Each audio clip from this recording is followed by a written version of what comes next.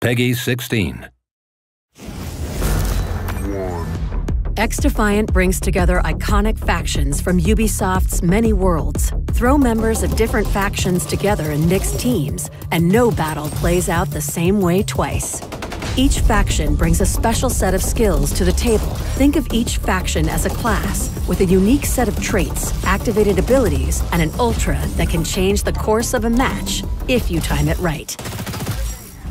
The spies of Echelon keep enemies off balance with subterfuge and info warfare, but they aren't afraid to get their hands dirty. Perfect for lone wolves, flankers, and anyone who appreciates the element of surprise. Cleaners specialize in area denial. They solve their problems and territorial disputes with fire. When you hear that flamethrower kick in, you might want to run. Nice and clean. Libertad's freedom fighters make their whole team better. They use BioVita therapies to keep themselves and their squad mates alive and in the battle, even against overwhelming odds. Guerrillas never give up! Members of DedSec can hack and take over enemy hardware, or even lock foes out of their abilities entirely and scramble their HUD. DedSec members also get to unleash this little guy. We'll make some friends. Phantoms are ex-ghosts who use their advanced tech for personal and team defense. They're the tankiest faction, and like Libertad, at their best when they roll with allies. Faction members can also equip any loadout, which brings us to the other stars of X-Defiant, the weaponry. Here they come.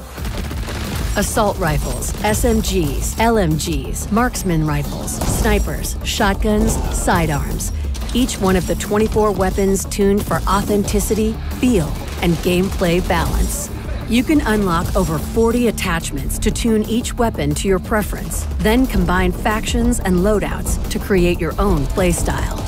And remember, every ability, ultra, and loadout has a counterplay, because in X-Defiant, team tactics and old-fashioned marksmanship are key to any victory.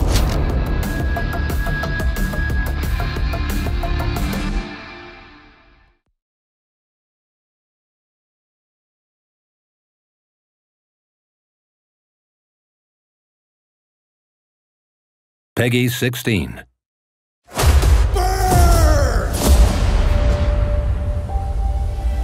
This is X-Defiant, a free-to-play competitive shooter featuring fast-paced gunplay complemented with specialized factions.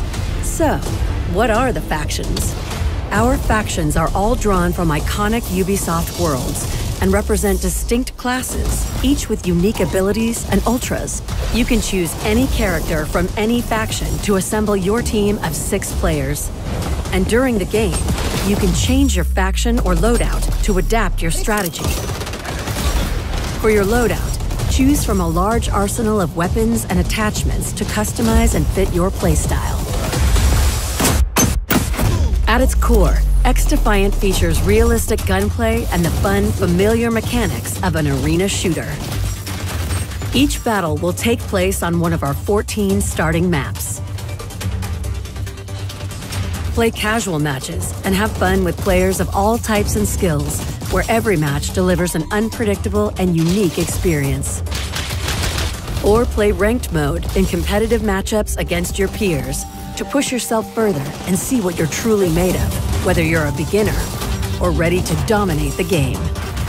X-Defiant is free with crossplay, so jump in with your friends across platforms. And as a live game with fresh new content every single season, X-Defiant will continue to deliver an accelerating experience that will always be free to play and never pay to win.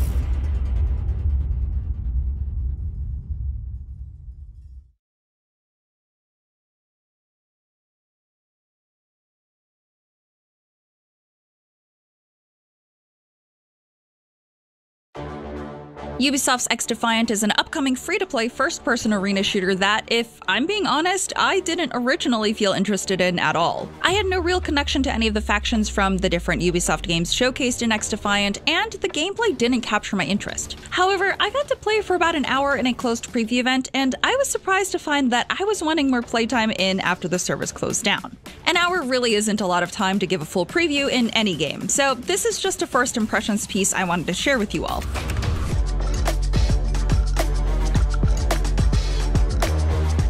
actually played X-Defiant back in 2021 with one of Ubisoft's incredibly NDA'd close tests, and this was a huge change up from that iteration. It's a great sign to see that Ubisoft has taken feedback seriously and has made some major changes. In my opinion, X-Defiant didn't really have a sense of identity when the first closed test opened. I couldn't figure out what the game was trying to do or how the game was supposed to feel. There was no real guidance on how to play the game or who the characters were, but loading into X-Defiant now, there's definitely more structure to it. Let's start with factions. There's no story or narrative on why these agents from each faction are in X-Defiant. And speaking with Safi Sada, creative director, I was told that there was no underlying story or reasoning for why these characters are in X-Defiant. They're just merely inspirations. Each faction is really like selecting a class with different abilities and ultras, or ultimates. There were 5 factions available in this closed beta, and each faction has their own traits and abilities to make them stand out and be more viable in a team composition. There are 6 people on each team, and there's no limit to how many people can be from one faction. I honestly found myself playing predominantly as the Division's Cleaners or Splinter Cell's Echelon. The flamethrower ultra that Cleaners have was incredibly strong, and by that I mean you barely have to touch an enemy's hitbox to insta-kill them. Also, the flamethrower's time to use lets you get in quite a few kills before the ultra was used up. Additionally, the incendiary rounds passive Cleaners have were equally as oppressive and overpowered. If you had an SMG, you could basically run half your mag into an enemy and let the fire damage over time do its thing and watch your enemies desperately try to run away, only to die around the corner due to the damage over time effect.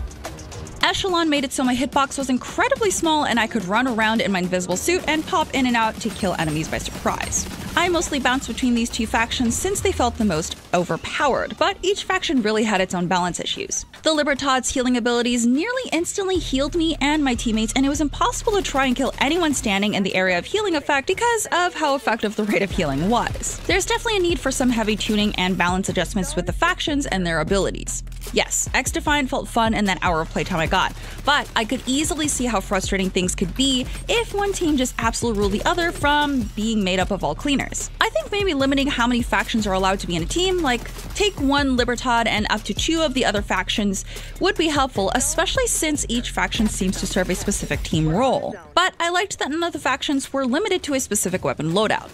You can make loadouts that can then be selected by any faction when you enter a match. The time to kill, or TTK, was extremely fast and reminded me of Call of Duty Modern Warfare 2. The SMG and shotguns were incredibly overpowered, not even with the Cleaner's additional passive abilities. Thus, any faster rate of fire weapons and immediate burst weapons were the best to use in matches. The shotgun, meanwhile, was basically a one-hit kill, and SMGs barely needed to run through a full mag before shredding an opponent. Again, some aggressive balancing here will help the future of X-Defiant, but I will say the gunplay and movement felt so much better in this game than Hyperscape, which was Ubisoft's other recent attempt at a free-to-play multiplayer shooter. X-Defiant, unsurprisingly, has game modes similar to Overwatch and Call of Duty, but the mix kept matches from feeling stagnant. The game modes included in the beta included Domination, Occupy, Escort, and Zone Control. I kept getting Domination and Zone Control, so I can't speak on the other game modes, but these two felt incredibly fast-paced and fun. Even when I was getting killed repeatedly and trying to run back to defend a point, I found myself giggling every time I would sneak up on an enemy to take them by surprise before taking out their other teammates and securing a point for my team. But it's not enough for a multiplayer game to be fun these days. There are only so many hours in the day, so not every game can survive and thrive. So when I asked how this game would be supported as a live service game, since I experienced a hefty laundry list of weapons, abilities, and mechanics that needed to be rebalanced, Sada explained that they built X-Defiant to have a flexible code that would then make future changes and updates easier to implement. This is pretty huge for me, since one of my main games is Apex Legends, and one of the consistent issues throughout the seasons have been audio bugs. Oftentimes there's no audio cues on abilities, weapons, or footsteps, and that has been a huge problem with Apex. Respawn has stated that they're not able to just fix things immediately because the code would break from the 2 years they've been spending updating the game, so it's more complicated than pushing a simple fix. So hearing Ubisoft specify that they're building X-Defiant to be flexible with updates and changes is incredibly relieving, especially since I wasn't a huge fan of how they handled Hyperscape, a game I reviewed and specified had a huge potential but wasn't updated fast enough to actually survive past a month of its release. I feel very hopeful for X-Defiant as it shows a lot of signs that Ubisoft has learned from its past mistakes of launching an FPS game that just didn't resonate with the current standard for FPS games. Again, it's not perfect and definitely requires a lot of major and fine-tuning, but the core gameplay is there and it's fun.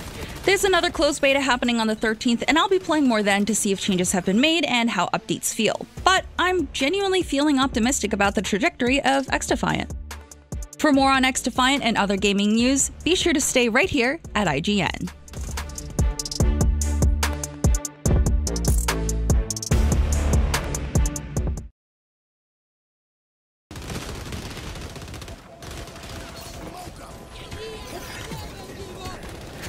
The XDefiant closed beta is here, offering 4 playable factions with 16 unique abilities, 5 game modes across 14 maps, and 24 weapons with 44 attachments. That's a lot of numbers, but if you're looking to get those numbers up in the win column, you've come to the right place. We're going to help you win by breaking down the faction synergies for each mode. You notched a win, Agent. Game modes in XDefiant are broken up into 2 categories, Arena and Linear. Arena matches have both sides competing to achieve a higher score than their opponents in symmetrical gameplay. Linear matches put one side on offense and the other on defense and force you to employ different tactics. Regardless of the mode, you'll need to adapt on the fly to counter your opponents. And luckily, XDefiant lets you change your faction and loadout every time you respawn. Take out all the hostiles. Stop their package. Starting with arena modes, we have Domination. 3-point zone control, capture zones to accumulate points, you know the drill. Because the points are stationary and holding on to them is the name of the game, you're going to want factions that specialize in area denial and defense, like the Cleaners and the Phantoms. The Cleaners Incinerator drone will lay down a strip of fire, good for cutting off routes, zoning enemies, or splitting them up. Or, if you're looking to make a splash, their firebomb can immediately clear a zone of enemies, provided you get in close enough to set it off. You might not survive, but neither will your opponents, leaving your teammates free to gain control. If all else fails, remember the Purifier. The Cleaner's Ultra ability arms you with a powerful flamethrower that'll roast anyone in your path. Once a zone is yours, you'll need to hold on to it, and that's where the Phantom's mag barrier comes into play. Put 1 or 2 of these down to protect your team from enemy fire while you fend them off. In Occupy, there's only one zone you need to capture. Simple, right?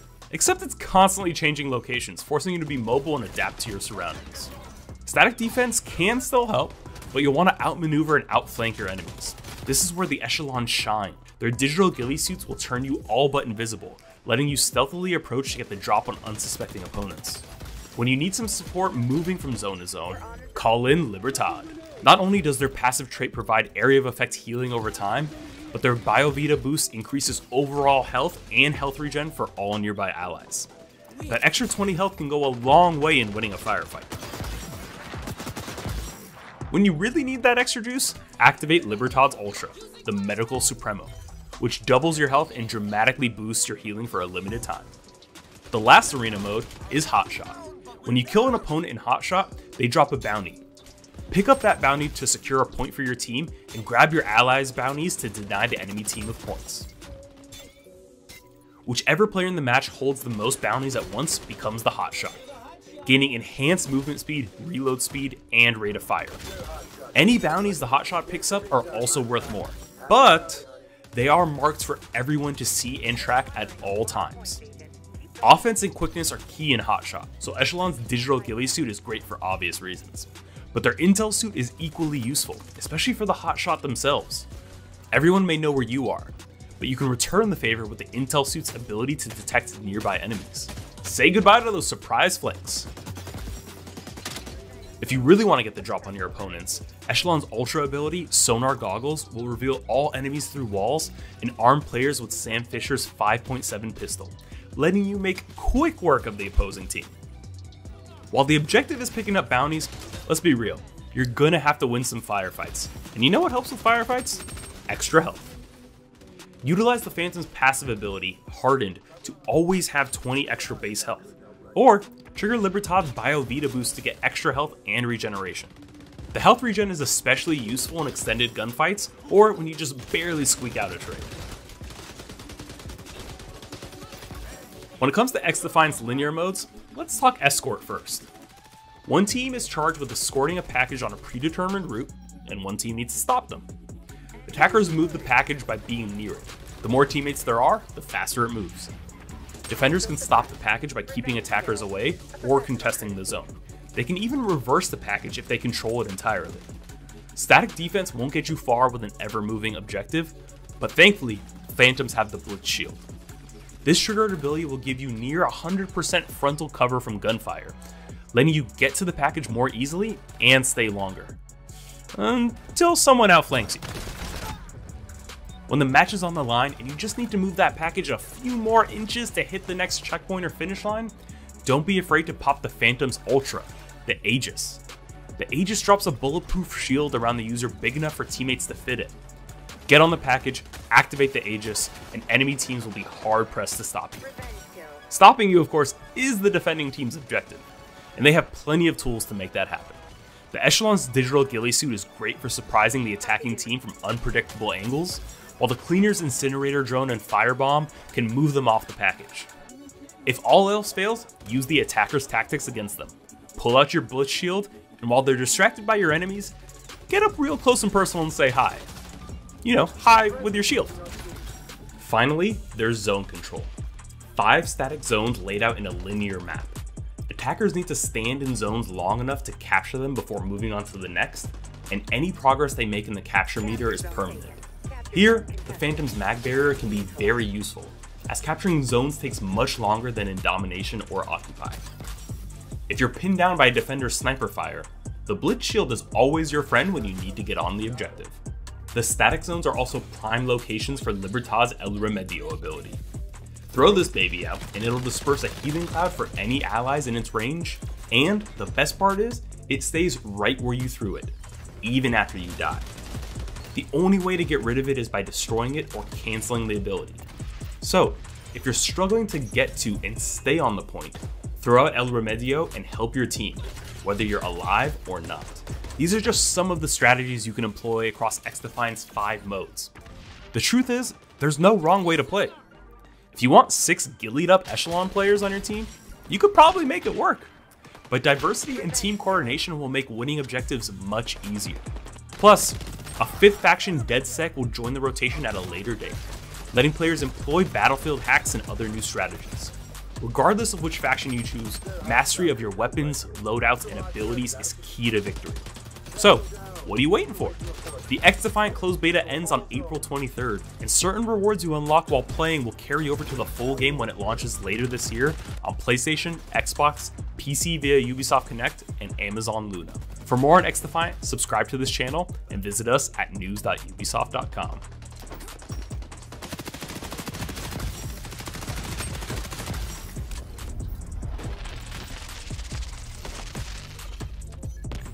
Mission accomplished.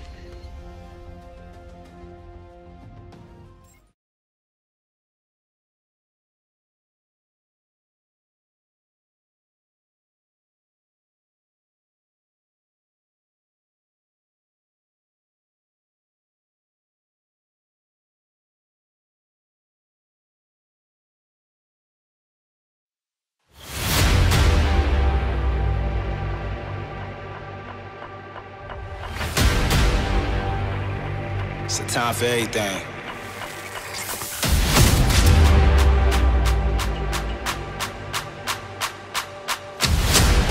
Ready for war?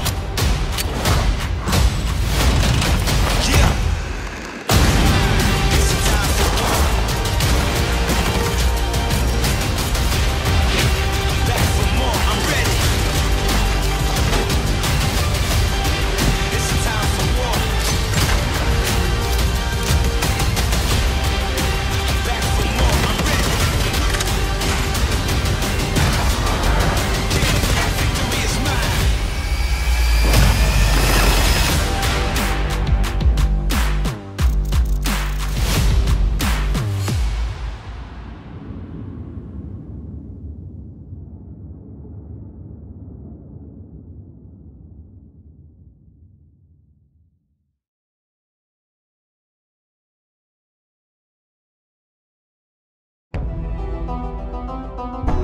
Hey everyone, we're so excited to show you Heartland, an all-new standalone adventure in the Division universe. The teams poured their heart into this game and we can't wait to share it with you. Welcome to Silver Creek. Heartland's a free-to-play survival action shooter set in the Division universe that features streamlined survival gameplay and a beautiful new world to explore, filled with dynamic PvEVP gameplay. In Heartland, you play as a Division agent, given the task of protecting Silver Creek, a small town in Middle America. It's your job to keep the town safe from enemy factions, rogue agents, and a deadly contamination. Heartland explores what happened to small town America when the green poison was unleashed on the world. While major metropolitan centers got aid from agencies like Sarah in The Division, what help did the Heartland get? This game ties directly into the timeline and introduces all new characters and storylines to the franchise. I'm Keith Evans, Creative Director on Heartland at Red Storm Entertainment. Hi, I'm Taylor Epperly. I'm the Associate Game Director on Heartland. I'm really excited for folks to see what the world of The Division looks like in small-town America. Hi, I'm Carrie Bland, Community Developer on Heartland, and I can't wait for our players to see all the hard work and dedication the team has put in. We've spent a year in closed tests building on the experience, responding to the feedback we received, and have evolved towards a truly unique and exciting take on survival PvEVP gameplay. Heartland launches with a robust experience for players on day one. The player's first task is to help Mackenzie Reed get Silver Creek's base of operations back up and running. Players will be tasked with completing a set of missions and projects, all focused on the goals of exploring the town and gathering the supplies necessary to help prepare the base of operations. Every mission completed gives players the tools and strength necessary to survive. Silver Creek is a hostile environment filled with deadly contamination, roaming enemy hordes, and the looming threat of sickness and dehydration. Players will have to be prepared if they hope to survive a full day in the town. As day turns to night, Silver Creek is sent into high alert. The survival threat increases, and dangerous PvEVP from rogue players and AI is introduced. Night is a deadly sandbox filled with unexpected threats, but there is that constant carrot of great rewards. As players progress, they unlock the ability to select one of 3 active classes. Every class brings something unique to the table, from the survivalist ability to highlight loot behind walls, to the weapons expert ability to craft and deploy an assault turret. Combining these classes in a squad helps you overcome Silver Creek's toughest challenges. Where one teammate might be falling behind, you really want to make sure that you're picking up that weight. Talking together and working as a true unit is the best way to make sure you're successful in Silver Creek. Heartland features a deadly and unpredictable contamination that makes every trip into Silver Creek unique. To help you in your journey, you'll be able to fabricate supplies, prepare your go bag for each new day, making sure you can achieve even the toughest goals. The contamination shapes the areas of the map that are easily accessible, and using a filter protects agents from the contamination, but the filter depletes pretty quickly inside the contaminated areas. So depending on how many filters you have on hand, you might decide to head into a contaminated area and get some loot that other folks passed up. There's also the ever-present threat of dehydration. Dehydration can slow you down, so you really have to keep an eye out for fresh, non-contaminated water when you're out in Silver Creek. Try to be as prepared as possible. You're gonna want to set yourself up for success out there. But if you do find yourself a little underprepared, hopefully you have a teammate that'll let you crawl inside their backpack. Who knows, maybe they have juice boxes in there. In Silver Creek, Shade Agents are using the rocket rink, an abandoned roller skating rink, as their base of operations. For the first time in the Division, the entire base of operations is a shared space. You can socialize, form a group, customize your character, and prep for your next operation. Each session begins and ends in the base of operations, and you'll be talking to Carmelita, Kevin, and Mackenzie quite often. Each time players exfiltrate back to their base of operations, they take the materials and gear they've collected and store it in their personal armory to help them prepare for future days in the town. When you're going up against rogue agents, you kind of get into a bit of a cat or mouse situation. For me, I'm definitely more of a mouse. You don't have to worry about rogue agents if they can't see you. There's a couple different strategies you can use against rogue players. I love using Heartland's class skills to set up ambushes, coordinating with my teammates to make sure we're repairing our armor as needed. And then when the shooting's done, I love looking through their loot and taking all the good stuff. Heartland will be a living game. The stories we tell on day one are just the beginning. We can't wait for players to dive in and take this journey with us. We're thrilled to take the next step as we enter our testing phase. Our community team will be looking at feedback shared across social channels and on our official forums, while we evolve our game together with our community, shaping the long-term Heartland experience. The team is committed to creating the best possible experience for our players, and the community is invaluable in helping make that happen. I really think we've created something that the original survival players will recognize, while also innovating with open world operations, dynamic contamination. The team here at Red Storm is proud and feel we're really onto something. Heartland feels fresh and distinct while still feeling at home alongside the other amazing games in this universe. Thank you for taking this journey with us. We can't wait to have you join us in Silver Creek.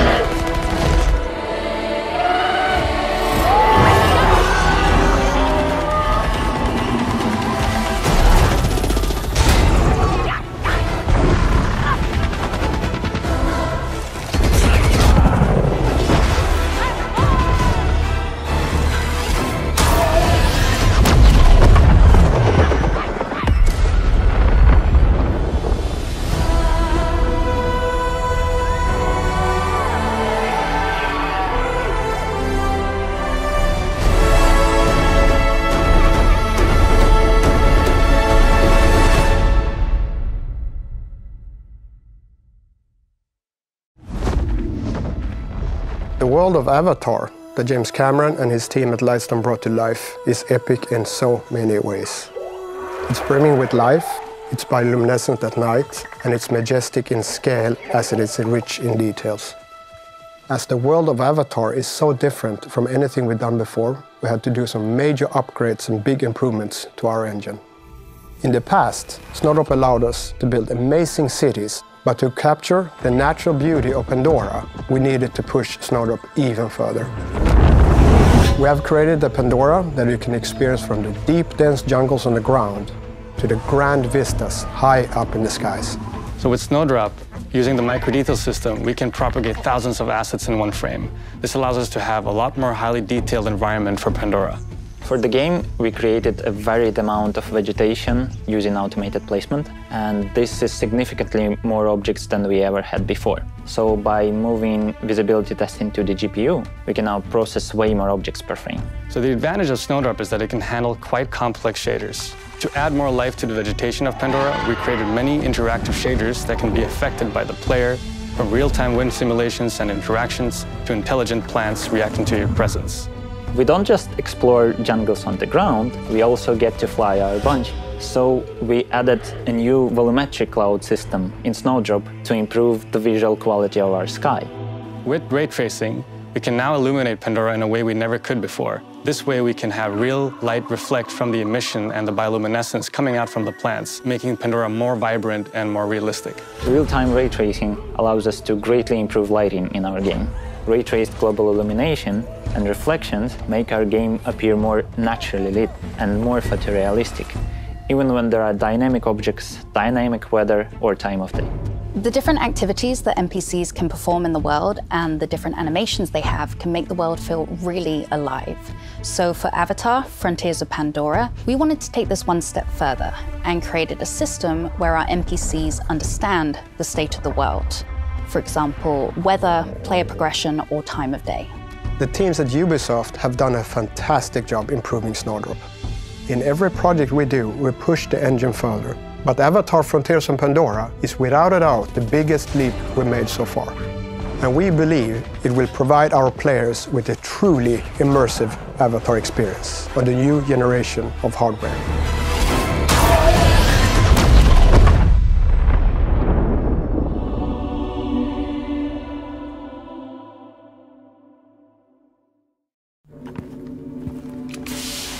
Fear clouds the mind. You can try to fight it, but you will not survive this.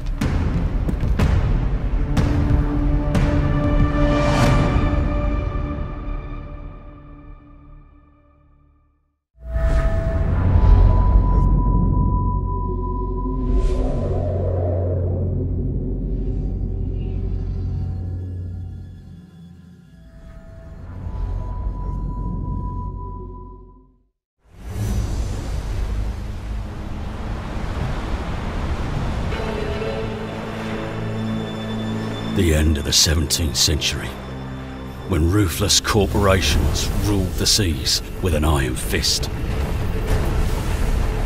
They ignited a battle for global supremacy to dominate the world's most valuable trade routes. A flood of exotic goods from the Indian Ocean stormed the West, creating new addictions and a violent race for control. And where there's blood, there are predators.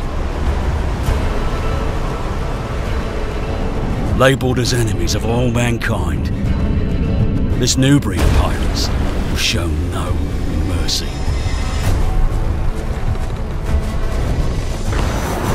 Sailing through dangerous waters, they created secret trading networks and built their pirate empires. But they were always on the edge of losing it all and sinking to the depths as Skull and Bones.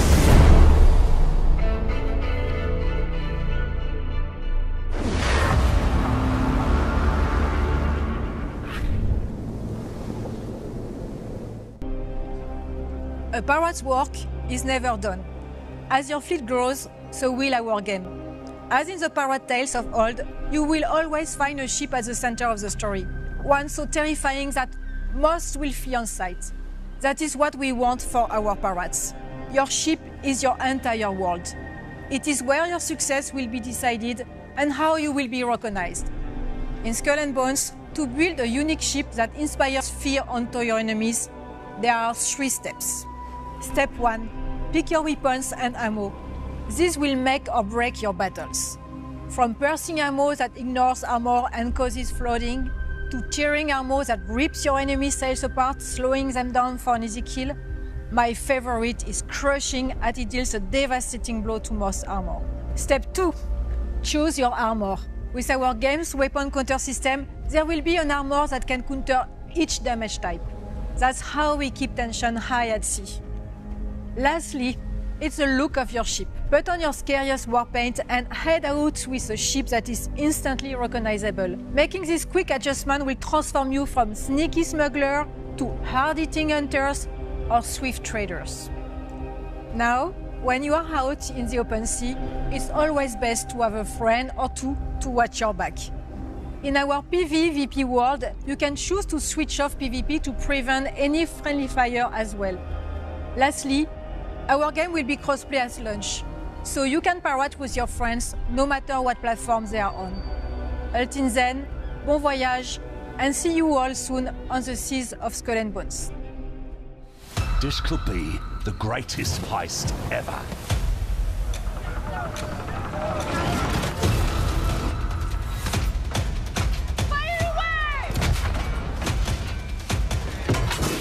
And you, Cully, will play the villain.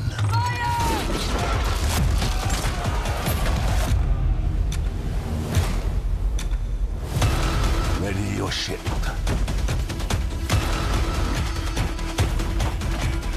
Gird your loins. And seize that fucking convoy! Destiny is calling. And our names are on her lips.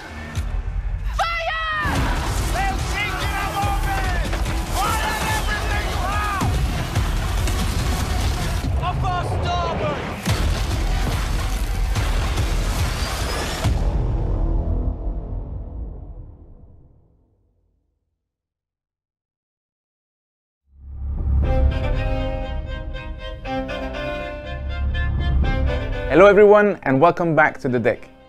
It's been a while and we know that some of you have been eagerly waiting for a chance to play our game.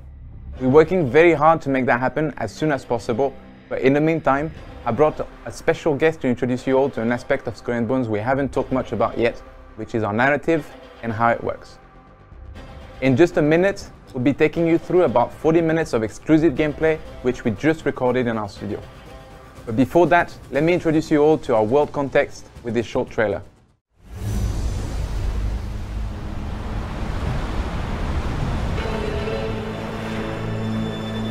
The end of the 17th century, when ruthless corporations ruled the seas with an iron fist.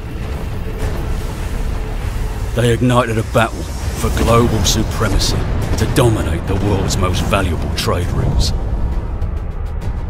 A flood of exotic goods from the Indian Ocean stormed the West, creating new addictions and a violent race for control. And where there's blood, there are predators.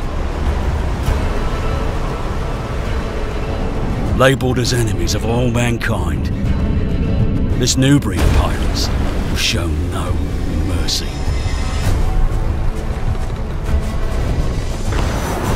Sailing through dangerous waters, they created secret trading networks and built their pirate empires. But they were always on the edge of losing it all and sinking to the depths as Skull and Bones.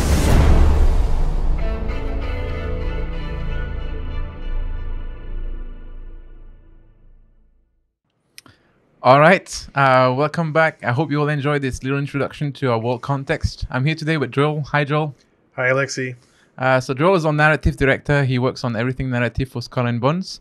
And today we're going to be showing you a bit of that. So can you tell us a little bit more about what we're going to show today, Joel?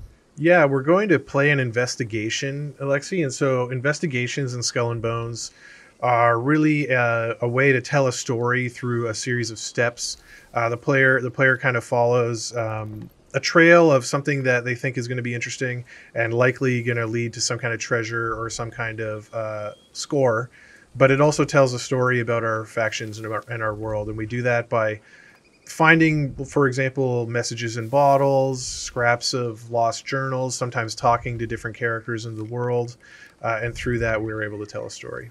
All right, cool. So I'm going to pick up the first clue of this investigation. I'm going to read it out and then we'll find out a bit more. We'll talk about it a little bit together. Sure.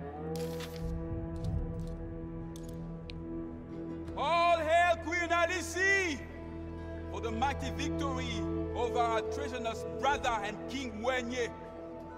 The throne of great Ukuta is now fortified against foreign invaders. And our alliance with the Sultanate of Soha help ensure the prosperity of the Confederation of Ungwana. The Queen shall award a bountiful sum for information on the capture of renegade Mwenye, who escaped the sword of justice together with a band of traitors and made off with the royal crown of Ukuta, rightfully belonging to Queen Alisi. Thieves and traitors were seen in several villages within the realm, including Bandar. By royal decree, all heirs and avatars shall be killed. Bless Her Majesty! All right, so that's the first clue, and basically what's happening there is a little bit of a fight between brother and sister. Both of them believe that they're the rightful heir to the throne, but the brother basically ran away with the crown, right? So for us as pirates, we're not really interested in taking sides. We're not really interested in who's right or who's wrong. What we are interested in, however, is the mention of that crown and potential treasure waiting for us. Of course. Right? Of course. So what we're going to do first, the first clue is basically telling us that we need to find out where the brother went. He's been sighted in Bandari settlement, so we're going to be sailing towards that destination. But before we do that, maybe you can tell us a little bit about the region we're in and how does it fit with our world context? Well, so in the world context, this is the golden age of piracy. And so this game is a historical fiction. And so we're really basing a lot of our choices in the game on being inspired by the region of the Indian Ocean and the factions that can be found there at that time. And during this time period, there is a desire from the West for all the luxurious goods that were discovered here by the West, discovered from their point of view. And and there was a kind of a battle for who would have supremacy over those goods. And of course, that also leads to battles with the local factions, and it's really the mega corporations from the West stealing from the local factions to feed those new addictions in the West. Cool. And so there we see the dawn of the modern economy. Yeah. All right, very cool. Nice little introduction there. So because we know where we're going, it's a bit of a distance to sail. So I've now traveled to another outpost, and maybe you can tell us a bit more about the role of outposts in the game. Yeah, so outposts are really places to explore, find lore. From a narrative point of view, there's always lore to be found in outposts, but more than that, there are also places to trade, to pick up contracts, to cash in contracts, to sometimes pay off factions if you have an aggro with a specific faction. It's also a place you can kind of meet other players and socialize with other players as well, right? Of course. Damn, fully multiplayer. Cool. So now we know that our next destination is going to be that Bandari settlement. I'm going to talk about it a bit later as we get closer to it. But our objective is going to be to plunder that settlement to find the next crew, right? Yes. But for now, as we're sailing, maybe there's more you can tell us about the exact region we're in and the regions of Skull and Bones in general. Yeah, so we're in the coast of Africa region here, and as you can see from the landscape, it's a bit of a arid landscape compared to some of the others in the game. And here there's two major factions. There's the Confederation of Iguana, who are really more the local faction who've historically been here. And they're a nomadic faction and quite aggressive faction in terms of the game. But the thing about the people from the Confederation of Iguana is that they're nomadic partially by circumstances. And part of those circumstances is the fact that the Company Royale has moved into the location. And the Company Royale is really a mega corporation from France.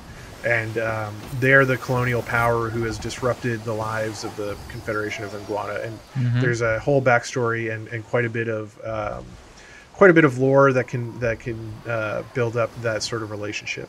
Yeah, so one of the cool things about all this as well is that as we're sailing through and we see other ships passing us, the more you play the game, the more you find out that these ships actually have a lot of elements on them that are giving you information, right? First of all, you can see the equipments they have. So the ships we just passed, for example, they were equipped with a lot of cargo, but also the sails and the emblems they have will tell you which faction do they belong to and stuff like that, right? Yeah, of course. So there's visual identifiers. You know, there's all kinds of things that really help bring authenticity to the different factions in the game, whether it's visual, linguistic, you name it. So a lot of work went to like making sure that when you're sailing through the coast of Africa, you feel that you're actually on the coast of Africa. Absolutely. There's also a lot of other elements like the wildlife, the vegetation, all these things that make you really feel like you are actually sailing the coast of Africa, which is very nice. Yeah, and if you want, you can. There is wildlife in the waters that you can be hunted by players, but not with the ships that we're sailing right now. Of Of course, you know, Skull and Bones has all different kinds of ships, and you're encouraged to use those different ships in different ways. Some are better for combat, some are better for fast navigation, some for carrying large loads. And of course, there are very small ships that can go through narrow waterways and are useful for essentially hunting water-based animals. And so that is an opportunity that we could explore in the coast of Africa, but because I think we're trying to complete our investigation, we'll have to do that next time. So I know that there's actually a lot of rivers to explore. Luckily for us, the rivers we're in now are large enough for us to sail with those rather large ships. Yep. But like you said, like some rivers you're gonna have to basically switch to a smaller ship, which might not be as well equipped. But that'll be the only way to get some of the resources that the region has to offer, right? Yep. And so it pays to have a varied fleet of ships, it's fair to say. Yes. All right. So we're gonna get closer to that settlement in just a little bit. There's a couple of information that we need to keep in mind when we get closer. First of all, so far nobody's really bothering about us because we're just not being very aggressive, right? But the moment we attack the settlement, that's going to change, obviously. Yeah. That settlement belongs to the local faction. But we're not here to actually plunder any resources. We're here to find the crew. So what we're going to do before we start the plundering is we are going to plan our escape route to make sure that we don't get into too much trouble. Okay. So yeah, I'm almost there now. But essentially, yeah, that's the key thing about Skull and Bones. When you want to engage the combat, depending on your objective, you want to make sure you're prepared for it. So if you want to plunder all the way, then you need to make sure you're ready for a long fight. On the other hand, if you're just looking for one specific item, then you want to plan an escape and you want to make sure that you can run away without getting too much heat. Yeah, because the way the plunder feature works is that the longer the fight goes on, the harder it gets. The more there's going to be reinforcements, and the more aggressive these reinforcements are going to get. So if I've learned anything playing the game, things will go wrong. So let's see what can happen. So hopefully we'll make it alive. Alright, so I'm going to drop anchor now, open up my map, and I'm going to set my escape route for that shipwreck on the far east. And whenever we're ready, let's get started. I'm ready. All right, let's go. Let's do this. So as you can see here, a bunch of our crew are jumping overboard to essentially enter the settlement and begin the plundering action. And so the fantasy here is as we're out here fighting and holding our ground, they're in the settlement scampering around, you know, stealing whatever they can get their hands on and looking for the thing that in this case we're looking for, which is the next clue in our investigation. And as you can see, those different stops across the top of the screen of what will happen during the plundering action if we survive is they will start sending out what they find while our crew is in there on small ships for us to pick up. So if they do their job right, we will get our clue in the first package. Yeah. And then we can make our escape. Obviously, the longer the battle goes on, the more at risk we're at here in this kind of confined space. Yeah, but that's also how you get the highest rewards, right? Exactly. So if you can stick it out all the way to the end, of course, you're going to plunder a heck of a lot. But as you can see here, we are facing stiff competition. Yeah, so my strategy usually when we plunder settlement is the beginning's pretty chill, I want to say, all things considered. Yep. So what I try to do is I try to damage the tower first before all the big reinforcements come in. But in that case, we're getting a lot of heat from those flamethrowers. Yes, so it's not super chill at the moment, it turns out. And the tower is also, I see that you're taking some heavy hits from the tower. Yeah. And that's the thing, like depending on the enemy you're facing, obviously you can see that there's different weak spots you can hit for extra damage, but they're also going to have different kind of weapons who might inflict different kind of damage on your ship, so you need to be kind of prepared for that as well. Yes. Having a well-rounded strategy never hurts, because as we mentioned, things will go wrong. Yes. And it is quite chaotic at the moment. But I think we're almost there. Yeah, yes. I just got the clue, so now we can run away. Let's do it before all the big trouble comes. Perfect. So if you just follow me, I know where we're going. Okay. All right. So like you can see on the screen, we're leaving the plunder area now. So that means any potential loot, extra loot that we could have gotten, will be forfeited at this point. Oh boy. But we don't care because we have what we need. Yeah, our escape is not yet guaranteed, though. Yes. That's fair to say. And there's, like you were saying before, there's the Company Royale fighting here with local factions, so you can see some of that conflict happening right here. Yeah, and that's part of the living world of Skull and Bones, and in this case I think it's going to work to our advantage here, because the Confederation of Iguana is going to be sort of torn about who to aggro more, us or the Company Royale. Alright, so far so good. I'm going to use a repair kit just to fix my ship a little bit. Yep. I've seen better days. How's it looking for you? Are you able to make it out alive? Yeah, I'm gonna be okay. I'm kind of running close to this Company Royale ship, so I'm gonna be curious to see. They don't seem to have any issue with us, but hopefully. Oh yeah, yep. So they're under attack from the Confederation of Iguana, which is great news, because that means I'm getting away. It's quite ironic that we're being saved by the same people that we just attacked. Yes. But I think it's looking good, man. At least on my side, it's looking like it's gonna get quiet soon. Nice. Passing a shipwreck here. Yeah, there's a lot of flamethrower action behind you. Alright, so I'm gonna drop anchor around here, and I'm gonna start reading the next clue.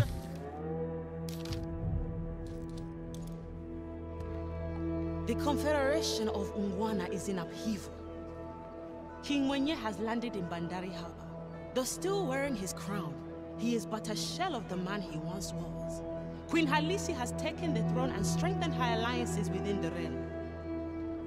With Unyenye Kevu and desperation, he pleads for help. To see such groveling from royalty grieves me. Halisi's spies are everywhere. Those who do not pledge allegiance are being seized and executed. Prudence is vital. For this reason, I had to turn away the beleaguered king and beseech him to return to Great Uguta and ask for reconciliation. His sister might be merciful. My pleas fell on deaf ears. Mwenye has disagreed. The dethroned king has departed to gather allies to the north and defy the usurper queen. Undeterred, Mwenye sails towards his fate. May peace be with him.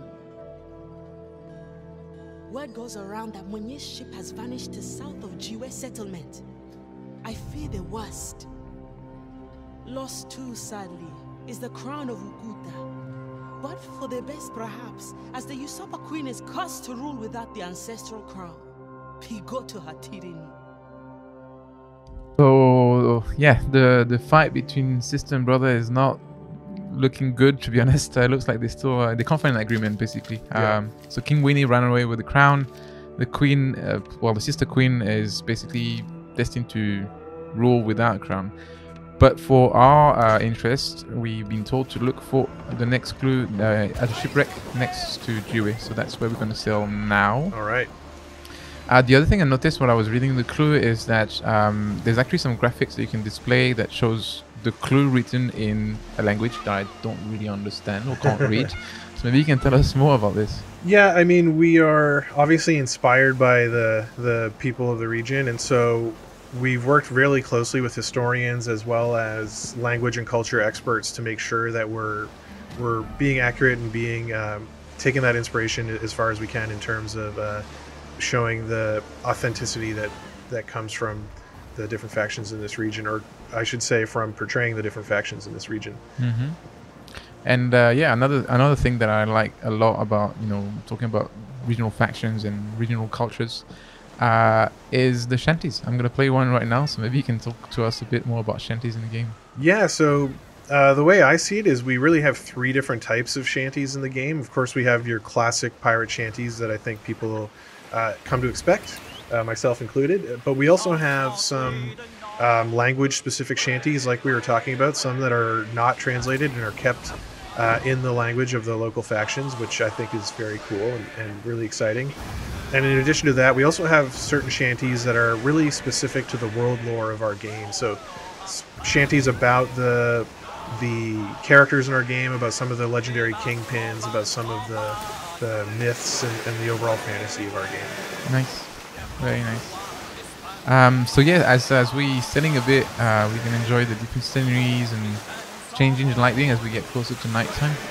And one thing I like as well when I'm sailing and there's not too much combat or action going on is taking advantage of the different cameras that we have in our game. So yeah, absolutely. I mean, if you take the time to make your ship look awesome, you want to celebrate it when you have a moment, you know. I mean, that's the key thing about a pirate, right? You take pride into making your ship impressive and good looking. And exactly. You just like your hand is going to be encrusted with rings. You also got to have your ship encrusted with cool stuff. Yes. And then the other thing that I find are both quite fun, but also very distracting is obviously the world is really big, right?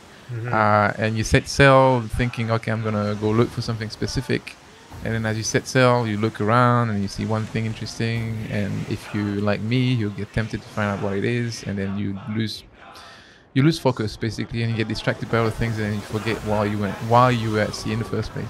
But that's all right. We're happy to have players get lost in our world. That's part of the goal, and I think that was part of what it was like to be a pirate, was to see opportunities and seize them in the moment. And so yeah, but in our case, we can't get distracted because our time is limited. We're on a mission. Yes, and I'm now arriving to that shipwreck we were looking for. So I'm just going to get a little closer, drop anchor, and then I'll read the next clue. Great. Alright.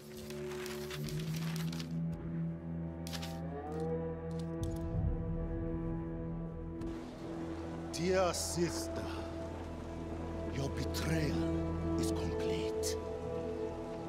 Here I lie bleeding from mortal wounds and contemplating the afterlife at the table of our ancestors. All that remains of my domain is a dhow and some meager rations. Your venom poisons our lands. Your cruelty has trampled the hopes of even my most loyal followers who abandoned me at the first chance. Off the coast of Pandora, we were boarded by pirates, led by one captain, Freeman, who seduced my crew with promises of freedom from servitude in a secret haven, Lanitra. Let them go. I'd rather die fighting as a king, noble in his cause, than ever live a moment as a common rogue. Alas, without a crew, my ship ran aground, and I was injured. Please, Nima and Azizi, remain at my side. True servants to the end. Even now, they tell me to stop fighting, as it is time to join my ancestors at Pilatum. The next world beckons me. They will offer to carry me, but I will walk myself into the center of the sacred stone circles. Crown of Okuta shall never be yours. It remains mine until the end. Okay, so it looks like the story is taking quite a dramatic turn towards the end. There's a couple of things I've learned from that clue, actually. The first one is, after years of working in that game, I finally found out how to pronounce the how. I didn't know it was pronounced that way. But the other thing is, so like the story said, basically the King Winnie had a very unfortunate encounter. He met a certain Captain Freeman, who then convinced his entire crew to basically abandon him and live free in a place called Lanitra. Yeah. So maybe you can tell us more about this Freeman and yeah. So Captain Freeman is really a mythical character. I like to say he's part of the foundational myth of our world, and so Captain Freeman has a story that you're going to put together in the game by doing all these different investigations. You'll get little snippets about Captain Freeman from every investigation to put together a full picture of who he was. And one thing that is known widely is that he was part of what was called at the time, or what we call the heist of the century, meaning that he took part in the biggest score any pirate had ever done in our world by doing a massive score against the Dutch Merchant Company. And so he was one of the also founding members of this sort of pirate den, borderline pirate paradise called Lenitra. And in Lenitra, it was very much an egalitarian, almost democratic society where pirates supported each other, worked together, really began to work against the mega corporations in a quite coordinated way. And it included even some of the other characters that we'll meet in our game, like one of our major characters, John Scurlock, for example, was an inhabitant of Lenitra. But tragically, Lenitra was destroyed and being attacked by the Company Royale and the DMC, the Dutch Merchant Company, given the events of the heist of the century and some of the other things that Captain Freeman and his ilk got up to. And so really that whole idea of having this like pirate utopia has been destroyed in the mythology of our game, and what we're left with now is a world that is much more cutthroat, much more dog eat dog. It is a much harsher and grittier pirate world than that mythical pirate past that some of the characters in our world can remember. There's no more safe haven for us to live our life free. And Freeman himself is sort of a mystery lost to time that hopefully we can learn more about by doing those investigations. All right, so I know there's a lot more to that story, and we'll probably leave that for players to find out when they finally get to play our game in open beta or launch. Absolutely.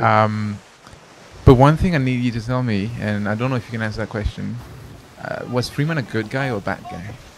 I think, you know, as far as pirates go, he was a good guy. He did believe in the sort of utopian vision of Lenitra, and he did want to do right by the little guy, so to speak.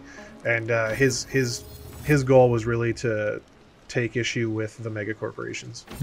Fair enough. But I guess in our game, it's all a matter of perspective, right? You can, depending on how you feel and which side you want to be on, there's no real good guy. No, I mean, even the best good guy is still going to have gray area to take issue with. I mean, pirates are pirates, right? Yeah, and it's a difficult world, right? So being 100% good in that world will probably not get you very far. Exactly right. So while we're talking, we just arrived at our final destination, our third outpost called the Pilotom. I'm going to show you a little bit how that place looks, because it looks quite amazing. But I also want to, I would like to ask you a bit more about NPCs in the game in general, and like different vendors and...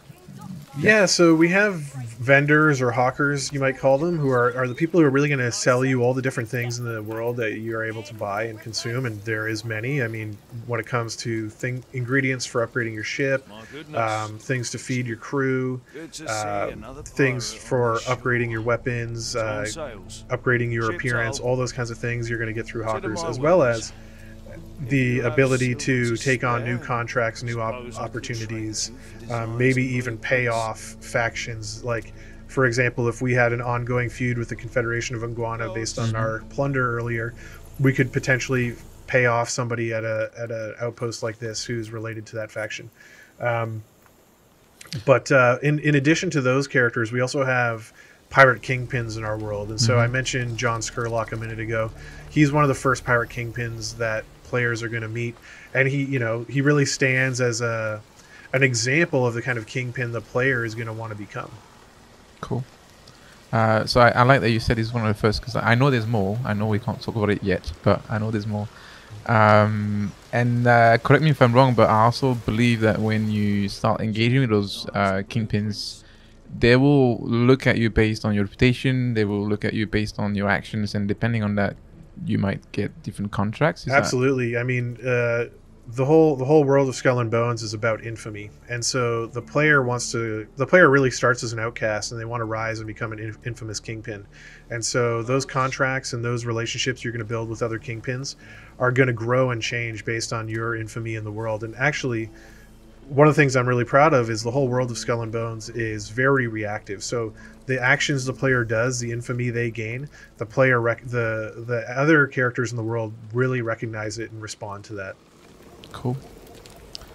Another thing I really like about Outposts in general is that sometimes you're just walking around, not really sure, you know, you're not necessarily looking for anything specific. In our case, we are looking for something specific. I'm just, you know, enjoying the scenery a little bit. But then every now and then you pass by something and you hear weird sounds. And I know that there's a lot of stuff in the game out there, and I've asked around, like, what's going on, and nobody really knows. Well, there are certainly surprises, treasures, tricks, and everything to be found in these areas, in these outposts. And I will spoil nothing. Yeah, no, and there's a lot to discover. I've played the game quite a lot myself, and there's a lot of outposts I still haven't fully explored. So all that being said, I still haven't found this treasure. So from the clue, if I remember correctly, it said that the treasure is buried in a stone circle grave kind of thing. So I'm gonna try to find this. Sure. Full spoiler, I actually know where it is, so I know where I'm going, but I'm just gonna pretend I don't know, right? Right. But yeah, it can be hard to find if you don't know what you're looking for. Once you know what you're looking for, it's pretty obvious. Yeah, and it's important to pay close attention to the clues actually for investigations. Investigations are not meant to be straightforward. They're meant to be something that we have to. There's not going to be a big marker telling you where to go. So that's right. All right, so I think I found the grave now, and I can dig up the treasure chest. So I'll just be waiting for you a little bit, and then we'll dig it out. All right, let's dig it out. I think.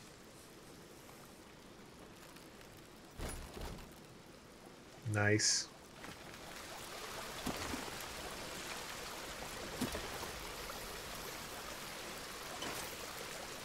Perfect.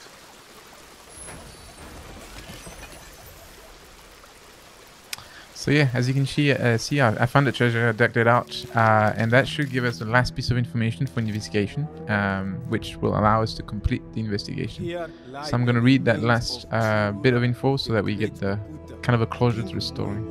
Sheltered from the tyrannical eye of the usurper queen by the guardian spirit of our ancestors.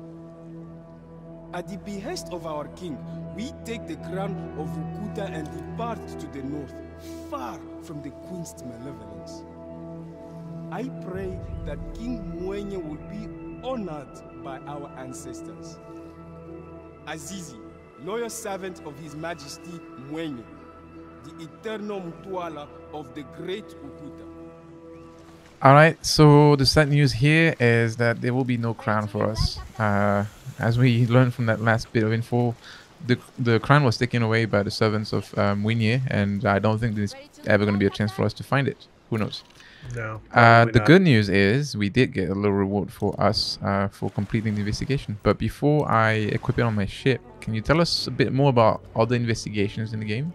Yeah, well, and like we mentioned, we do also, one of the things we did get is a piece of a larger story about Yuriko Freeman. So all the other investigations are going to obviously give some promise of treasure and reward, but also will fill in some more of the gaps about Yuriko Freeman and his story. And because we know Freeman did the heist of the century, and no one knows for sure whatever happened to the treasure that was taken in that heist, there's some hope that by completing all the investigations that we may be the ones who ultimately find it. Cool. Yeah. Exciting. So that reward that I just equipped on my ship is a vanity item, is a new figurehead, so I can show it a bit more now. But maybe you can tell us a bit more, like what is the connection between vanity in our game and the local factions? Can we get items from the local factions to customize our ships and our captain? Absolutely. We can, and we can get all kinds of different ones to spice it up in different ways. By the looks of it, the one you have there, it seems to be the Yuriko Freeman emblem. I think that symbol of the hammer, it comes from his backstory, and yeah, that looks very cool. All right. And that was it for us today. Thank you very much, Joel, for coming on the show and talking to us about the game and the narrative. My pleasure. Thanks, Alexi. All right. We'll see you all very soon. Thank you very much. Bye-bye.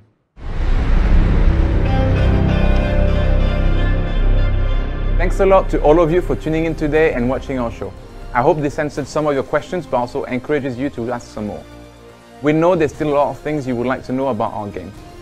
How far can you go with customization? How deep are our combat mechanics?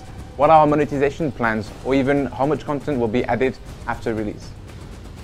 These are all topics we intend to address through future episodes of The Deck, our dev blog, and our social media. So keep an eye out, and I'll see you again very soon.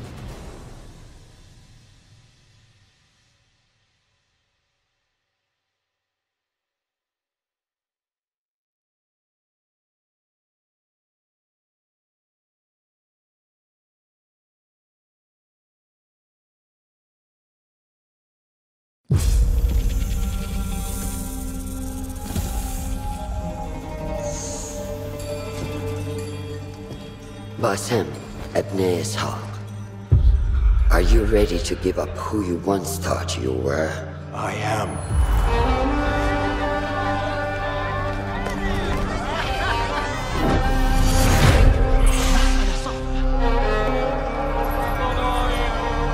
Ready to sacrifice everything you held close? I am.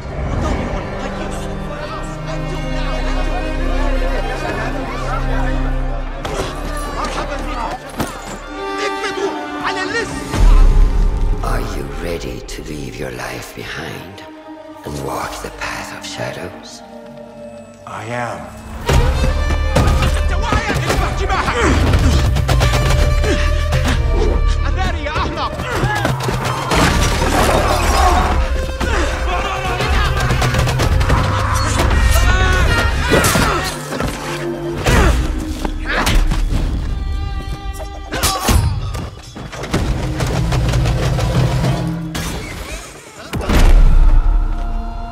Then, out of the dark, you will come into the light.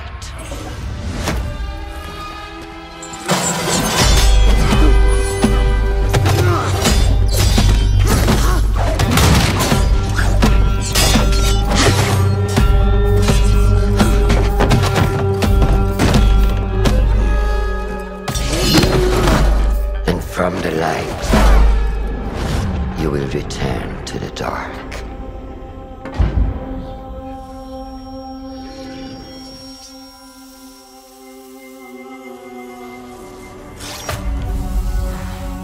Never forget the tenets you have sworn to uphold.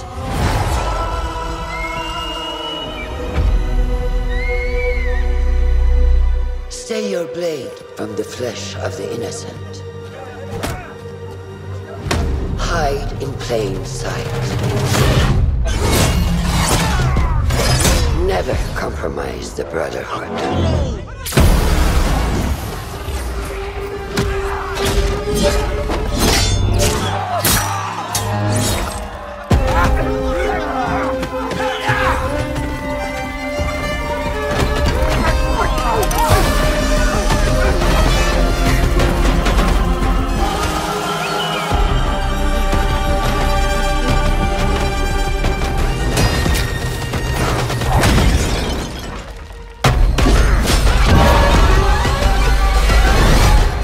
From this day forward, you are a hidden one.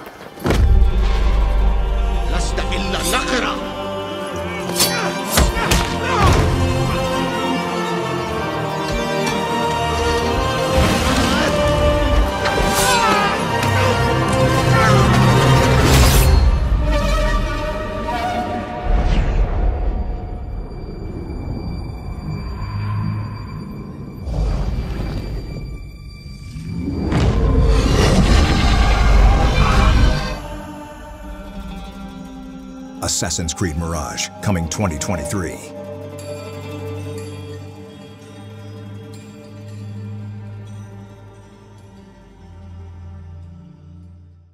Welcome, Hidden One. The first gameplay trailer for Assassin's Creed Mirage has finally emerged from the shadows, and it shows that Ubisoft's upcoming historical murder sim is taking the series back to its roots. The trailer may only be just shy of 2 minutes long, but there's plenty of details packed in there. Here's the 5 major things that you need to know.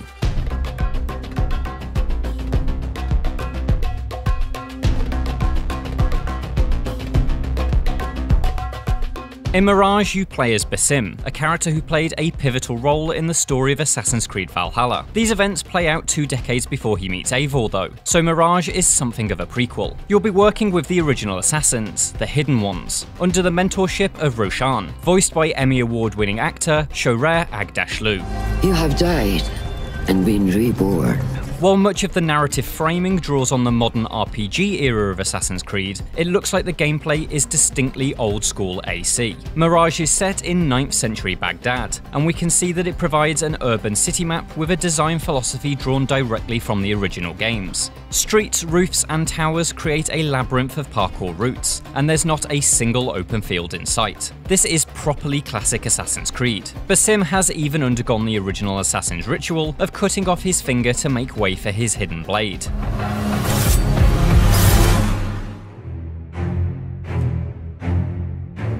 After 6 years of RPG combat design, it's great to see Mirage put a huge emphasis on stealth. We can see Basim employ several techniques that we've not seen in the series for several years. In this sequence we see him silently tailing an enemy and then pickpocketing a key from them, which is used to unlock a door. We then see Basim sitting and waiting on a bench, or perhaps he's eavesdropping. Longtime series fans will remember that tailing, thieving and eavesdropping formed the core of Assassin's Creed 1's preparation missions, and so it's great to see them returning. Let's just hope that we don't have to do them on an ever-repeating loop this time. It's not just Assassin's Creed 1 that Mirage tips its hat to in this trailer though. Here Basim's accomplice says, "We need to find a way to get you inside without being seen. You could bribe the guards to look the other way." Basim ignores that advice, choosing to stick blades into the guards' necks instead. But this whole scenario tells us that we'll have a choice in how we approach our missions, something that was pioneered by Assassin's Creed Unity. Unity's main assassination missions had an almost Hitman-like approach. Each one could be completed in a few different ways, using a number of different opportunities. An early mission, for example, allowed you to bypass a tricky infiltration by stealing the keys to Notre Dame, and when inside the cathedral, you could kill your target by waiting for him in a confessional booth.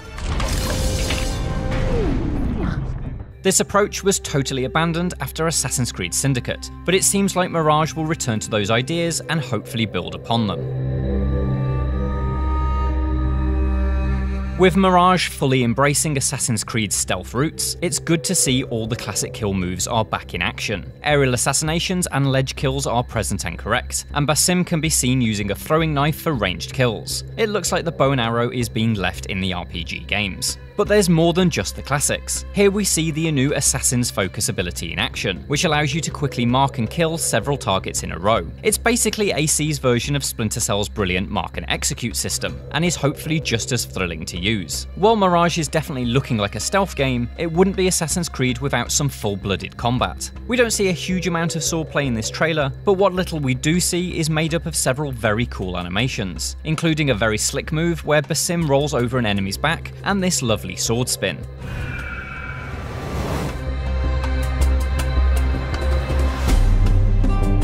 Returning to Assassin's Creed's roots isn't all about stealth and swordplay though. Perhaps the most iconic thing from AC's early years is the image of a hooded killer free-running across an ancient city, guards in tow. Appropriately for this throwback game, Mirage promises to serve up plenty of parkour. You can spot plenty of classic moves making their return, including the beam hop, corner swing and rope lift, as well as the signature eagle dive. But it looks like we're getting new additions to the environmental toolkit too, such as this pole that Basim can ride across gaps that are much wider than he could jump.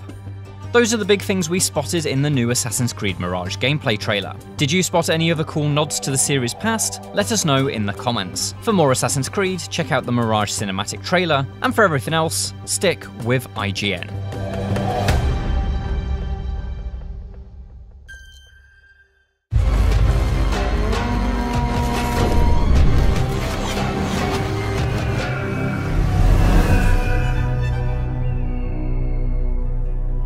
When we got the opportunity to work on the next game of the series, we sat down with the rest of the core team and asked ourselves, as fans, what kind of Assassin's Creed game we'd most want to play.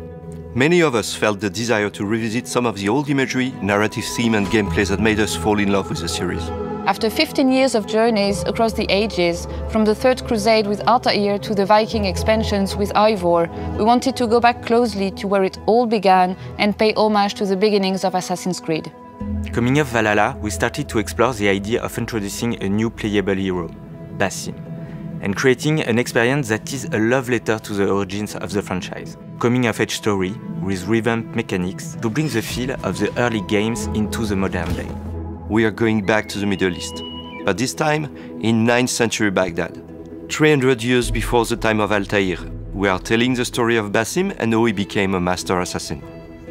We look at the first AC games and started to wonder what exactly defined the assassin experience to us. And from there, we put all our effort into bringing our take on the assassin fantasy. As a hidden one, parkour is a key pillar to the experience. With Baghdad as your playground, we are bringing the action back to a urban environment. For parkour, we look to our previous games for inspiration and chose to put the emphasis on comfort and fluidity. In Mirage, parkour is easy to learn and to master. Our approach is closer to the Ezio games, where it's all about keeping the flow and the momentum going, with the design centered around verticality. Many elements from past games are making a return. We have the corner swing, the ability to vault over objects, elevators to quickly reach high ground, but also new ingredients, such as the pole vault, allowing you to cross large gaps between two rooftops. Of course, Basim is faster and more agile than Ivor was, and to give that feeling, we reworked our animations to reinforce the sense of speed when jumping, vaulting, and free roaming. Streets are narrower, denser, and packed with obstacles to navigate. By choosing the right path through the environment, you can move from street level to the rooftops in a blink of an eye, a useful skill for any assassin. Another core focus of Mirage is stealth. We want players to work in the shadows, plan their next move, strike, and then vanish. There are more ways to assassinate, with new killing animations, some leveraging a stealthy approach, others delivering a violent killing blow. We also have direct throwbacks to the first games with moves like the bench assassination that you might recognize from AC2, or the kill from the rooftop gardens, an old favorite of Altair's. We want to encourage you to be sneaky. Basim has been trained to fight by the hidden ones, but for him, combat is a last resort and his main approach is to hunt and strike while remaining unnoticed. We also reworked our enemy AI to improve detection and vanishing loops, making guard behaviors more responsive and readable. New enemy archetypes will also increase the stakes. The marksman can shoot your eagle and prevent you from using it. The spearman pokes through haystacks, and Hornbearer can call for reinforcements. That's where your assassin skills come in handy.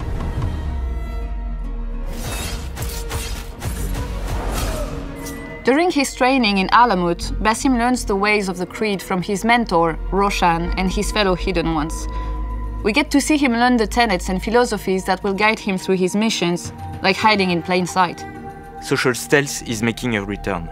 We are bringing back the systemic blending with larger crowds that allow you to move undetected through the business location.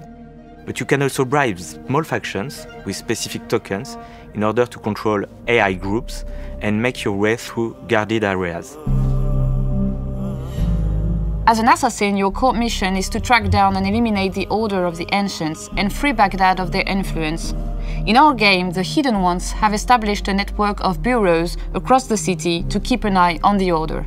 The bureaus in Mirage act as gameplay hubs, from which you can take on side contracts with various objectives, from rescue missions to assassinations, and help the Hidden Ones in their fight for freedom.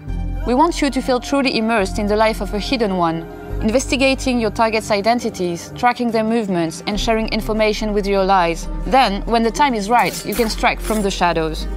We've crafted a new investigation board which replaces our most recent quest log in Mirage. And with our black box missions, we give you the freedom to approach key assassination missions however you see fit. We know how excited our community is. We also have a nice surprise for our long-timers. We implemented a nostalgic visual filter as an option for those who wish to explore the game with a desaturated blue-grey color palette from the very first AC game. This is a project led by a team of passionate people who have their very own vision of the assassin experience in mind. There is much to come, and we can't wait to unveil more about Basim's journey.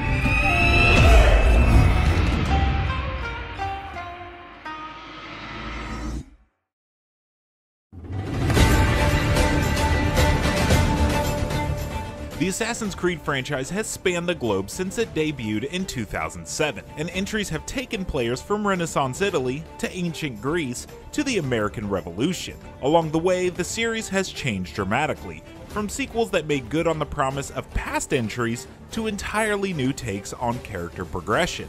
So which games are the best out of Ubisoft's long-running series? IGN's biggest Assassin's Creed fans came together to agree, argue, and eventually cull together our favorites. It's worth noting, this list pulls from the mainline Assassin's Creed series of console releases, so no mobile or handheld entries were considered, as they vary greatly in scope and design. So without further ado, here are IGN's top 10 Assassin's Creed games. After the tipsy sway of Black Flag's pirate protagonist Edward Kenway, Assassin's Creed Unity was a return to the tone of original Assassin's Creed.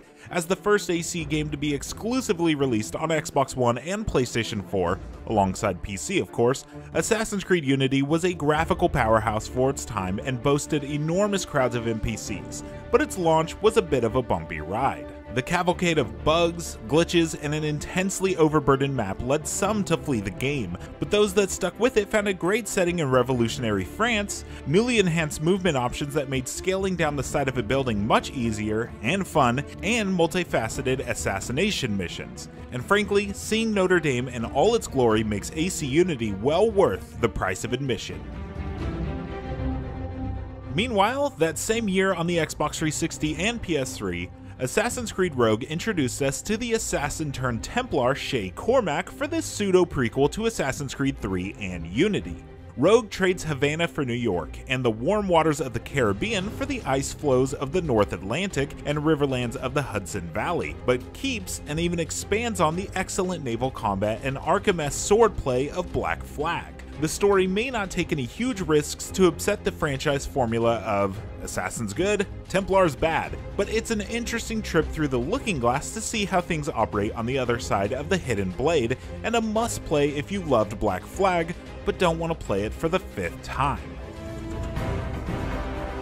Assassin's Creed Revelations wrapped up Altair's and Ezio's stories, and despite some unremarkable additions like the Den Defense mode, it was a memorable and thrilling send-off. From flying down zip lines in Constantinople to hanging out with Leonardo da Vinci, Revelations was packed full of fascinating adventures. Ezio and Altair's final chapter was, in a way, both a sign of things to come and a celebration of what came before. Not only did we get one final fling with these two after seeing them grow and learn from lives full of adventure, but we had a chance to say goodbye to the first era of Assassin's Creed.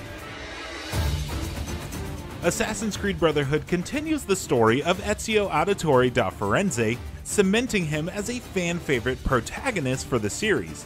It trades the diverse locations of Assassin's Creed 2 for an expanded version of Rome and its surrounding countryside, and builds on the new mechanics introduced in AC2, swimming, property management, firearms, and recruitable allies. This chapter of Ezio's story is filled with charm, wit, and drama, and thanks to its updated combat, we got to be the aggressive combat assassin we always wanted to be.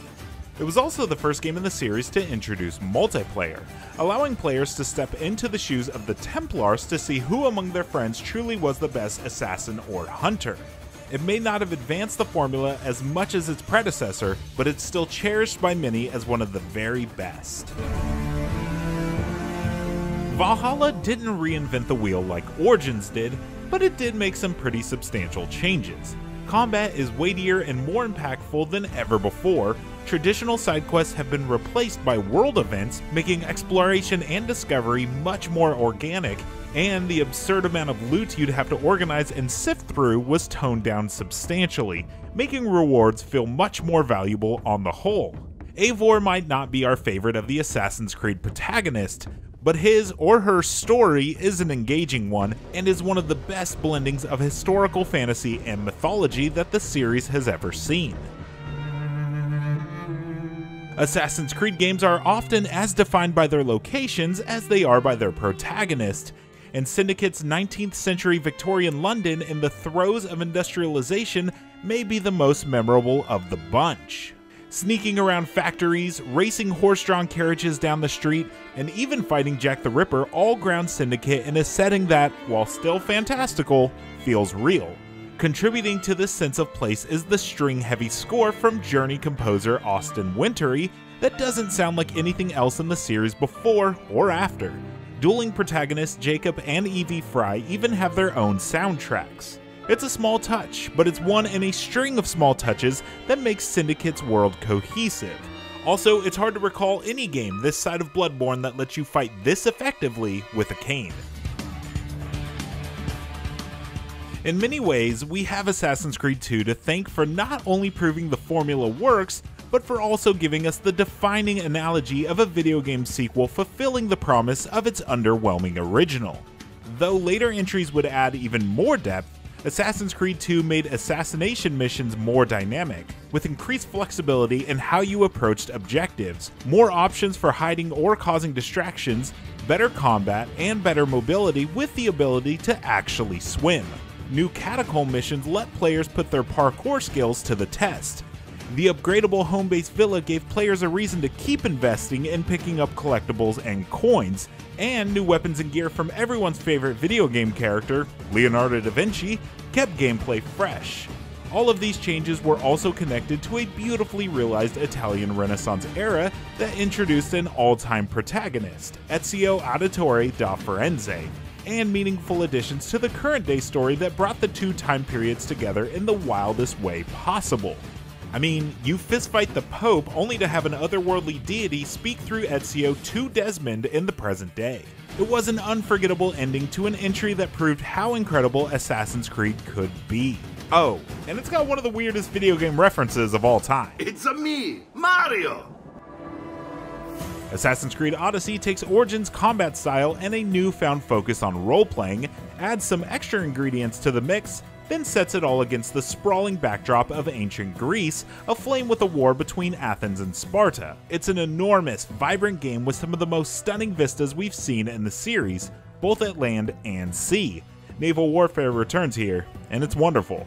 The new spin on Assassin's Creed's notoriety system sees you hunted across these environments in a series of cat-and-mouse chases that are the most tense in any AC game to date, while the nation struggle system sees you fighting large-scale battles in the name of Athens or Sparta. It's also got a relatively compelling story for a game that can take 60-odd hours to beat, with some eccentric side quests fronted by a genuinely charismatic protagonist, whether you play as Alexios or Cassandra. Even after you finish Odyssey, there's still so much to plunder and discover, and it's a delight to simply exist in its world. Origins marked a turning point in the series. It was the game that turned Assassin's Creed from a stealth-focused action RPG into a straight-up open-world RPG with a size and scope rivaled only by very few games. But even setting the historical significance of Assassin's Creed Origins aside, it's important to note that it's just a damn good Assassin's Creed game. Its central story involving Bayek and Aya, who initially set out to find justice for their murdered son, and ultimately wind up founding the order that would eventually become the Assassin's Brotherhood, is extremely compelling. The world of ancient Egypt is a marvel to explore, and while many facets of its mechanics were improved in later games, the shift to loot-based progression and a more action RPG style of combat was just the kind of shot in the arm that the series needed to reinvigorate it in the eyes of fans. After a long run of assassin protagonists, Black Flag tried something different, introducing us to a main character who was a pirate first and an assassin second, and the ensuing adventure thrived because of it. It introduced a massively entertaining sandbox playground in the Caribbean, featuring a plethora of islands teeming with treasure and activities to embark upon, and an upgrade system that made the idea of hunting wild animals and harpooning something other than a chore. Instead of relegating the idea of sailing as means to an end, it built upon the framework of Assassin's Creed 3's naval combat to make nautical adventures the shining point of Black Flag. Whether it was hunting the hapless merchant ships or bracing against some of the toughest buccaneers ever to sail the seas, attacking other ships cemented itself as something too good to pass up anytime one floated by on screen. Aided by its impressive seamless transition from land to sea, it allowed the freedom of choice for players to either sail circles around enemy ships while blasting them to pieces, or ramming head-on to leap onto the enemy ship before unloading a brace of pistols like a whirling dervish. Not only did Black Flag cement itself as one of the greatest in the series, it's easily become one of the best pirate games to immerse yourself in as well. And there you have it. Those are IGN's top Assassin's Creed games. Disagree with the ranking? Think another entry should have been on the list? Let us know your favorite Assassin's Creed in the comments. And if you're looking for more top 10s, check out our list of the best PlayStation exclusives and the best Xbox exclusives. And for everything else in the world of Assassin's Creed, stick with IGN.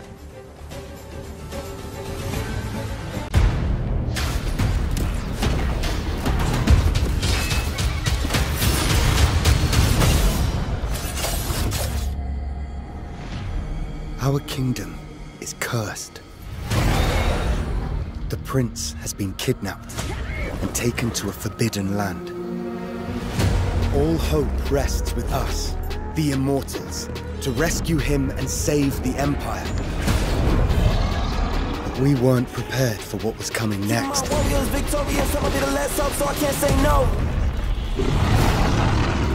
Then again, they weren't prepared for me.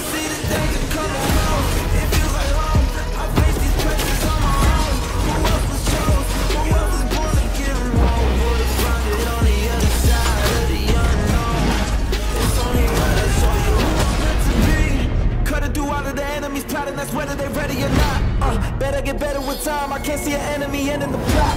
My struggle came with a purpose. Now I'm about to turn it down to a burden. You see, I ain't begging on what I'm deserving. I put that on every battle. I thought I had to play the plot. Don't take a chance when we take a fight. Been through the dark times, so I came with the dark side. Gotta show you the light. See how I rose up. All the warrior grown up. Now we're giving them hope. Keep them all warriors, victorious. Put it home on any enemies get close. So I see the danger coming. In these times of darkness, hope is the only thing that keeps us fighting. I will fulfill my destiny and save the kingdom.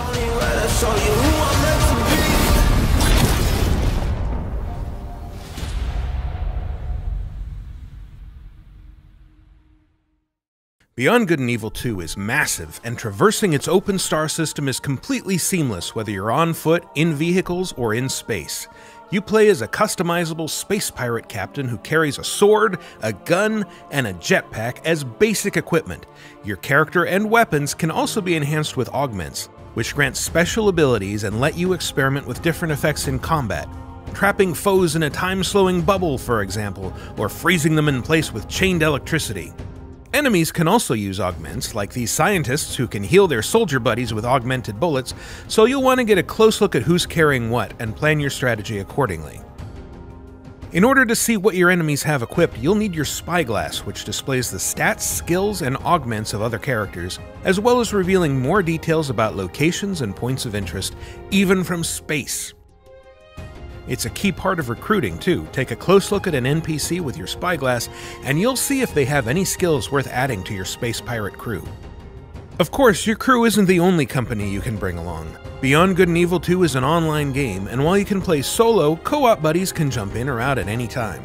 You won't be tethered together either, and if you want to wander off and explore while another player does their own thing, you're free to do so. Welcome to Ganesha City, a dense, vertically built metropolis where the rich live at the top and the poor huddle in shanty towns built into the sides of the city's foundations. It's sprawling and richly detailed, and it's just one small corner of a moon called Soma, itself just a small piece of Beyond Good and Evil 2's gigantic open world. It's also built for aerial exploration, so in addition to your jetpack, you'll have access to a wide selection of flying vehicles. Any vehicle you see can be commandeered and driven, and they can all tune in to Radio Cheetah, a station by space pirates for space pirates. You'll also be able to fully customize your own rides, swapping out modules, wings, engines, equipment, and cosmetic options to tailor your machines to look good and hold their own in a fight. You'll need special equipment or skills to take on larger vessels, but your fighter ships are agile, able to execute barrel rolls, lock onto targets with homing missiles, and dogfight with police if you inadvertently break some city law like flying too close to a major tourist attraction or robbing a bank. And like your weapons, ships can be equipped with augments, enabling you to do things like firing healing missiles at your co-op partners. Your ships are also capable of hitting extreme speeds, covering thousands of kilometers in a matter of seconds. This is essential for getting around planets in a hurry, as well as for flying out into orbit to rendezvous with your mothership, a huge vessel that serves as your home base. Even out here in orbit, you can seamlessly transition from piloting a ship to spacewalking with a nanospacesuit to protect you from the vacuum. Popping out of the cockpit and into the cold abyss of space allows you to use your spyglass to investigate a planet, peering down at treasure-hiding geoglyphs, cities, and settlements, all of which are still buzzing with activity far below you, enabling your co-op partner to explore and interact normally with city life even when you're this far apart. Alternately, you can switch over to the universe map, a fully 3D rendering of System 3 that can be zoomed in and out to give you an overview of everything from close-ups of a planet's surface to the continuously orbiting layout of the entire system. For more, watch the full Beyond Good and Evil 2 livestream linked in the description below, and to find out more as it develops, be sure to subscribe to this channel and visit us at news.ubisoft.com.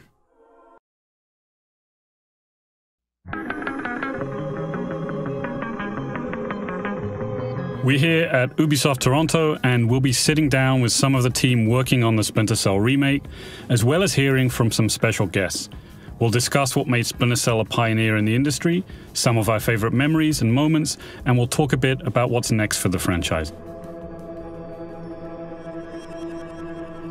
So we're here at Ubisoft Toronto's performance capture studio. Can you guys believe that it's been 20 years since the original Splinter Cell came out, way back in 2002? It makes me feel a little bit old, but that's okay. I think it's a good memory to have of a great franchise. So maybe we can just talk a little bit about some of our memories of it and where we were when we first experienced, Sam Fisher and Splinter Cell way back.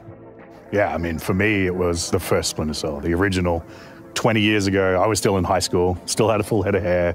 And at the time, broadband internet was not ubiquitous like it is now. So we would get our games on demo discs, which you would have attached to magazines. And I remember popping that into my PC. And even though it ran a bit like a slideshow, I played through it like 4 or 5 times. And it wasn't until I played it on my friend's Xbox that I truly understood what a technical marvel that game was. The lighting, the shadows, the animations, everything about it blew my mind, and it's been stuck in there ever since, and I totally love the franchise now. It was amazing to see what Splinter Cell was doing at the time compared to other games, like that dynamic lighting, like just being able to shoot the lights, creating your own dark spaces, your shadows, like recreating the space for how you wanted to play.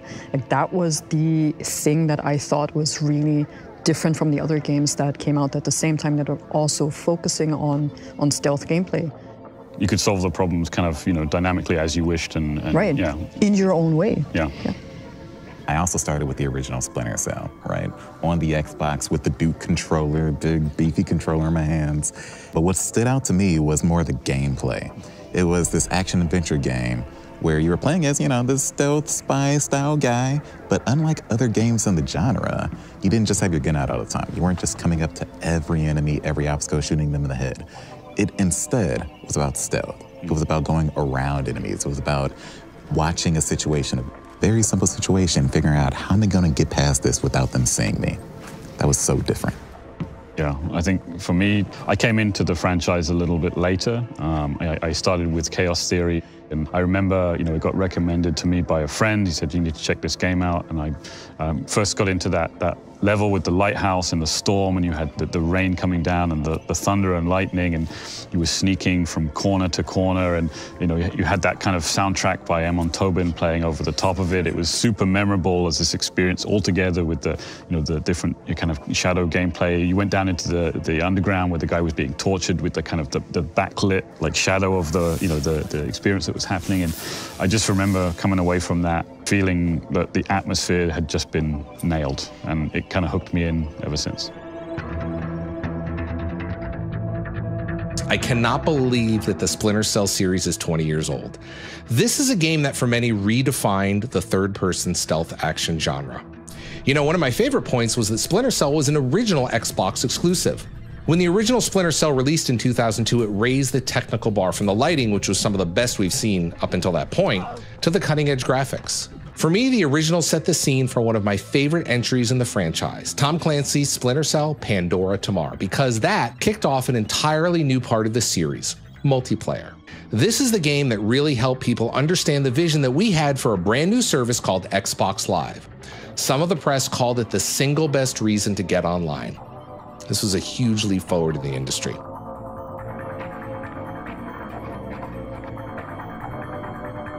So let's talk about Sam Fisher, the person at the heart of the franchise. He's not your typical kind of gung-ho, bravado-filled hero. He's got more depth than that. He's got a lot more kind of warmth to him. He's got a wit and a charm and a conscience, and he can make his own decisions on the battlefield. He's not someone that's just kind of coldly murdering everyone. He's got these kind of qualities to him that really resonate with people. Just pulled up Celestinia's last dry dock report for the Maria Narcissa. They have a newly installed central alarm system. Don't tell me. 3 alarms and the mission is over? Of course not. This is no video game, Fisher. But you don't want the whole place alerted to your presence. Keep it under control. In the original trilogy, Sam has a very unique personality, right? He is witty, he is sarcastic, but he's also an elite operator still, right? And then in the later games, he goes through personal loss, and that whole storyline is very carefully interwoven with the narrative of those extra games. So it's an evolving story with Sam Fisher. Dad? Sarah. I thought you were dead. They told me you were dead. Sam, I'm sorry, but if I hear that Black Arrow radio chatter right, we are out of time. I'll let you sit next to him, but we gotta go. So that really shows how human like Sam is, right? This even comes down to the way that in gameplay he interacts with his enemies. One of the unique things about Splinter Cell is that rather than just shoot every enemy you come up to, he can also talk to them. You can take an enemy in a grab and interrogate them to get information. Hi there. Hi. What's the door code? 28469. It was a pleasure working with you. Likewise. And while he's doing it, he'll crack a joke, like a dumb joke. Exactly. He's not a monster. He's not here to say, I'm going to kill you. But he's treating them as just enemies on the other side of the battlefield. I like that he has very strong morals, right? Like, he's not reveling in death. He's actually showing respect to the fellow soldiers, but on the other side. There was this level in Splinter Cell Chaos Theory. You're in Solus, war-torn, and there's this US plane that has crashed, and Sam's objective is to get the data out of the plane. But Sam's like, some of the pilots are still here. Let me get the pilots to safety first. I'm telling you what the player can choose as Sam to pull the bodies out of the wreckage and get them away from the bombing zone. Lambert's like, do your mission, but Sam's like, I'll do me. Yeah, Sam gets the order, but Sam also makes the decision what he does with the order. And in that same vein, the player is making that choice. That's, again, the player agency. They are in control.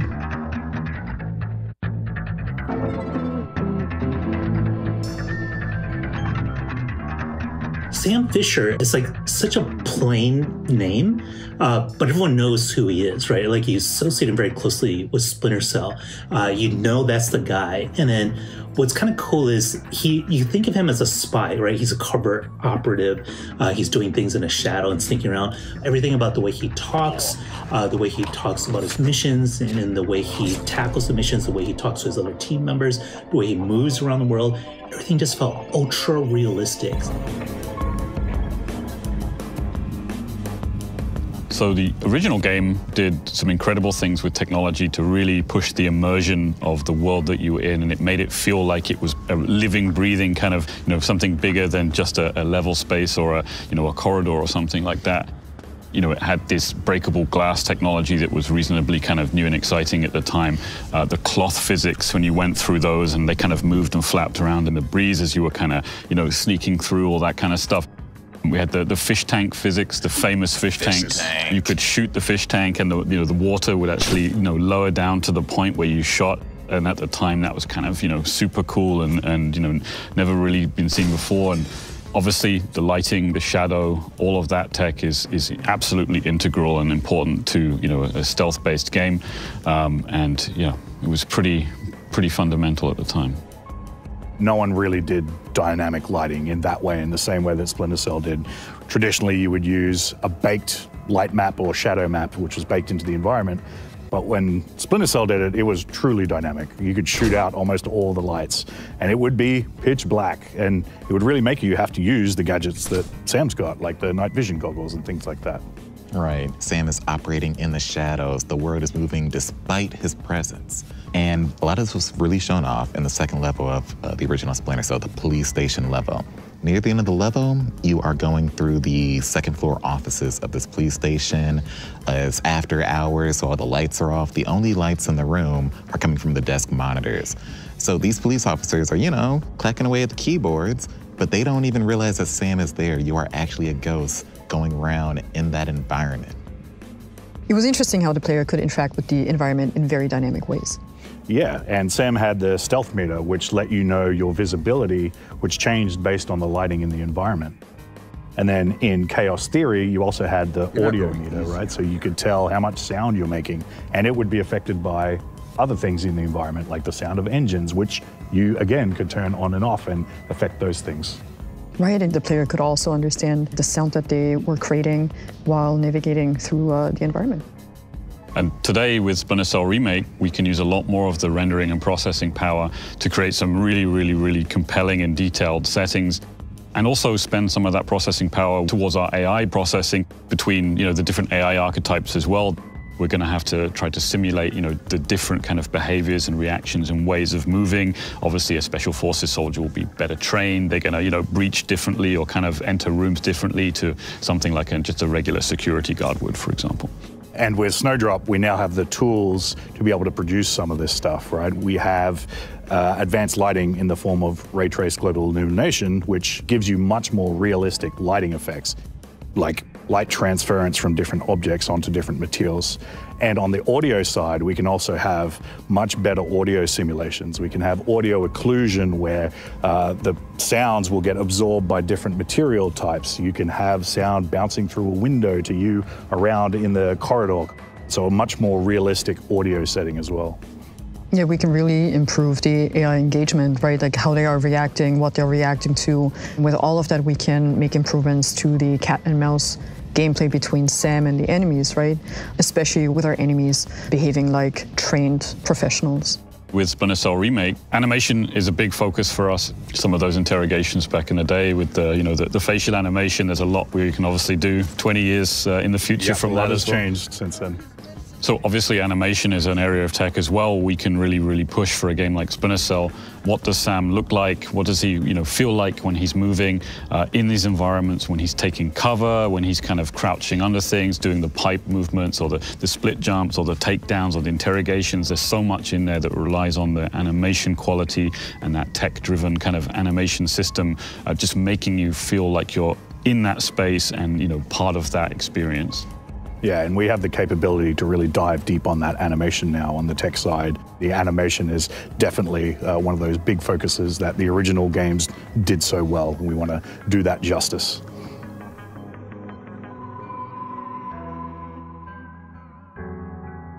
No question, my favorite Splinter Cell thus far is Chaos Theory. I gave it a 9.9 out of 10. For Official Xbox Magazine back in 2005, which remains and will forever be the highest score that we ever gave a game on the 100-point scale. You had this gorgeous, stunning sandbox campaign with Sam, with all these memorable missions, like the bank, like Shanghai, the New York apartment, so many different cool settings to sneak around in. It was amazing sound, stunning graphics on the original Xbox, just an unbelievable game.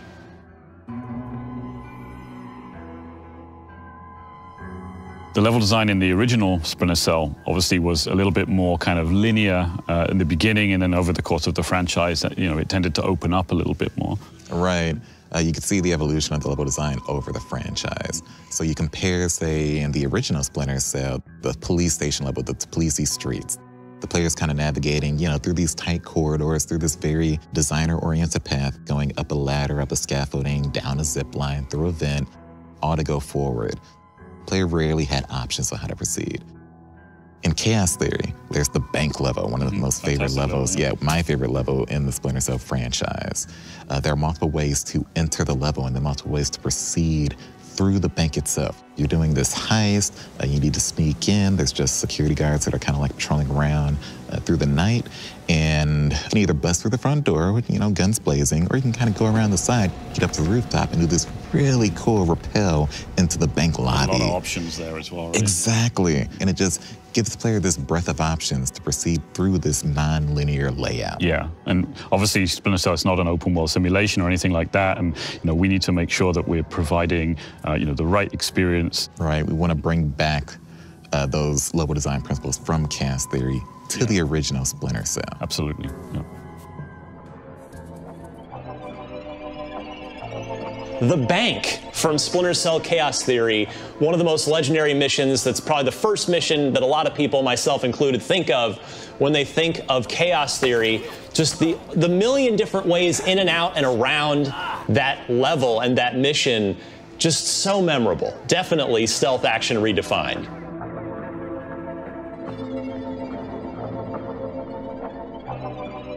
The original Splinter Cell really embraced that like ghost play style, right? That idea that you're not just going around shooting, every enemy in the face, leaving a ton of bodies around. It was more about making sure that you're completing this objective in a very professional way, where the enemy barely even knows you've ever been there. And that really speaks to the fantasy of the character and also the organization, right?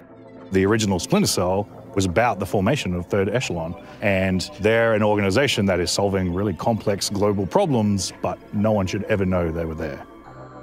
I think sense of mastery also, if we're talking about perfectionism in the game, is something that's really important. We even would like for the remake to take that a step further. We would like to make sure that the entire game playable from beginning to end without a single kill, if at all possible. So that's something that's important for us as well. And by the way, I do just want to point out I have not 100%ed Bathhouse. Just for the record, I am sorry. I will work on it and I will do better. It's a very hard level.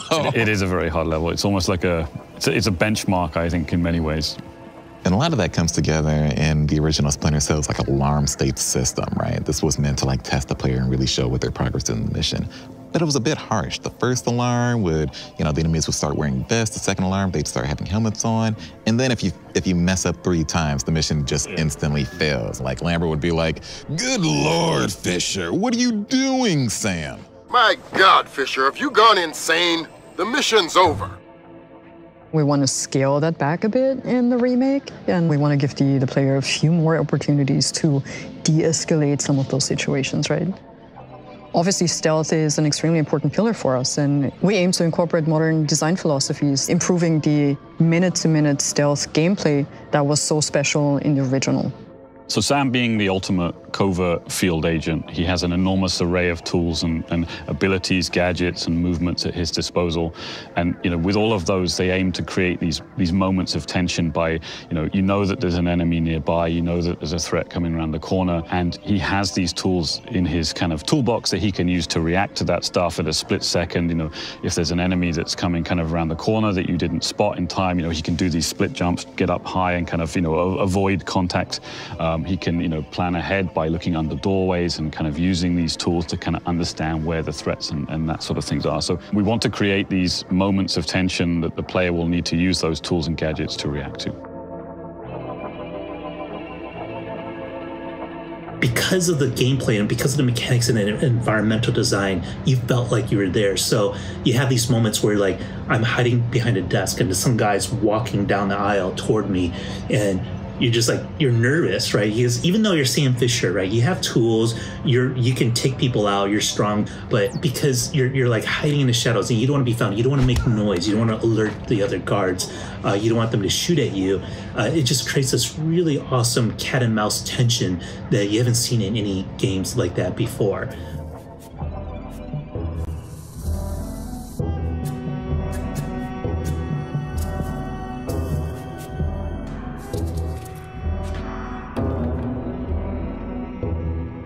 We have some exciting things coming up as well with Splinter Cell. There's an animated series that's being worked on with our friends at Netflix, as well as the remake itself, which of course we know because we're all working on that, which is pretty cool. It's not simply a remaster, it's being built from the ground up. We get to do all the content from scratch, fresh and ready to go. Yeah, we're aiming to create this top-tier remake and push quality as much as possible. that should help us set a good foundation for the franchise going forward. Yeah, we've seen a lot of great posts from the community. We've read the open letter that was on the subreddit. We see all of the other posts on the various socials, and it's really energizing us to keep going. And obviously with a remake, 20 years later, we can look back at the plot, the characters, and the overall story of the original game, make some improvements, things that might not have aged particularly well, small things, but the core of the story, the core of the experience will remain as it was in the original game. We've also been exploring new and innovative tech and ideas, as well as features and elements from the other Splinter Cell titles. We're very early in production. We're still prototyping. We don't want to rush anything. We want to make sure that we absolutely nail the game. We actually do everything in the right way and produce an absolutely stellar quality experience. And we will be going dark for a little while so we can focus on making the absolute best game possible. So that wraps it up for us. Thank you for joining, and thank you to our industry friends Ryan, Dan, and Major Nelson as well. I want to wish one of my favorite franchises ever, Splinter Cell, a happy 20th anniversary. Thank you, Ubisoft and Sam Fisher, for all the amazing stealthy memories. I'm excited to see what you have in store for us. I've got my night vision goggles and I'm ready to go. Thanks again for having me participate, and happy 20th anniversary to Splinter Cell.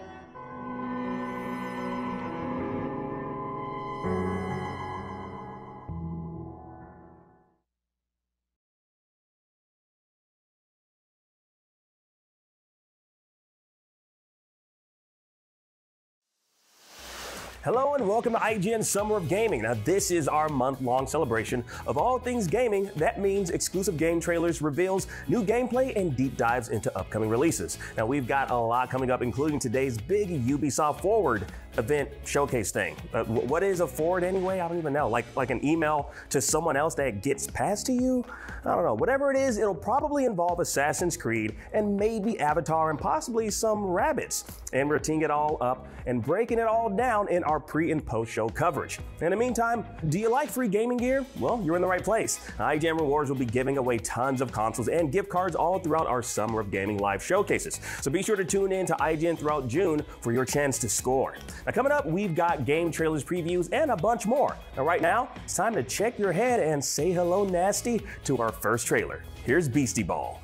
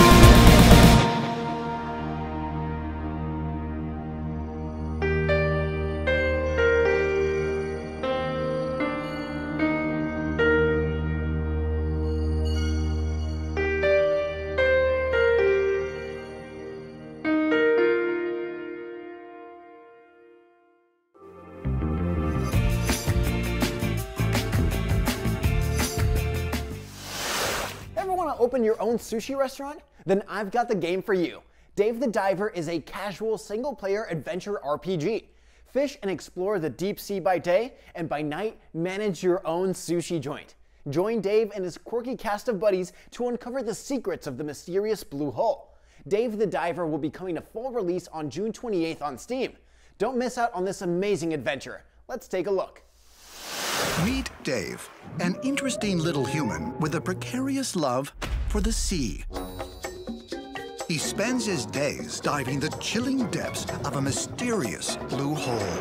And when he isn't merely surviving or rummaging resources, he's often found snapping photographs, racing seahorses, farming, and really anything that grabs his attention. It's this gluttonous appetite for adventure that gets him into all kinds of unique situations. Luckily, he's at the top of his game and at the top of the food chain. I suppose even the most voracious hunters have their off days. The blue hole is home to unimaginable secrets. And with Dave's unquenchable thirst for discovery, there's no telling what he may encounter. Dave the Diver. Would you look at that? We're back. And this is IGN Summer of Gaming. Now, Ubisoft Forward is coming up later, but we've still got some stuff to show off before then. Now, you've been very good so far, and you deserve a reward, an IGN reward. Now, IGN Rewards will be giving away free gaming gear all throughout the Summer of Gaming live showcases. Now, it's our online destination for IGN members to claim exclusive discounts and gain access to special in-game items. So be sure to tune in to IGN throughout June for your chance to win prizes like an Xbox Series X and a $100 Xbox gift card, plus free codes for games like the online PvP and co-op virtual reality game Rift VR. Now, the best thing about IGN Rewards is it's all free. Just go to IGN.com/rewards to join our growing community today. Now, coming up in a little bit, our crew in the studio are gonna kick things off with pre-show coverage for Ubisoft Forward. But first, here's a look at Demon School.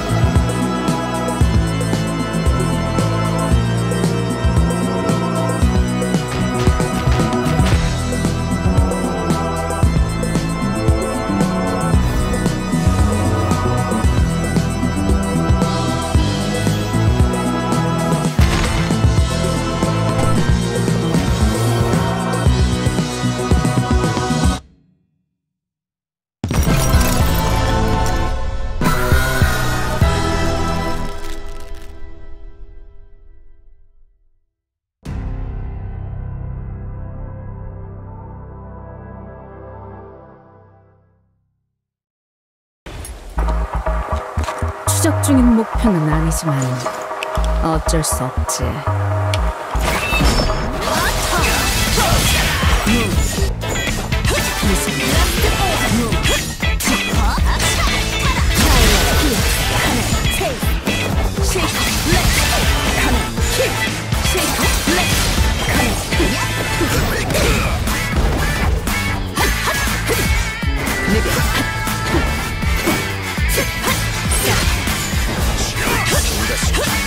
Move on.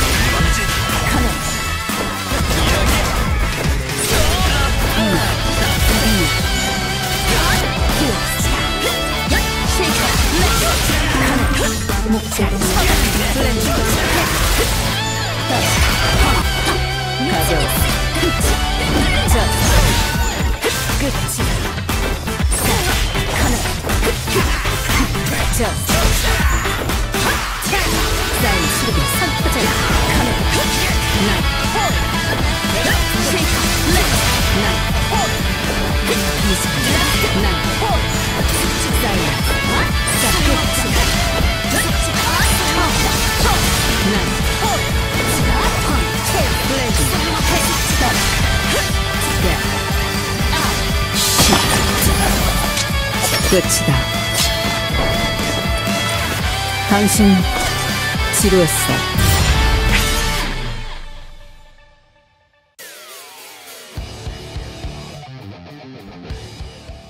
かなり特殊な空中の軌道を描いて、まあ、相手を翻弄できるようなキャラクターになってるのかなと。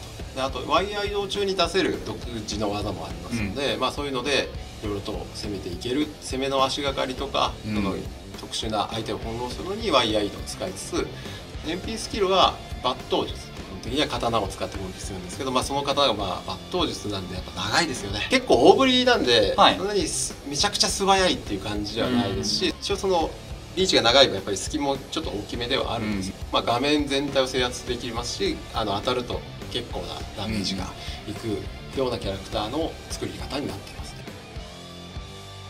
これは今まで 30% 体力が 30% を切ると、覚醒状態に移行していたんですが、これが、覚醒状態に入ると覚醒効果と覚醒必殺技というのが使えるんですが、この覚醒状態を選べる、覚醒状態が複数あって選べるというようなシステムになっています。で片一方は今まで通り体力が 30% になったら発動、もう片一方は体力が 50% でもすでに発動してしまう。ただまあその 50% はやっぱり 30% に比べると性能はマイルドになってます。普通の石入力すると、まあ、得点入力すると白ダメージ、いわゆるその白ダメージ、その回復可能ダメージ、一定量を負って、その代わりにガードの硬直、いわゆるガードで攻撃をガードした時に自分がその固まっている動けない時間が一定の量になります。なのですごいその技にこう大振りの技とかだとか、そのガード硬直っていうのが長くて、でその後相手に攻められるっていうのがあるんですけど、それをそれを使うことによって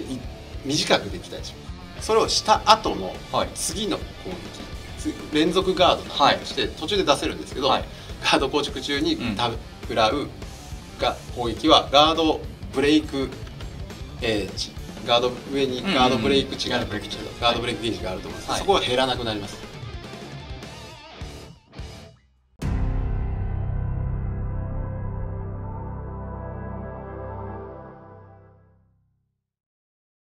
Rated T for Teen.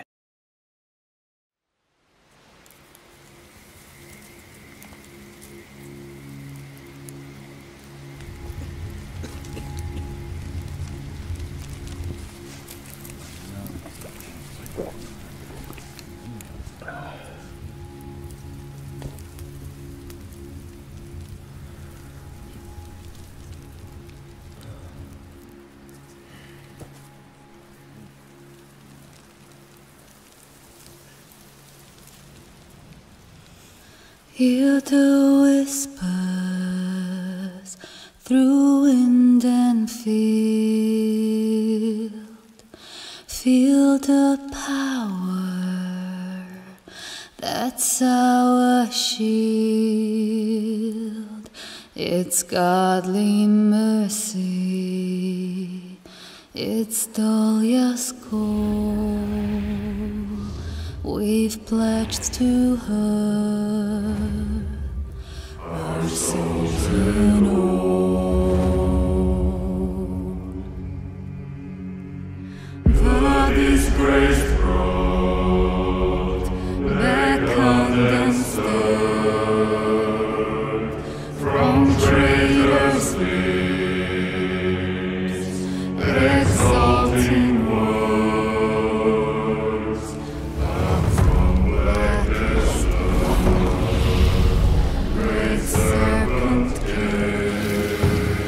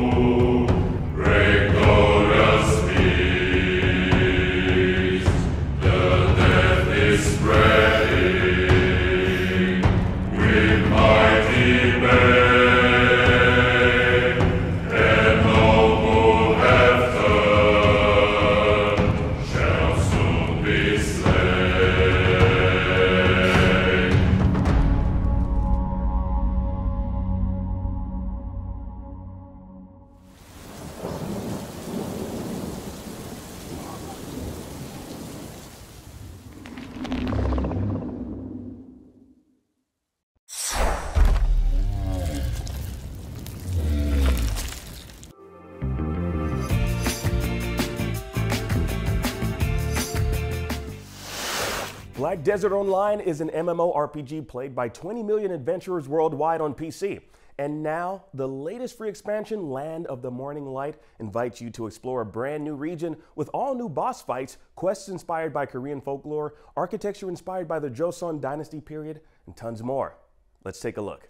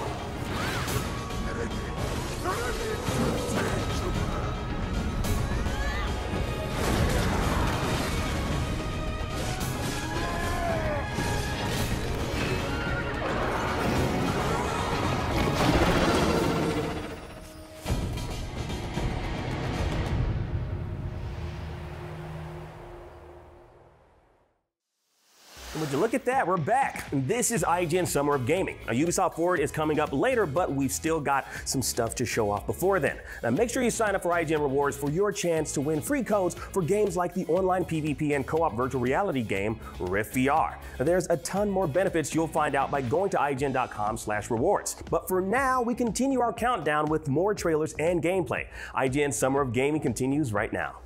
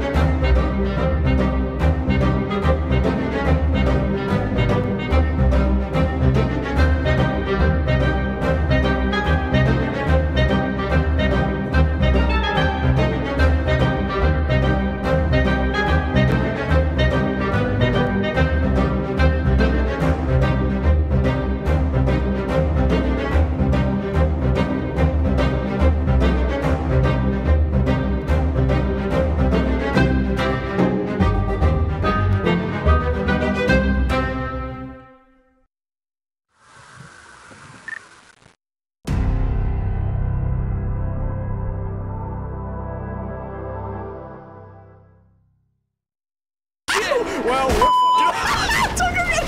all right, quickest round ever. Wait, what?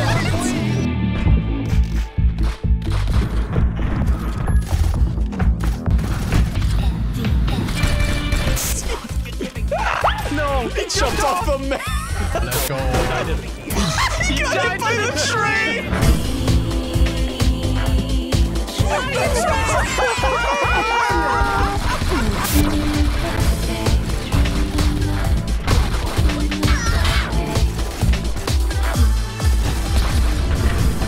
There we go. What'd you just do? Already you got two giants. We got two giants. Let's go. Let's go. That's a plain sign.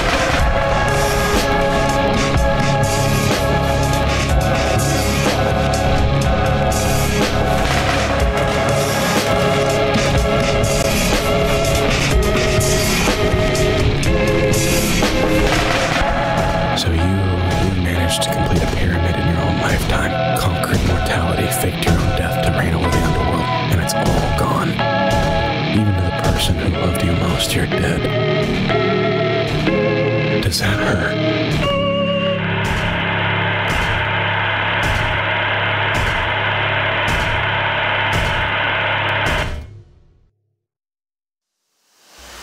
Now that was El Paso Elsewhere right here on IGN Summer of Gaming.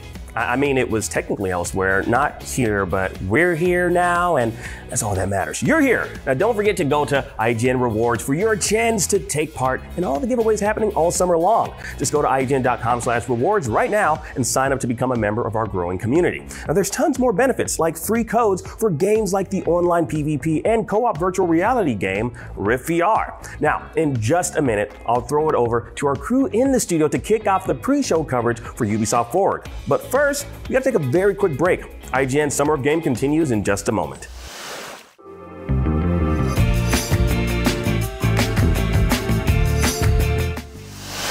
Survive a brutal island filled with fearsome enemies while designing your dream shop in Sailblazers, a new multiplayer open world survival shopkeeping game from Airstrafe Interactive.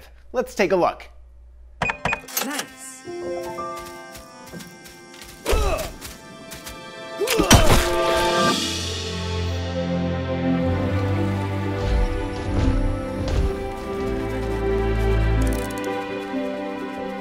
Thank you for believing in me. Together, we'll make it the best shop the island's ever seen. Nice work. Keep this up and you'll be running your own shop. Maybe your own district. Welcome to Karzai Village.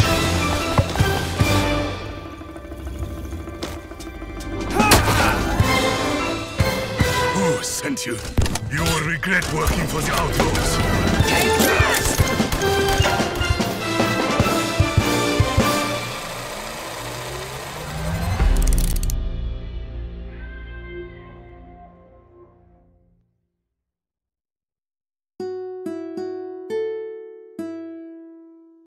This is IGN Summer of Gaming, and today it's time for Ubisoft to show what's in store. We can expect to hear more about at least one of the upcoming Assassin's Creed games, but what about an update on The Division, The Crew, or Far Cry? Avatar Frontiers on Pandora is long overdue, and we're dying to hear more about the untitled Star Wars project. Do you think Skull and Bones will get another release date? We'll have to wait and see, but the wait won't be long. The IGN Summer of Gaming Ubisoft Forward pre-show kicks off right now.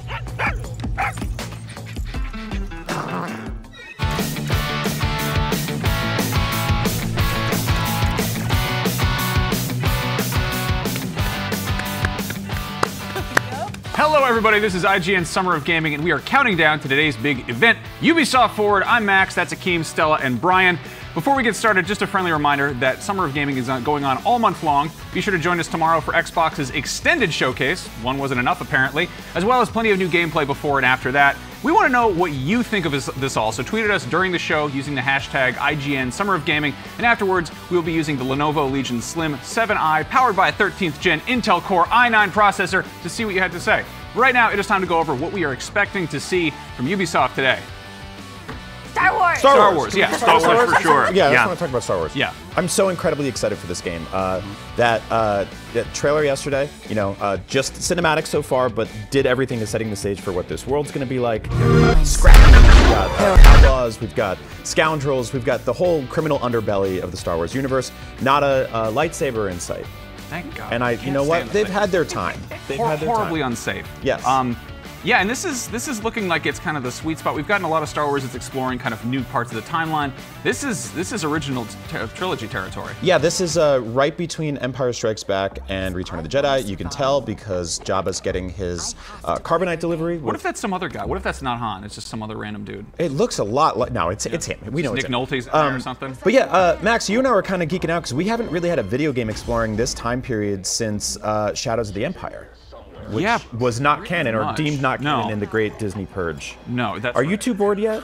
No, look, I'm looking. We could look, do we could what do are you this talking all. about? I'm looking forward to this. Are you kidding me right now? Like this is like one of the first open world Star Wars video games. You're typically not a Star Wars guy. Is this doing anything for you? Like, is this moving the needle? It's doing a lot for me. Like coming from Jedi Survivor and Fallen Order. This is a different vibe, and I'm kind of digging just like the look. The look of it looks vastly different. Yeah. Also, I love open world games. I'm kind of curious what an open world Star Wars game is gonna play like. Yeah. Space axolotl who can run. I know. It's your little pet. I love him so much. I don't know. Its name is Nix. N-I-X. I It's love very it. cute. It looks like it's going to get into all sorts of mischief. I really like the swoop bike in this game. Dude, it's awesome. Yeah. Swoops first appeared in Shadows of the Empire. They did. They were in that. Swoop, there it is. Yep, pretty much. I love it. No, that's like if a speeder bike is a motorcycle, a swoop is a chopper. It's just an engine with a seat on it, pretty much. But so I actually was scrubbing through this. The blasters they have are ones that showed up in Battlefront already, which is kind of cool. I want to know what the gameplay is like here. I feel like we have an idea of what Ubisoft games are like, Like I feel like it could go a number of directions, but like, yeah, I'm so happy about this. Like I loved Survivor so much, and this looks like it's just different enough, but the same in the right ways, Yep. Like, Oh yeah. I honestly, I feel like a kid again because when we were growing up, we got pretty good Star Wars games on a pretty regular basis, and like. Yeah, y'all Star Wars fans are eating good. Yeah. This year and next year for sure. The exclusivity deal with EA is free from the Carbonite, and now other studios can hop in. Like, yeah, obviously they made Jedi Survivor, which was great, but like, this is massive. This is a studio that's never done this before, and I'm really interested to see that. Yeah, I'm wary. Like the thing is, Massive has only just done like Division games that we know. Like that's pretty much what they've seen. And I'm really hoping that there's not, with all due respect to the Division, I'm hoping that there's not too much like games as a service stuff in this. I'm really hoping we're getting more single player experiences because that's just, I don't know, that's well suited for Star Wars as like a narrative thing. It's just, we want to do full-on escapism and fantasy. And Seeing this teaser yesterday, we were terrified for a moment that this was just a card battler, and then she throws the cards down and runs out, and I was like, oh, thank really? Oh my god, that would have been the worst reveal ever. Look, this is, we got a Final Fantasy 16 thing that led to a DoorDash Taco Bell commercial. We've been hoodwinked before. Yes, that's true. We've been swooped. We've been swooped. You know swooped what? Again. Having just played KOTOR, I'm so excited for swoop racing. Yes. Which by the way, that was kind of tough sometimes, getting it all, like shaving down just a few seconds, so I'm really excited. And like, I've wanted more like that. I know obviously like the KOTOR remake, it's stuck in oblivion, but so this might be that taste that we want, which I know that one had like a grand tale of like you being the main character, like of the world, and I'm really happy that this kind of focuses on someone who's just on the outskirts of that, and it's really refreshing because I'm like, give us a story of someone who came from nothing, so that and they're not like tied to anyone special, and explore that. Yeah, and and they're not a Jedi. Yeah, I'm hoping we don't see any lightsaber. Me neither. We got a Rancor. That makes me so happy. That's my favorite beast in Star Wars. At this point in the timeline, like somebody pulling out a lightsaber in a bar, everyone's like, what is that? Like it is a relic from another era. You don't see them on a regular basis. It's a weird oddity, but like, there's like. Why was she looking out of a VCR? What was that? Let me tell you about Star Wars. Looking through VCRs, running around with ice cream makers, talking into a Gillette ladies razor. These are things that people do in this galaxy. Future, Isn't there one scene in the movies where like they use colored Q-tips as like the audience? Yes. Yes. Yeah, the pod race scene has that. It's just a bunch of little anyway, another thing we know we're seeing is Assassin's Creed Mirage. We got a teaser for that during, was it Xbox's thing? No. Summer Game Fest. Yeah. I think a lot of people are kind of cautiously optimistic about this. Assassin's Creed games have been, they've been pretty consistent for the most part, but they took a pretty hard shift with Origins, and they went from being, open world action adventure stealthy type games to being basically just action RPGs, which they were good, but they're also not what people conventionally like about this series. So this is supposedly kind of a return to form. This is going back to basics, like Assassin's Creed 1, similar setting, similar time period, and I think, how are you all feeling about this? I feel good about this. Yeah, it's sort of a same kind of career arc that Zelda's had, right? Where it was, we got so many of them, we liked them, it hit a point where it felt a little repetitive, they rebooted it as like a full open world thing, but now they're doing the thing that Zelda hasn't done yet, because Tears of the Kingdom was so good, where they're pulling back and going back to the roots, back to the basics a little bit. And I dig that, because I think I like the more kind of intimate Assassin's Creed stuff that's more focused on stealth, more focused on parkour and hiding and stuff like that, and less about like, I need to get in a boat and travel across the whole world and do side quests and stuff like that. And the great thing about this is, let's say you're an old school fan, so you're going to be treated quite nicely with Mirage, but maybe you kind of like the evolution of the entire franchise with Valhalla. We're still getting Codename Red, that Shinobi themed Assassin's Creed, and we're also getting Hexy. Yeah, that's the witchcraft almost one. like exactly, which is like horror themed. I'm super into that. Yeah, same. So they're still giving us new things as well, and treating the hardcore old school fans to something that they're used to. That's only a few of them. They've basically announced like what, 4 or 5? 4 or 5 plus a hub. Yeah, a box to keep them all in. What Assassin's Creed Infinity is the big multiplayer thing that I don't think we know much about. But there's also Hexy. There's Hexy and Nexy. There's Nexus VR, which is Hexy Nexy. That's not what it's called. But no, I mean I feel like Ubisoft typically is really quick to be kind of like an early adopter of whatever platform it is, and I was kind of shocked that they didn't come out swinging with anything on PSVR 2. Yeah. They've had some stuff on the the Meta Quest. I don't know how Assassin's Creed in VR works. That sounds like a really good way to puke everywhere. Well, I was gonna say Hitman works in VR, so I mean that dude walks slow. He doesn't climb stuff. I mean, fair enough, but I mean, I would love an Assassin's Creed PSVR 2 game.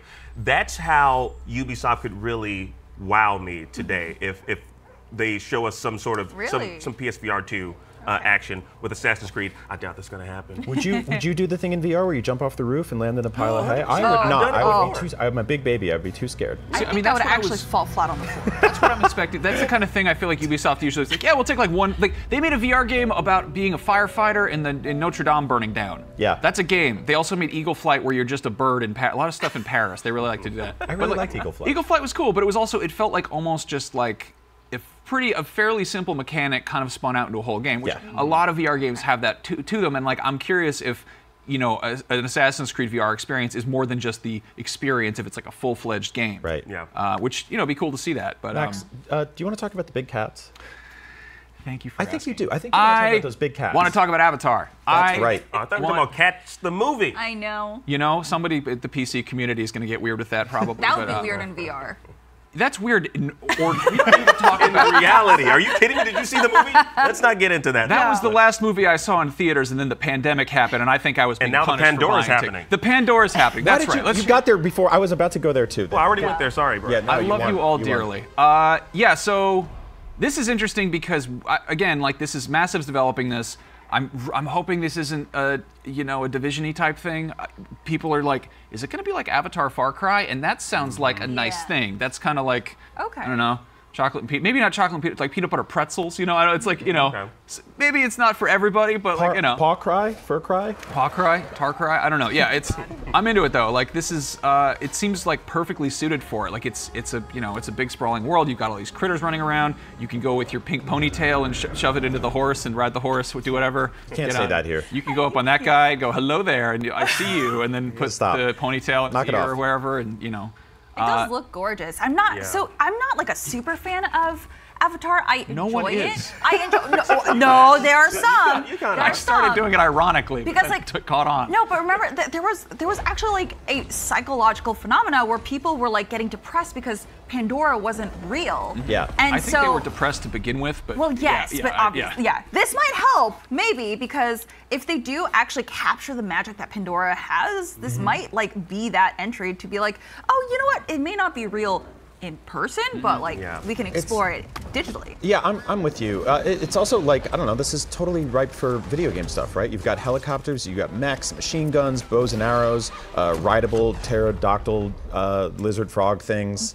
Big lush worlds to explore, dinosaur creatures. Like there's just so much stuff here that's like screams video game. I mean, Ubisoft made an Avatar game back in like 2012, which is an ancient thing at this point. Yeah. Like it's a long time ago. Not 2009, whatever, but it's an old game, but Avatar hasn't been completely strip mined for video, just on Obtainium. But it's like there's a lot to play with here, and it's kind of cool. We're at this point where I think we're sort of at a golden age of licensed games. I think video games are finally like big enough as an industry and as medium that IP license right holders, whatever, are like, let's not just make shovelware. Yeah. Like let's make a good game. And I think we've seen Ubisoft sometimes to a fault has had like almost formulaic game design. You know, there's very much like you run around an open world, you knock out outposts, you climb a big thing, unlock portions of the map, rinse, repeat.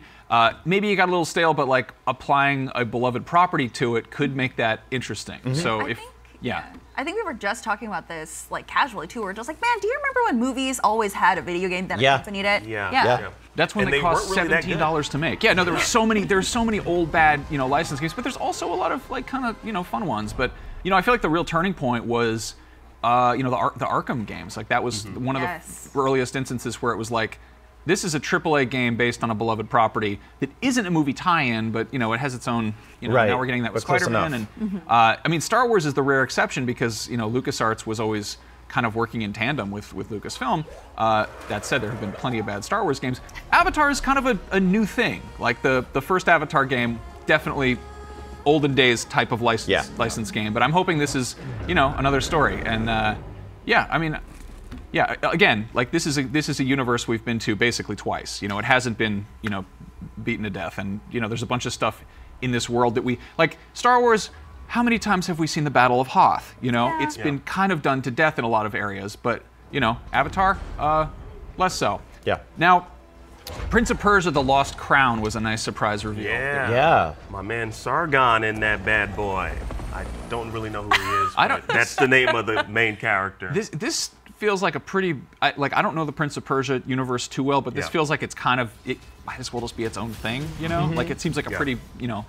Well, 100%, yeah. I believe he's so Sargon, he's on a journey to save the Prince of Persia. This is, I believe this is like, yeah, he's going to save the Prince of Persia. You know, it's kind of like, you know, what they do in the Legend of Zelda games. You said the title. Well, I did. And I believe this is a bit of a side scroller, kind of like, you know, taking it back to its roots. Yeah, it's got a little Metroidvania Dead Cells going for it too, which I'm totally into. I think the hip hop music in the trailer was kind of a tonal mismatch, and some people weren't wild about it. This also, like, we have a Prince of Persia remake that's kind of in development limbo right now, so I think people wanted to see that. But for me, old school side scroller fan, like this is extremely my ish. You know, I'm all about this. Yeah, I've never played Prince of Persia. I actually have it downloaded on my Ubisoft Connect app, but I've not played it. But it looks interesting, but side-scrolling is not a genre that I'm really into most of the time. So I don't know. I'll watch you play it. Yeah. I mean, I just love all the attacks here, how quick they are. Yes. Like this is, a lot of side scrollers are just about platforming, and we clearly see that. But there's also like, this is a hack and slash. You know, like you can flip people over. Like the original Prince of Persia games were basically just, I guess, platformers, like kind of puzzle platformers. Very cumbersome platforms. I love those growing up, and going back to them is rough. I think they did like a kind of HD remake of the original on Xbox Live Arcade, I think. And it was like, it's fine, you know, it's kind of whatever. But this looks like a full-fledged kind of reinvention of it, and I'm down to check it out. It kind of reminds me what they're doing with this of like more recent. Oh, looks like it's about to start. All right, well, shut up. We check it out. Let's see some Raven Rabbits. We're gonna have a post show after. Yay! So, here we go. See you back here. Check it out. I want Rayman.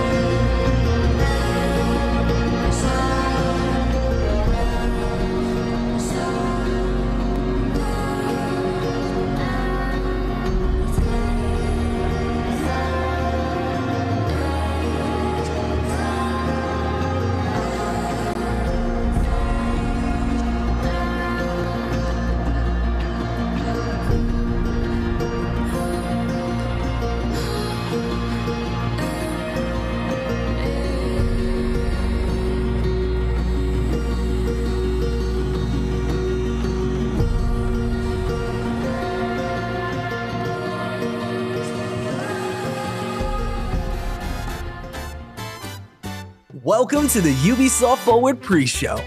The main show will begin in 15 minutes, but until then, sit back, relax, and enjoy a jam-packed pre-show.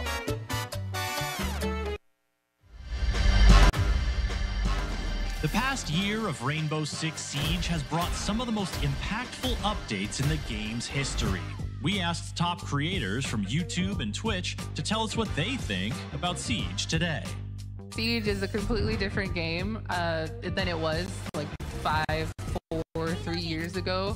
There's way more operators. There's so many things that you can test out when there's a new operator, whether it's the interactions with the other operators, or maybe the operator just has a cool gun and it's just fun to play.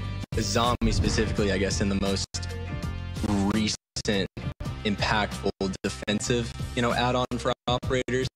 I fell in love with her. I thought it was cool that you could hide yourself. You could even hide the bomb chassis and convince people that the site that they were supposed to be attacking on wasn't actually there because you had, successfully hidden the bomb.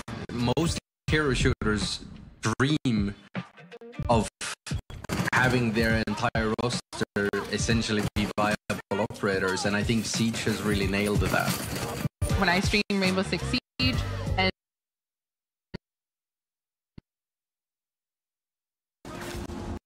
those tactical plays are some of the most satisfying that you ever get in gaming. Cross progression was awesome. I started on PS4, so I had several years from being one of those veteran year one players under my belt, and so I had all the cool skins and even levels, renown, all that kind of stuff.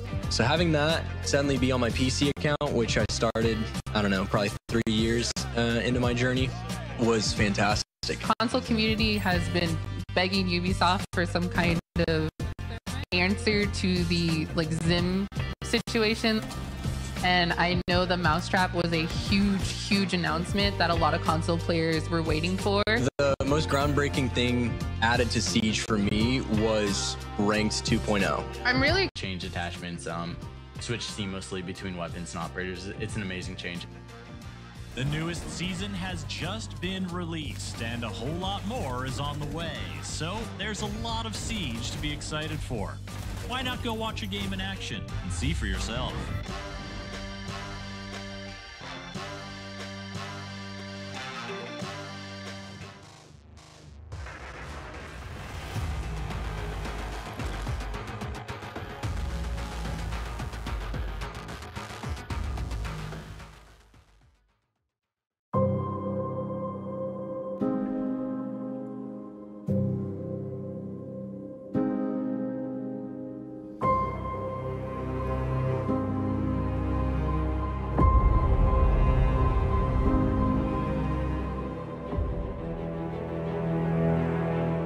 When you experience the adrenaline to play in tournaments, to win tournaments,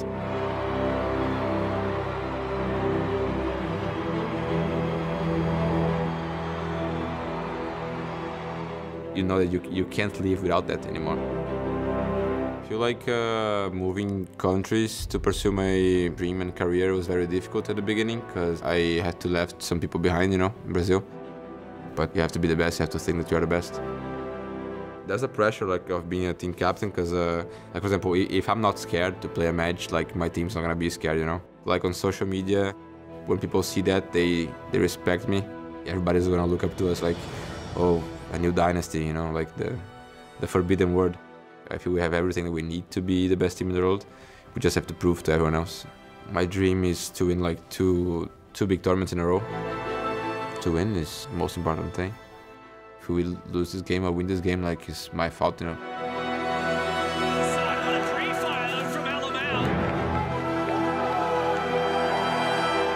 it's all on my shoulders.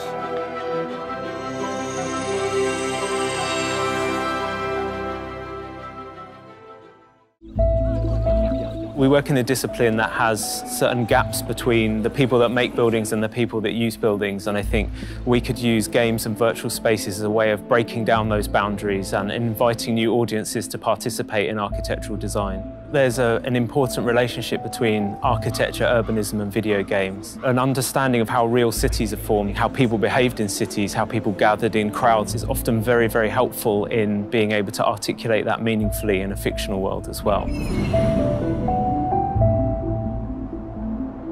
Video Game Urbanism is the name of our teaching studio. We've been teaching this for a number of years now, working with students to promote the use of game engine technology as an architectural method for design. We've been gamers since we were young, and I think that really informed, in some way, our decision to become architects because we've always been really interested by spaces. So Ubisoft approached us to reinterpret one of their games in any way we'd like to. We were interested in how Unity opens up the city in a new way, rather than just experiencing things from the street, being able to really kind of navigate across the buildings, the rooftops, the facade, interacting with architecture in a different way. As architects, we're trained to see buildings in a particular way, but a game like Assassin's Creed Unity lets us break that and see the city in a new light. So when we were researching the game, we found it really interesting to read some of the interviews and some of the material from the developers as to how they approach the design of the architecture, and hearing that, you know, you're facing real virtual problems we also face as architects sometimes was a really interesting insight. We thought it would be really interesting to explore video game architecture using an architectural methodology such as a scaled model. So we go from the riverside to the old kind of medieval areas of the city where the buildings are much smaller and irregular, through to the larger kind of boulevards. And we're standing here today in the Bourse de Commerce, which is obviously the highlight of the model here. We picked the Aloe Blade because we think it was a really good example of a building that's use has changed maybe quite a lot from the game to the present day, even to the fact that it's got a new insertion in it from an architect that we really loved. And it was a really interesting building to look at. We really like the way that games are totally kind of user-centric spaces, which is definitely something architecture can learn from.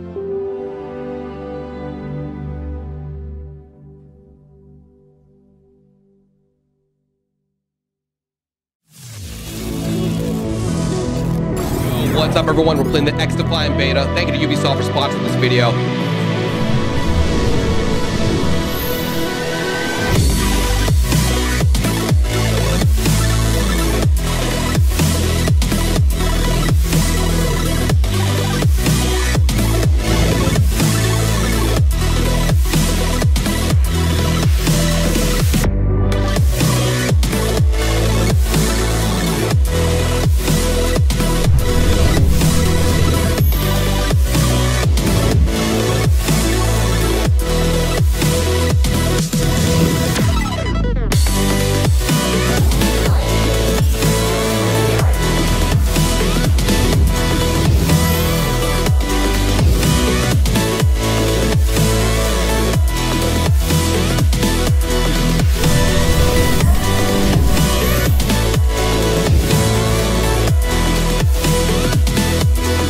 Found out that Just Dance 2023 has a story mode now.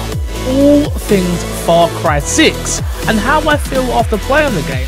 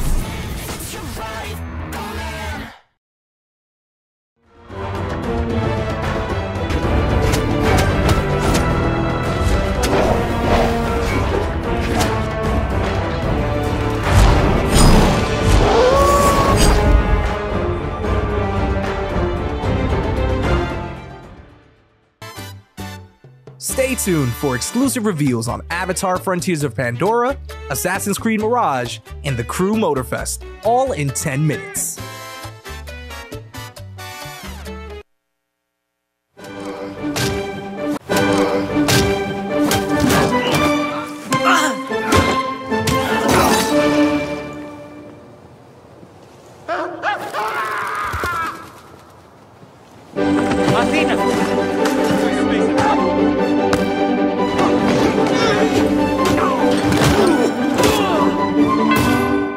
It's okay to be scared.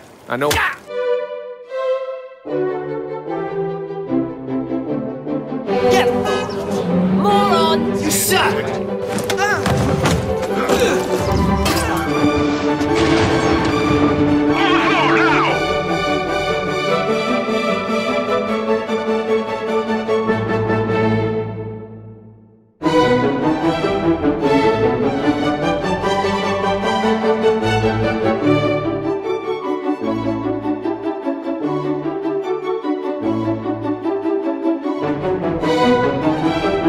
Still learning about mentality. You gotta work on yourself, you gotta be better about it.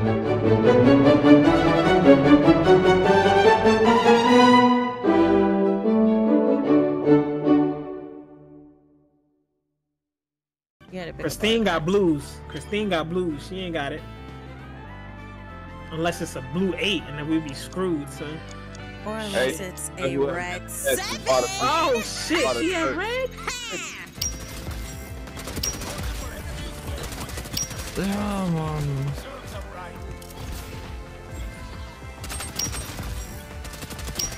Oh my god! Clip das, clip das, clip das, clip das, clip das, clip das. Do it. Join the call. Yeah! He actually did it. Oh! Oh! Oh man, I mean, we kind of caught the transition. We did another casual bar spin there.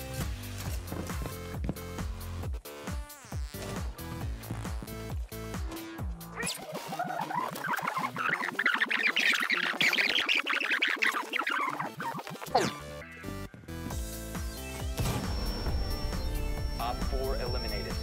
I knew I'd been training for the splits for a reason. Oh my god, I'm so excited. It's coming tomorrow. It's coming tomorrow. I'm amazed. I'm so excited. I'm so excited.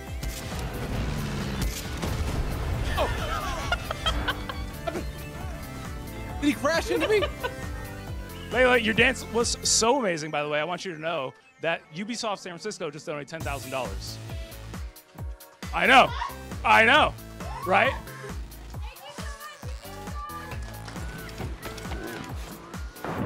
What in the fuck?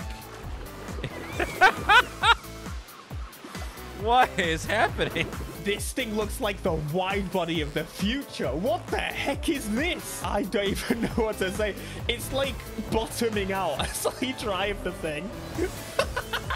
Oh, right, that's a thing, I remember. I think we reached the 50,000 thanks to Assassin's Creed 3. Really, we did? Oh my god! Let's reach the goal and call it even. Yeah, that's crazy. Wow, that's we started at like 13,000 something. So yeah, getting to the 15 is insane. That's really insane. Thanks everyone.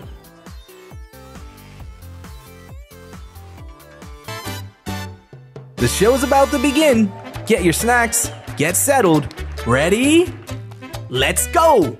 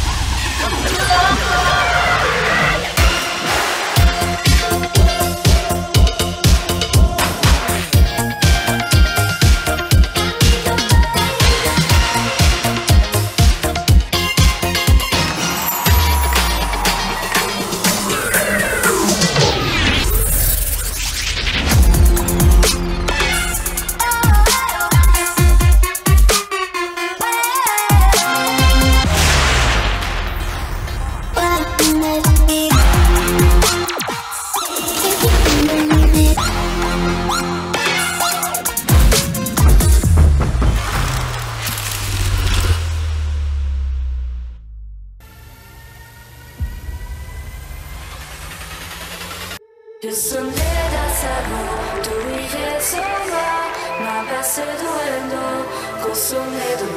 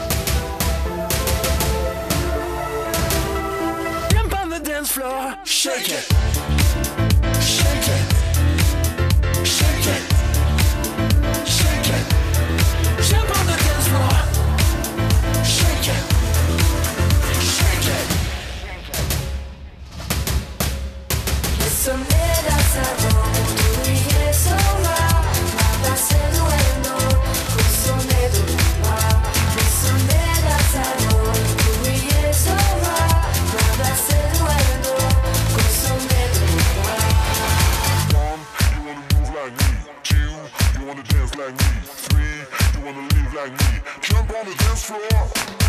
One, you wanna move like me. Two, you wanna dance like me. Three. Music is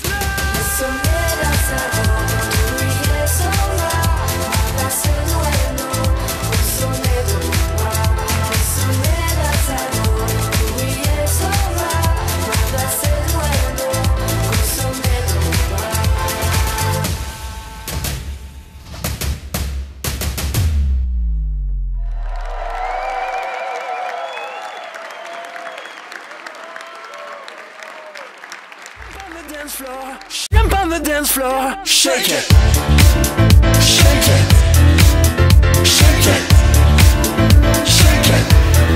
Jump on the dance floor.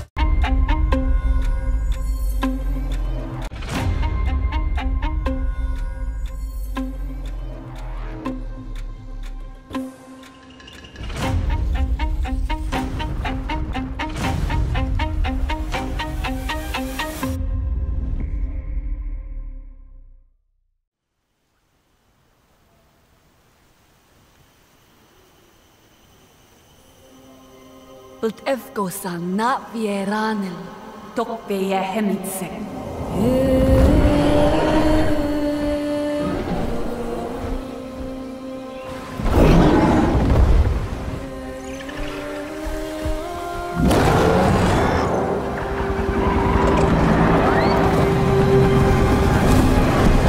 The RDA's greed poisoned our world. Secure the perimeter. All threats must be eliminated. They took everything from us. From me. I was trained in their ways, their technology, their weapons. Things that a Navi should not know. And then one day, they left. Hell's Gate is under attack.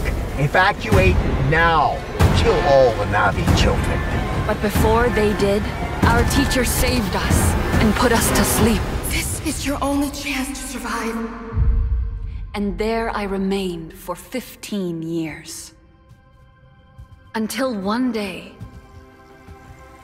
I awoke. And I was free.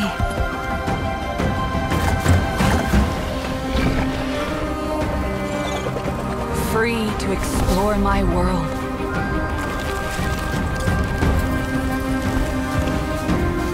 Free to decide who I was going to be.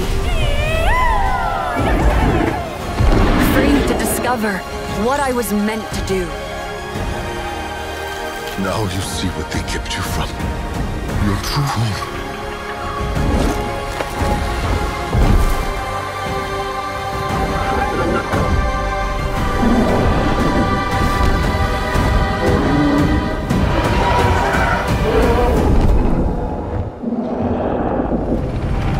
Now Pandora is under attack again.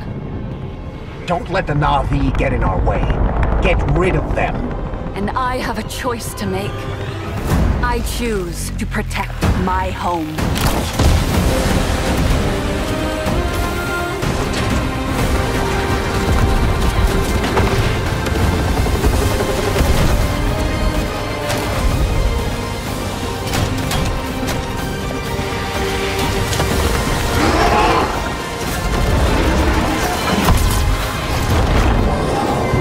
I was a child of two worlds.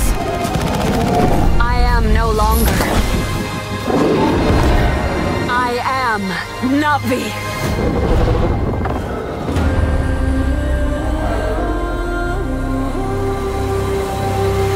Sivako.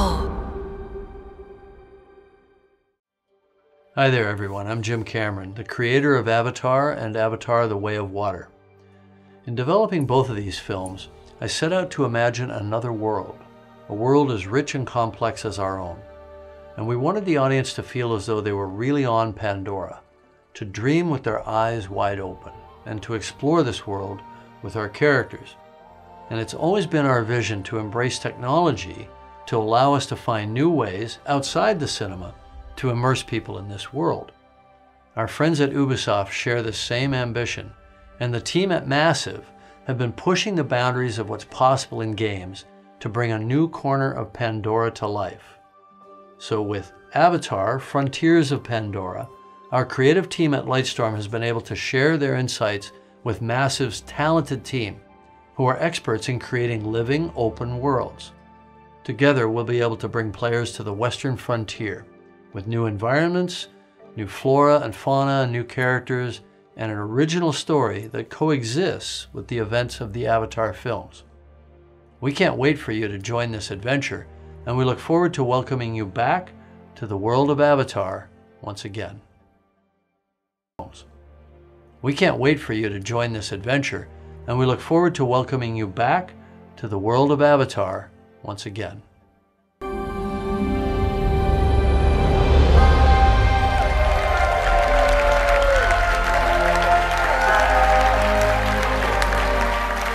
Hello, everyone. My name is Didi Dienfeld, and as the game director, I'm proud to be representing the team behind Avatar: Frontiers of Pandora today, and excited to share a sneak peek of what we've been working on. In this all-new story, you'll set out on a journey of discovery to unravel the mysteries of your past, learn what it means to be Na'vi, and explore new parts of Pandora on land or together with your trusted Banshee in the air. Our ambition is to create a playground where curiosity is rewarded. This tangible and highly immersive first-person experience will allow you to closely connect to a beautiful open world, touch and interact with it, using your size, your superhuman strength, and your natural agility to gain the upper hand. As the Na'vi say, Sivako, let's rise to the challenge on December 7th. Until then, we're delighted to show you a glimpse of this adventure. So prepare to lose yourselves in the beauty and the danger of the Western frontier. Thank you.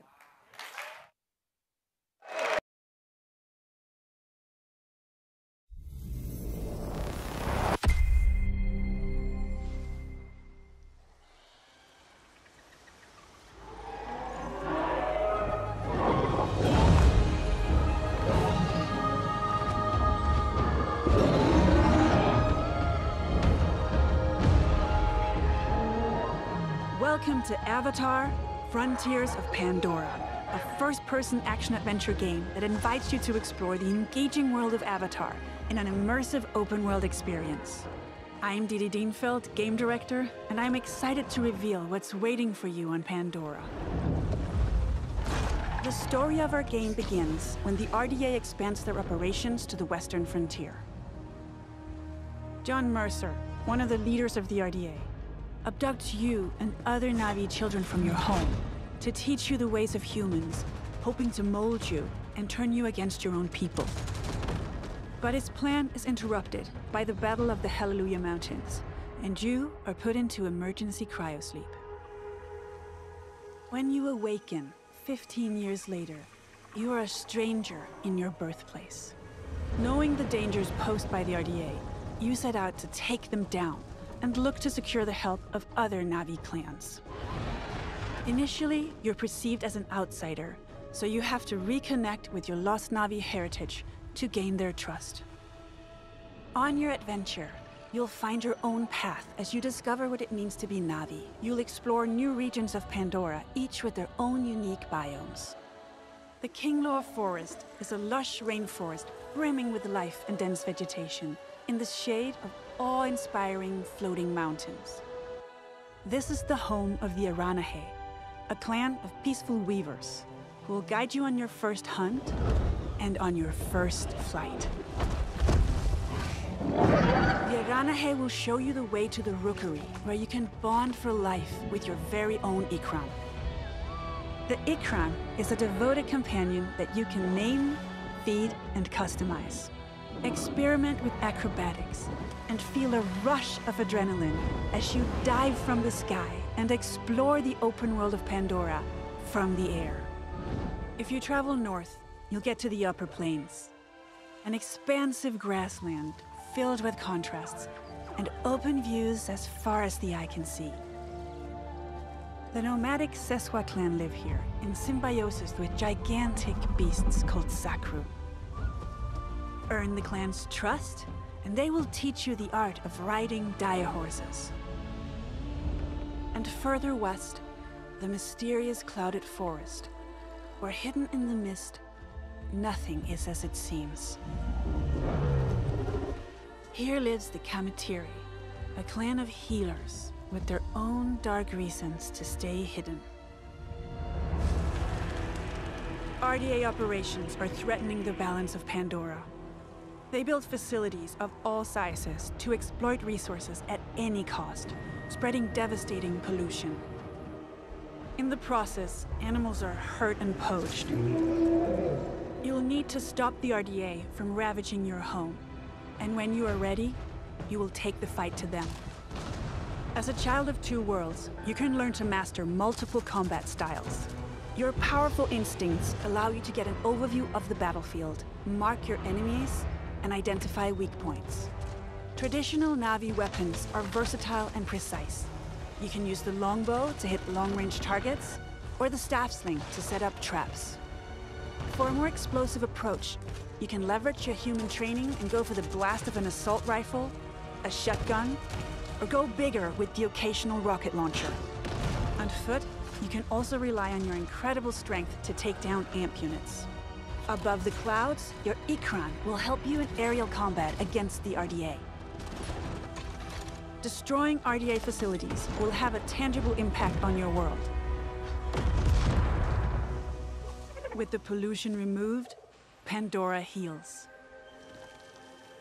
You will be able to harvest the best quality material again and craft better gear and weapons. You will also find ingredients to cook and make meals to get stronger. As you keep discovering what it truly means to become Na'vi, you'll improve your skills by connecting to Awa through the Tarshu plant and learn from the memories of your ancestors. Skill upgrades can improve many aspects of your character, such as your natural agility to move through the world, your stealth approach when hunting or fighting, or the handling of your weapons and mounts. Avatar: Frontiers of Pandora is a captivating action-adventure game designed to maximize the power of new-gen consoles and PC. You will be able to play the full story campaign in single-player or with a friend online in two-player co-op. We invite you to explore this world of wonder. Become Na'vi and take down the RDA to protect Pandora.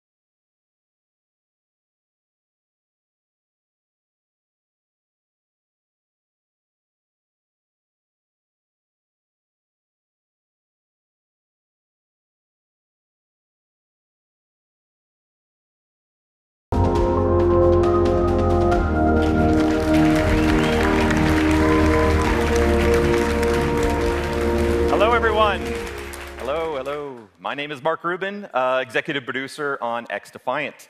What you just saw was a collection of live clips and reactions from players streaming our game during our closed beta test in April. And we've been absolutely overwhelmed by the amazing response to our game from players all over the world. Now, for us, community has really been the core of this game's development. And we've had 28 public tests so far, with the recent closed beta being the largest, and of course, the first with no NDA. And throughout all of these tests, we've done our best to listen and respond to the feedback of players. So thank you so much to the more than 1.5 million players who have participated in those tests, and the countless creators and streamers who shared their footage and feedback about XDefiant. Now we're ready to look towards the future. We are currently planning on launching later this summer. But before we do that, we will be holding another test to address some of the feedback from the closed beta. This open session will be available to everyone on PC, PS5, and Xbox Series X and S from June 21st to June 23rd. This is a short test, but we are opening it to everyone to get as much feedback as possible on our new netcode, our controller tuning, and of course, to stress out the servers as much as possible. So if you have not played XDefiant yet, this is your chance. But let's talk about what's going to happen when we launch later this summer. We will start with a 6-week preseason that will have all of our launch content with 14 maps, 5 factions, 24 weapons, and much, much more.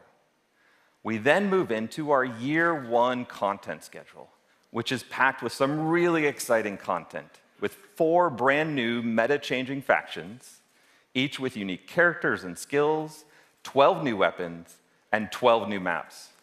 That's 1 new map every month, all inspired by Ubisoft's amazing worlds. And I think you may really be surprised at where we go. Year 1 is really going to have a lot of great gameplay content, all focused on creating a fun arcade FPS experience. And we are committed to staying true to our community and to strive to make XDefiant the best place to compete and have fun. Now, it's been quite the journey to get to this point. So thank you again to all of the players that supported XDefiant so far. And for everyone who hasn't yet had the chance, we hope to see you in game soon. Thank you.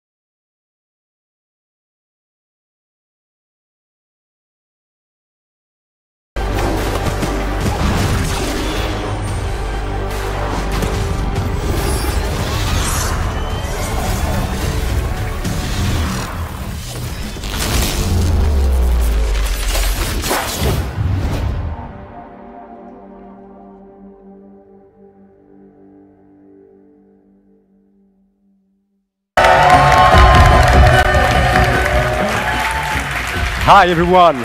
It's so exciting to be with you today.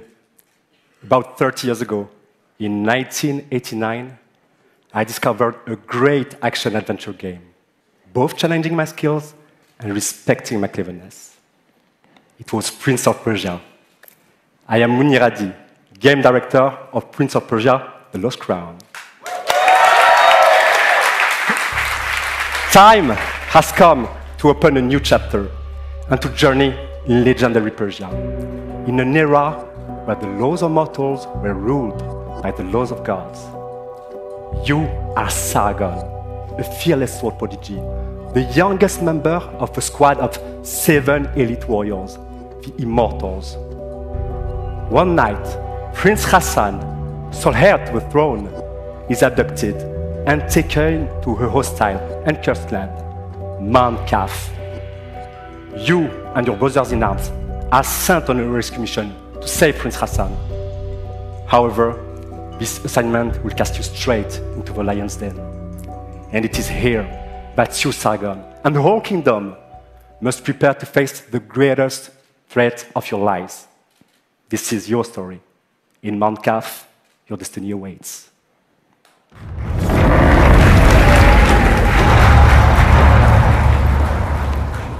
When entering Mount Kaf, your mission is clear. Find Prince Hassan and bring him back to Persepolis. However, Mount Kaf becomes a prison full of hostile inhabitants. Now separated from your allies, you discover a grand citadel full of mysteries, where time flows differently. What is this sorcery? The past coexists with the future.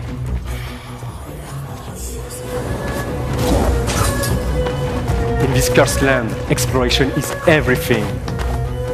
This is a semi-open world that delivers new secrets as you find new powers. But to reach new areas, you have to master your skills and your sense of timing, a trademark of Prince of Persia. What would you like to buy? During this epic journey, you won't be the only one trapped in Mount Kaf. Goddess and blacksmith to the gods.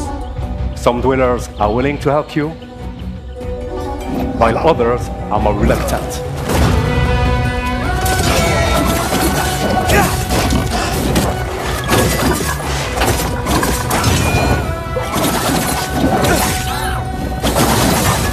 But Sargon is a swordsman like no other. He is a fierce warrior, known for being elusive, ruthless, and extremely skillful on the battlefield.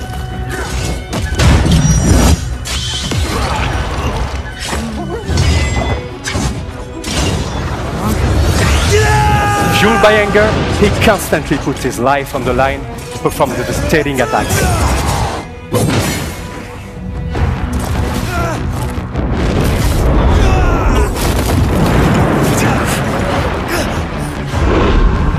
Time powers are back. But this time, what the hell was that? Not only in your hands. To face such a challenge, master a new side of these time powers and defy gravity.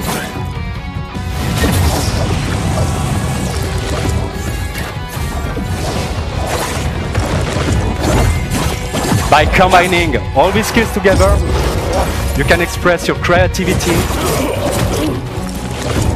to solve Mount Kaf's mysteries and execute brutal combos in epic combats.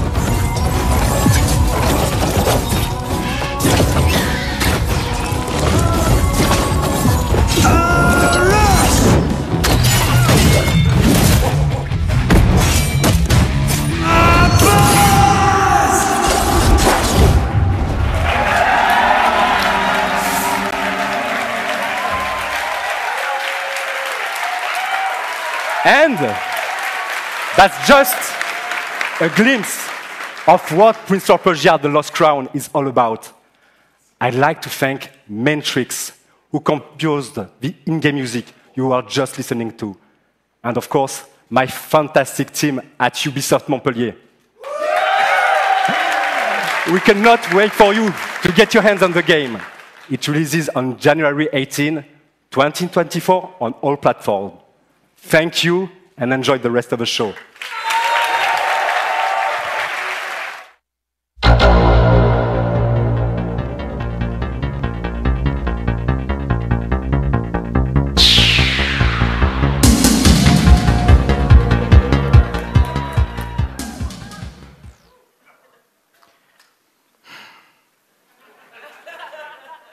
Hi, my name is Adi Shankar. I'm a TV and movie producer.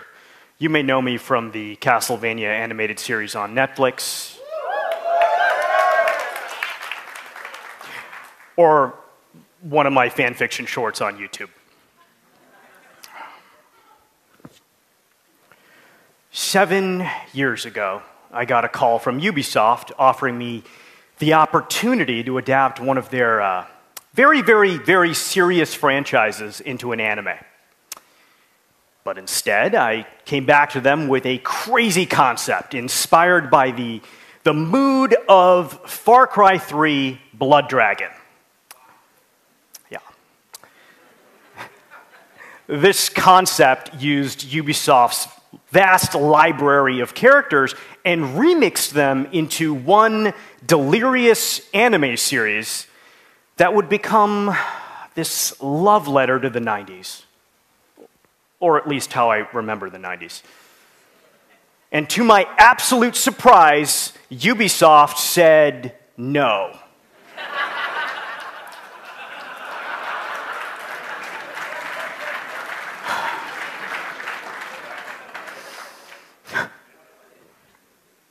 Just kidding. They said yes. That's why I'm up here. Come on.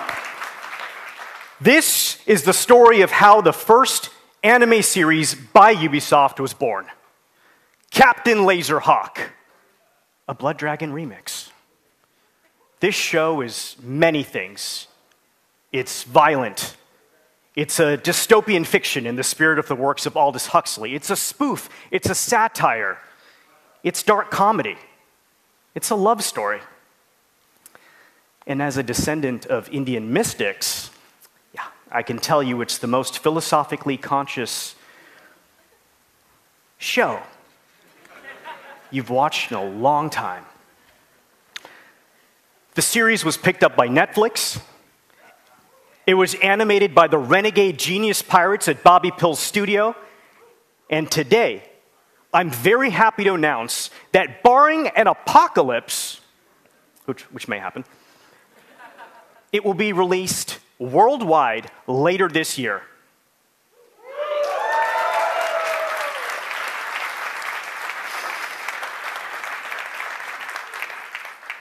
And that's not all. I'm even more excited to share with you an action-packed, Easter egg-filled teaser trailer right now.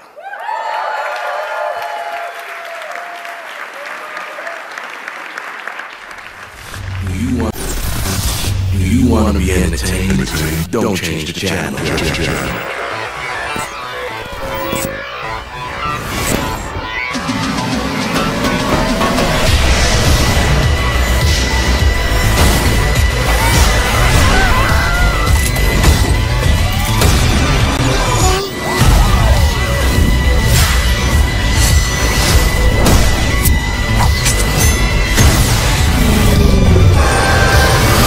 Join the revolution.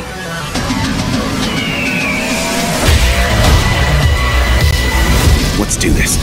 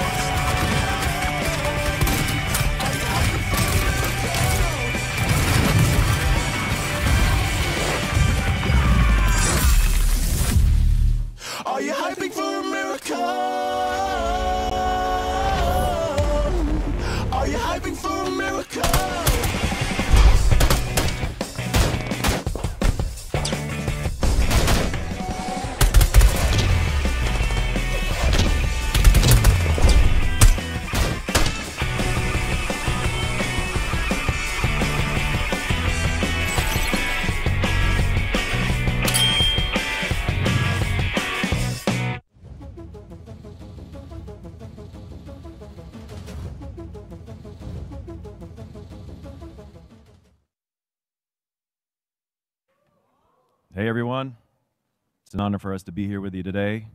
We're Home Free, and this is our song Skull and Bones.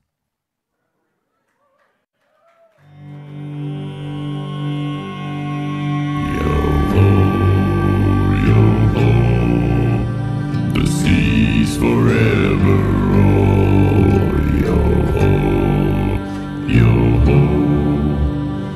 Till I'm not but skull and bones, yo-ho, yo-ho.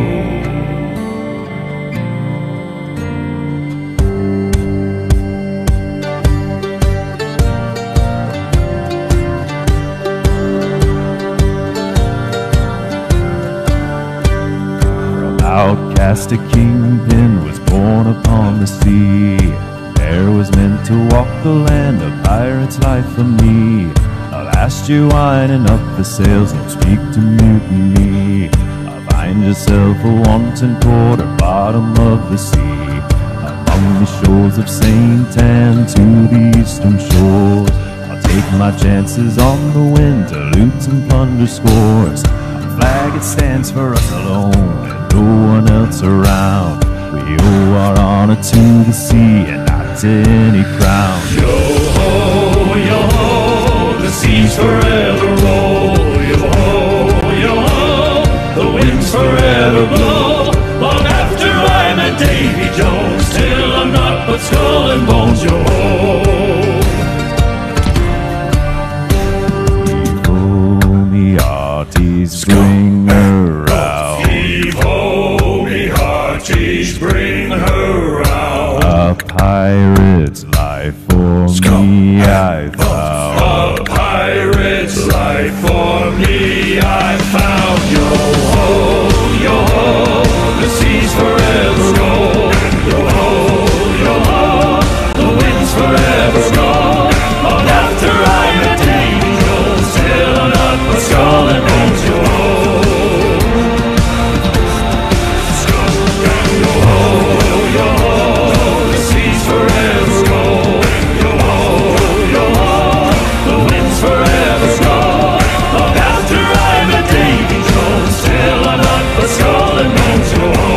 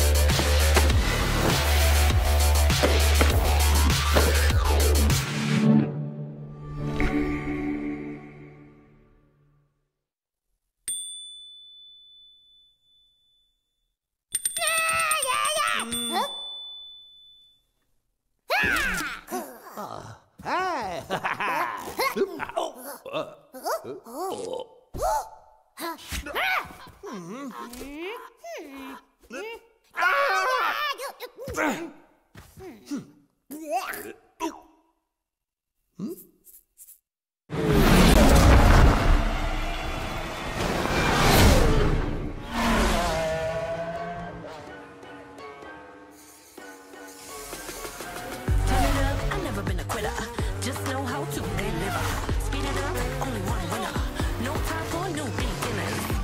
You only get what you give. I'ma run it up to the day that I did. And when I zoom past, eyes on me, I'll be going too fast. You only get what you give. I'ma run it up to the day that I did.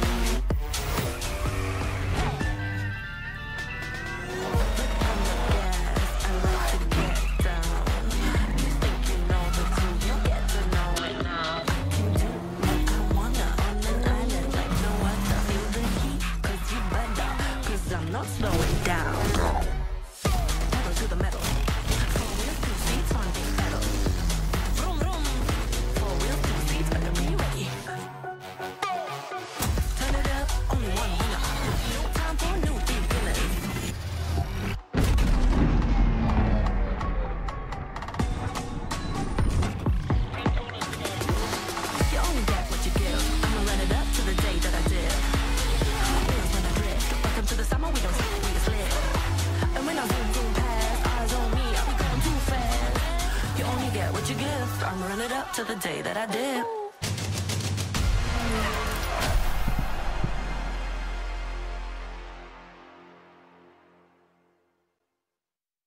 Thank you. Thank you. Thank you, guys. Thank you, everyone. 5 years ago, the Crew 2 took off. Now, each month, millions of thrill seekers, just like you, are enjoying, playing, eager to see what's next. I am Stéphane Bellet, Creative Director of the Crew. Thanks. Hey. Today, at last, it is my pleasure to introduce the future of the Crew, Motorfest, our own new take on the action-driving genre, a celebration for car lovers to share and experience car culture fantasy on the beautiful island of Oahu in Hawaii.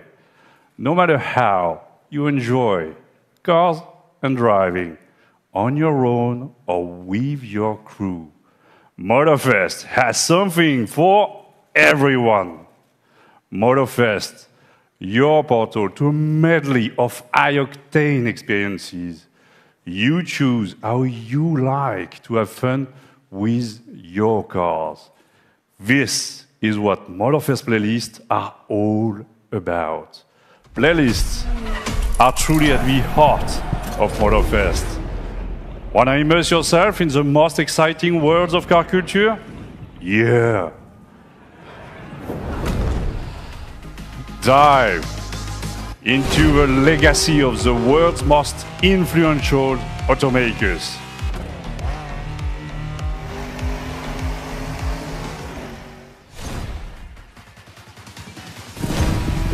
Light up the night street racing scene, Japanese style.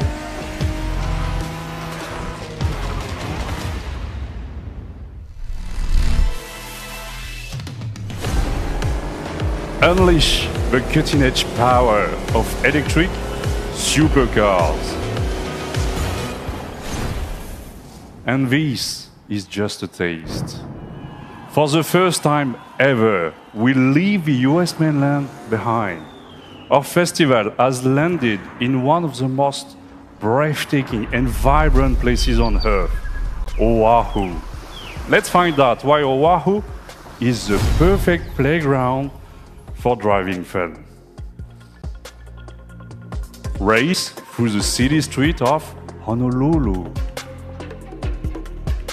Barrel up black ash-covered slopes. Adventure deep into lush rainforests. Or cruise the dunes at sunset with your friends. Opportunities for fun and challenges are endless. A unique playground like this calls for a profusion of vehicles. Choose and customize your ride with one of the most diverse lineups ever. From past, present, and future. Recognize the latest from Lamborghini? I think so, yeah, I know. You are as thrilled as I am to get behind the wheel of this beauty. Hey, some of you have spent a lot of energy building the perfect vehicle collection in the Crew 2. In a few weeks, you will be able to import your vehicle collection into the Crew Motorfest for free. Thanks. So stay tuned for more news about the collection import and our complete festival program later this month during our summer showcase. Since the beginning of the year, thousands of players have tested the game and given us priceless feedback through the Insider program. Join the party, register now for a closed beta, and share with the world your experience in July. From the entire team at Ubisoft Ivory Tower, mahalo, thank you. Welcome to Motorfest. Enjoy the ride.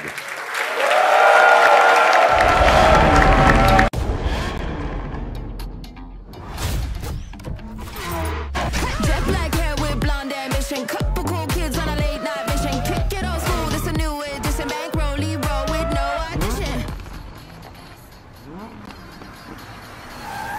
Hurry up, babe, please get ready. Take too long and I might get petty. Need a little, you know what, to keep steady. Cause the night's so young and the pulse so heavy. Like it's that kind of night.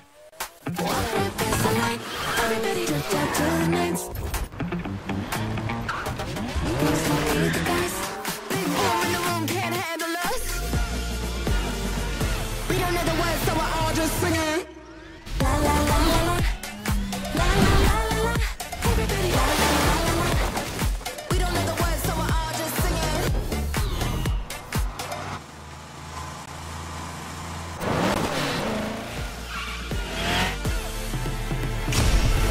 Look at me flex in a brand new fit. Smelling so good like a brand new whip. Step for too long, better up that tip. You think you had enough, baby? One more sip. One more sip, get one more sip. Throw that back, yeah, baby, flip that switch. One more sip, get one more sip. Cause I've become that. It's that kind of night. Walk right past the light. Everybody drift out to the lights. We don't know the words, so we're all just singing.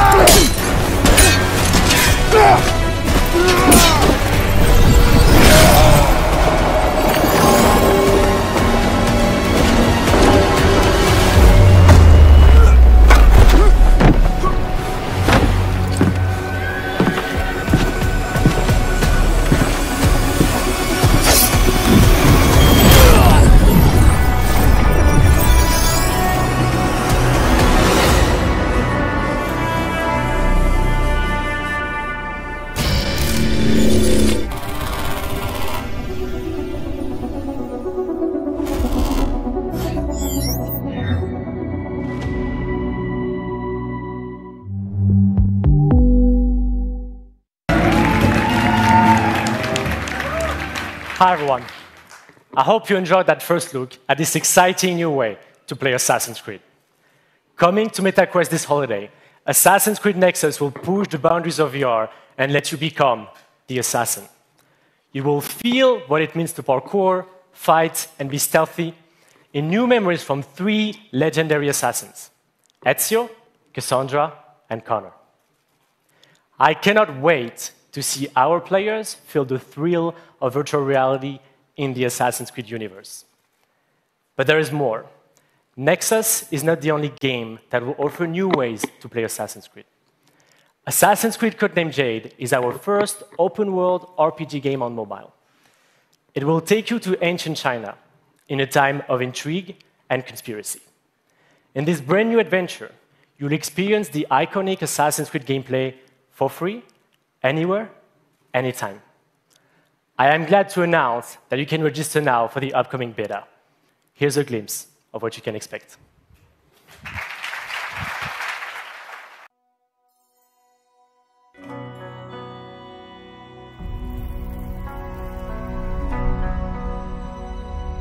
Legacy.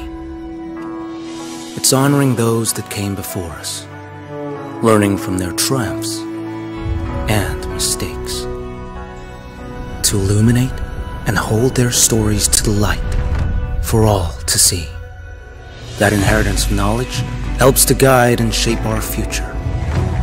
Now it's your turn to build on those foundations and rise to even greater heights. To step out of the shadows and into a vast world, to make your own legacy.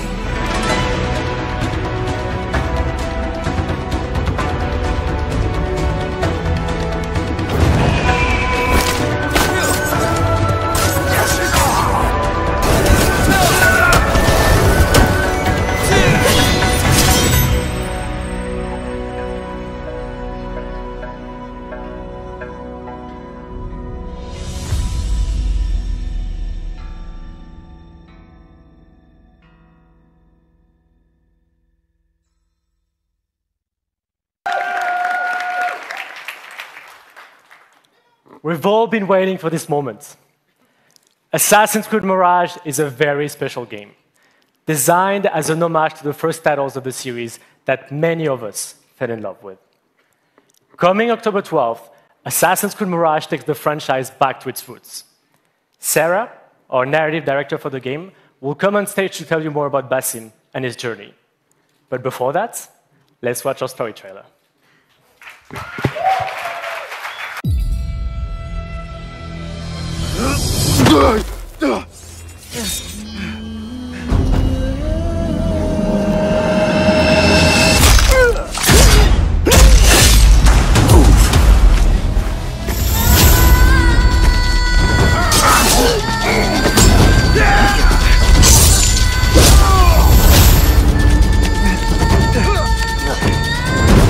What are you doing?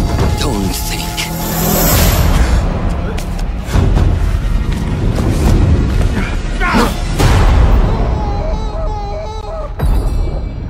Time to put my medal on.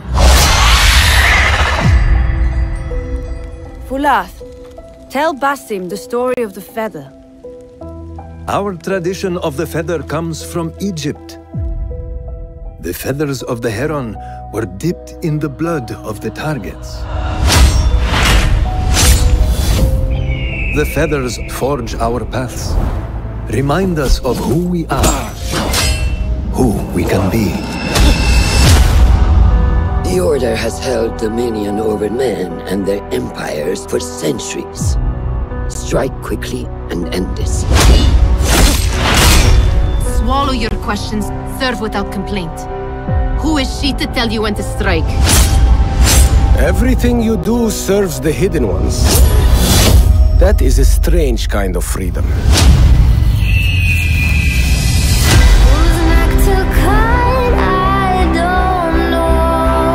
You are not the first to walk the shadows broken.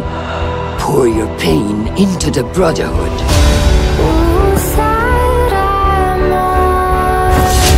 We are messengers of justice,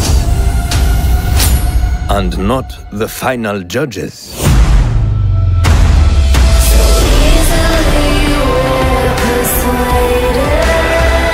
He knows not. what he is. Have you not wondered at your nature?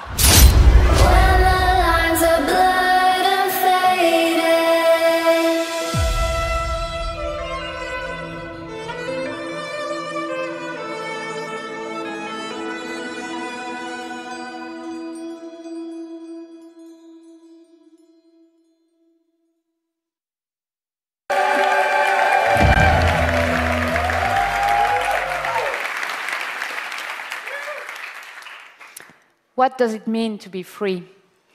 What must be sacrificed in the quest for freedom and justice the hidden ones fiercely pursue? How can you find your path and fulfill your destiny when you don't know who you really are? As he grows from street thief to master assassin, Basim thinks he has found a sense of purpose as a hidden one, working in the dark to serve the light. But his nightmarish visions keep haunting him, leading to more questions with no answer. In Baghdad, seeking the truth comes with a price. The capital of the Abbasid Empire, one of the richest, most diverse, and most advanced cities in the world, is at a turning point of its history. Unrest is growing, seeding a revolution against corruption and arbitrary justice, an uprising that will turn the tides of history and change the lives of everyone. Childhood friends, fellow hidden ones, as well as newly formed allies and enemies will shape Basim's adventure. But his horrific visions are the face of a struggle that he can only handle alone. There is a lot to look forward to in Assassin's Creed Mirage, and the best way to make you understand our unique back-to-the-roots experience is to show you the game. In the following gameplay walkthrough, we meet Basim right after the assassination of his first main target, as he reports back to Roshan in Harbiya's assassin bureau. Enjoy.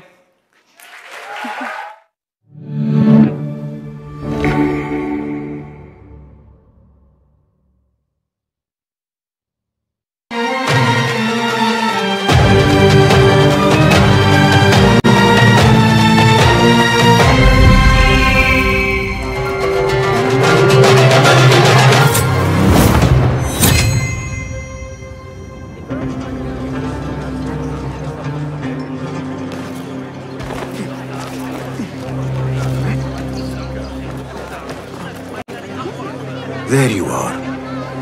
Get away from me!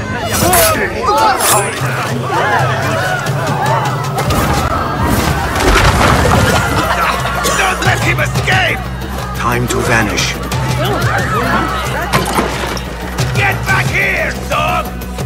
You hear that, bloodbag? Ha!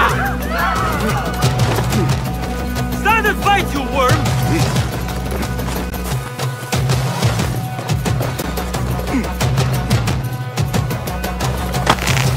You're dead! Getting away!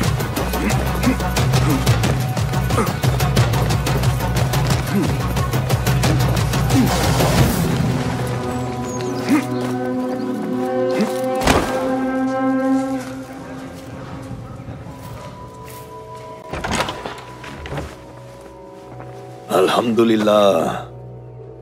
Alhamdulillah. I am glad you're safe. Alhamdulillah. A first of many achievements to come, Basim. We should only hope. There's still much work to do. While our focus was on Al Ghul, Fulav quietly scouted the city for where we could erect more bureaus. I have found dwellings in 3 districts that are most unassuming. Abid and Rebecca have arrived from Alamut and set off to Al Abbasiyah and Karh. I will make my way to Sharqiyah shortly. And I will join Rebecca in Karh, where corruption is as common as the arid air. See Abu Ja'far about some things he's been working on, then come find us. Have a look, Basim. I may have something that is of interest to you.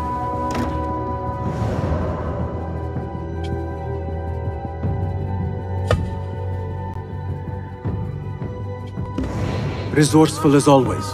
My thanks, Abu Ja'far.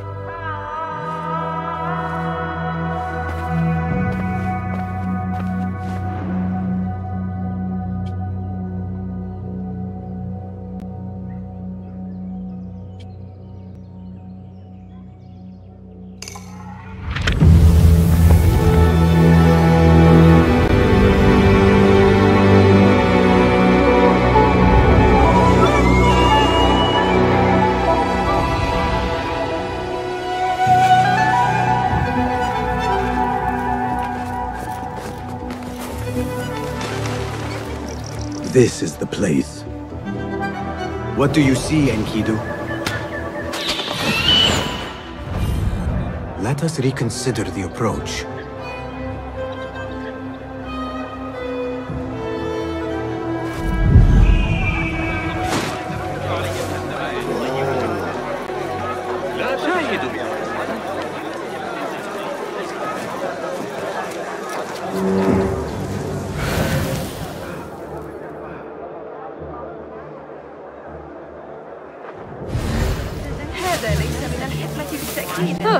Act as usual. That guard who likes me said she and Ali's followers are trying to overthrow the prince. What madness! They will surely fail.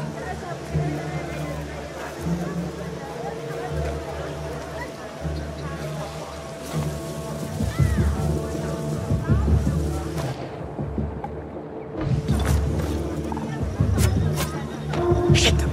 What? She little bastards!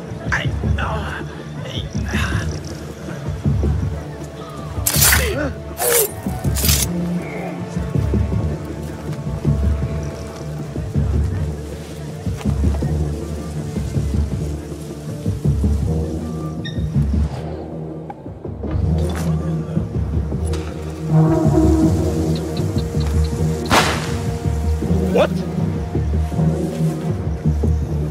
Hey! Die now!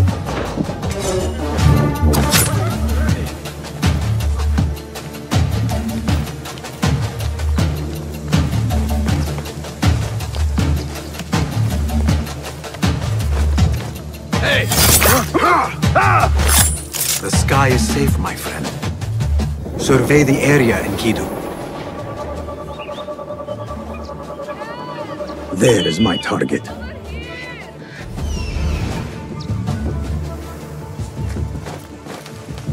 I heard his favorite was a spy, and that could be why we had her locked up.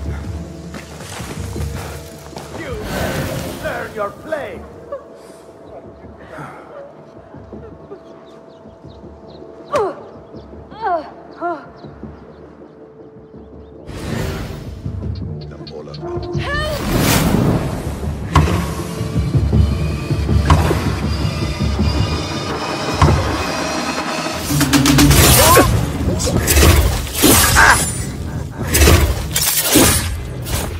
Tell me what I wish to know, and no more need die this day.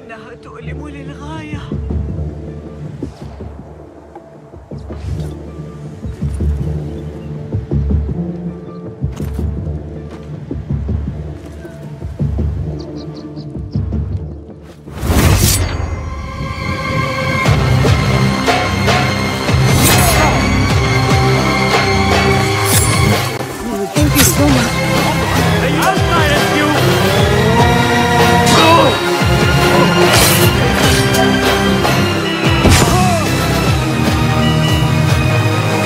Come on. There he is! Stop him! No!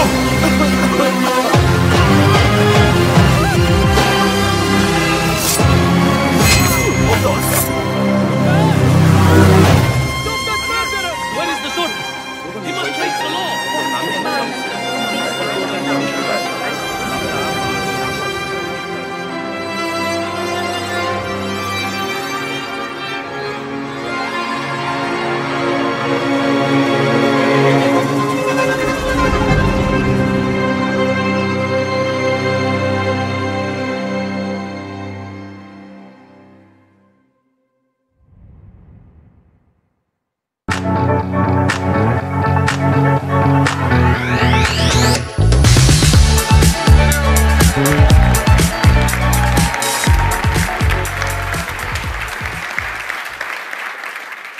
Hello, everyone.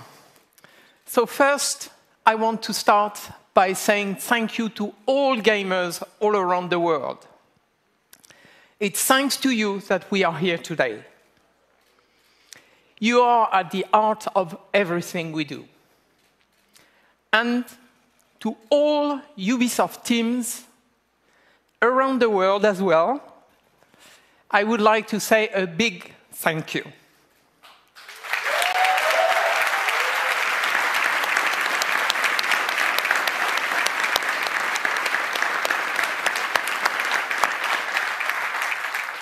Your talent and passion are at the foundation of this fantastic lineup. So I hope you are all excited to explore the amazing playgrounds you have seen today. At Ubisoft, we are creators of worlds. We are also proud to partner with some of the biggest names in entertainment to create original stories in beloved universes. Now, I am very happy to welcome Julian from Ubisoft Massive to give you a first look at Star Wars Outlook and gameplay. So thank you. Julian?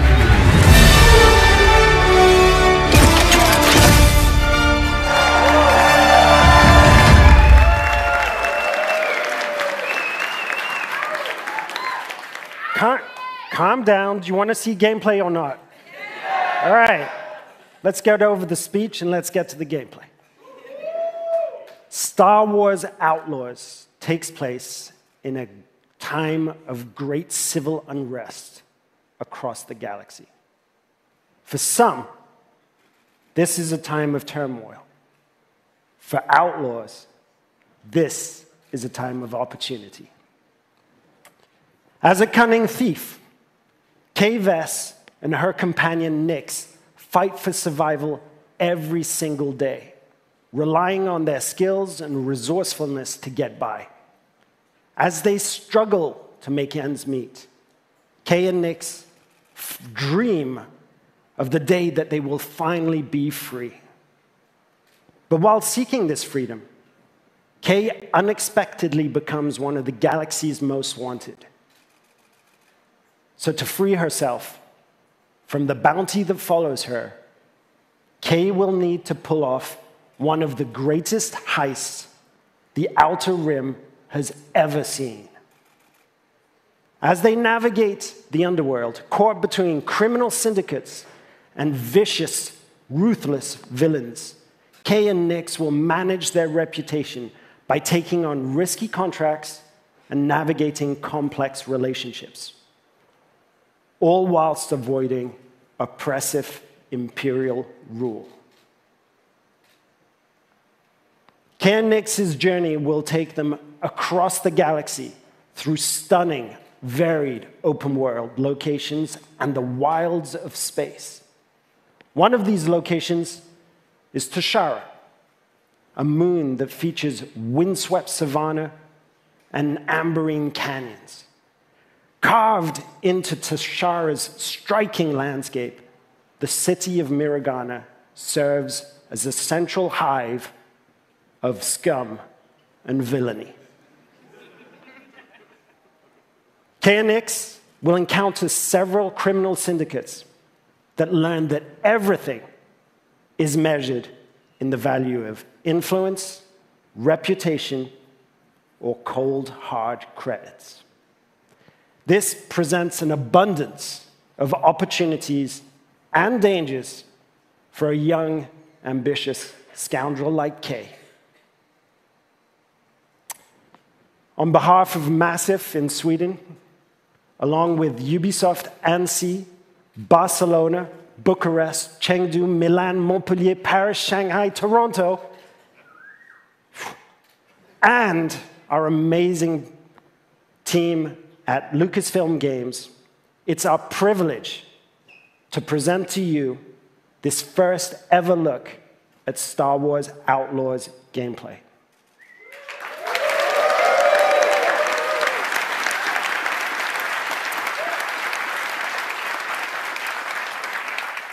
If you're willing to take the risk, the galaxy is full of opportunity. Thank you.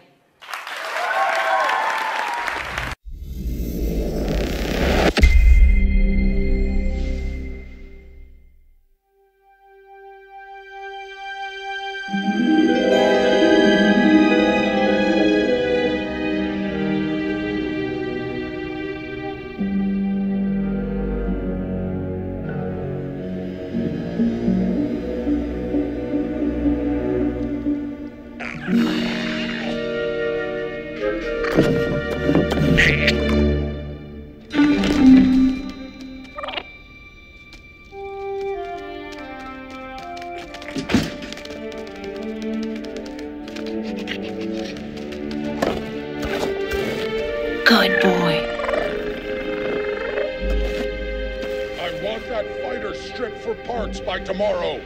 On it. All right, Nix. Let's go get paid.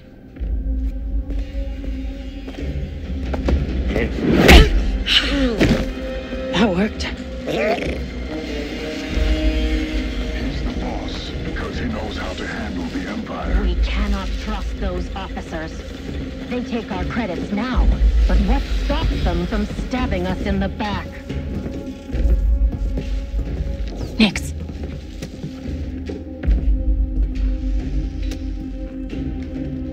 Hit that button.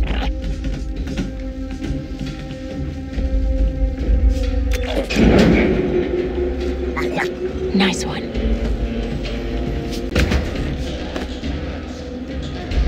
Hang on tight, little buddy.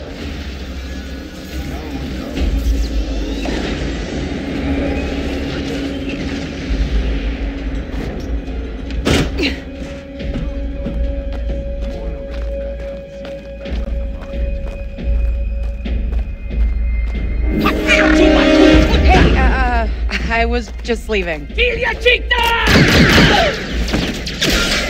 Okay, we'll figure this out.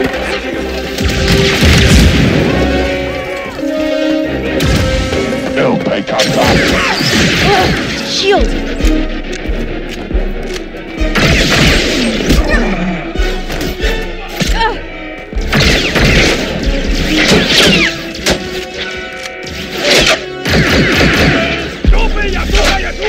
Hey, Nick! Catch!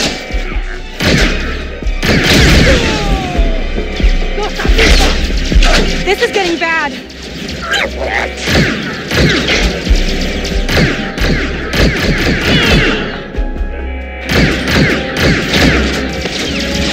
Let's try this out.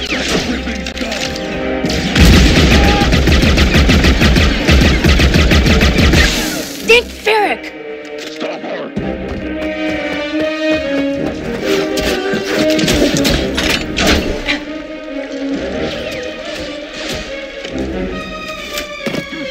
I think that went pretty well, right?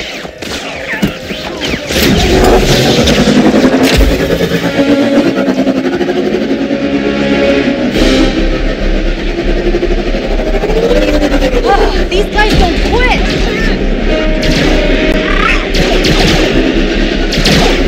Hang on!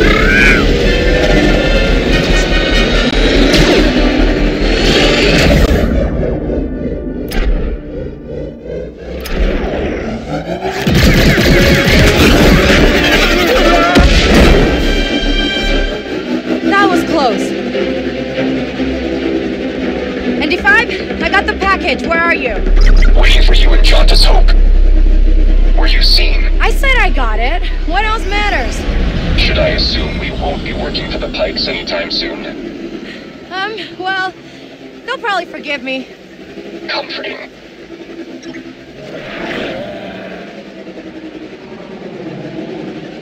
There's Jauntus Hope. We made it, Nix.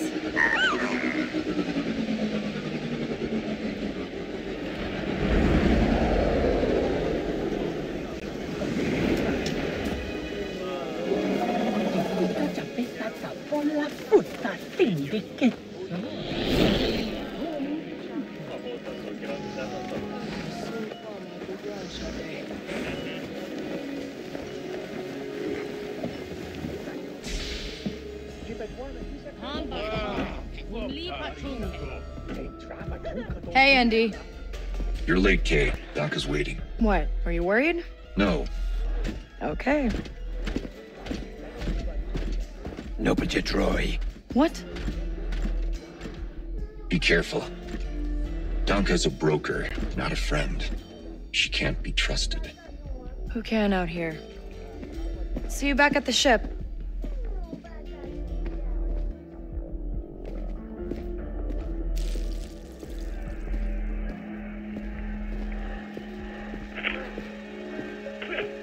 Round 2 and I still like my odds. Kay Vess. Back already. I told you she's fresh, but she's good. Who's this? Just a friend. Join us. Job was more complicated than you said, Danka. You lived.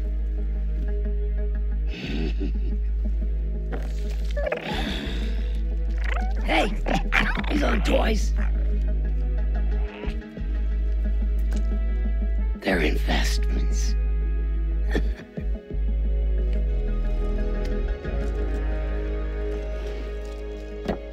Wait. We haven't met. Don't really know many of you. Stealing illegal contraband, running with syndicates. I could say you're a threat to the Empire. But I won't have to, if you're smart.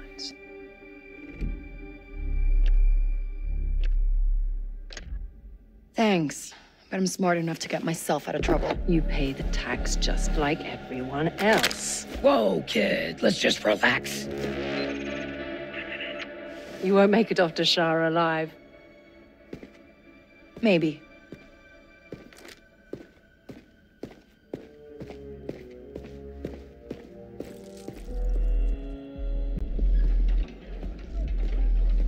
All troopers, we have reports of a fugitive in Jaunter's Hope.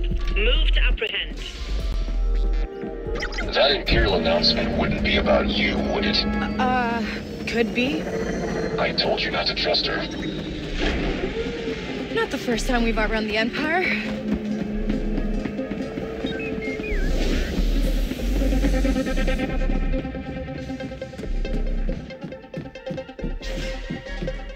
We need to leave. Yeah, no kidding.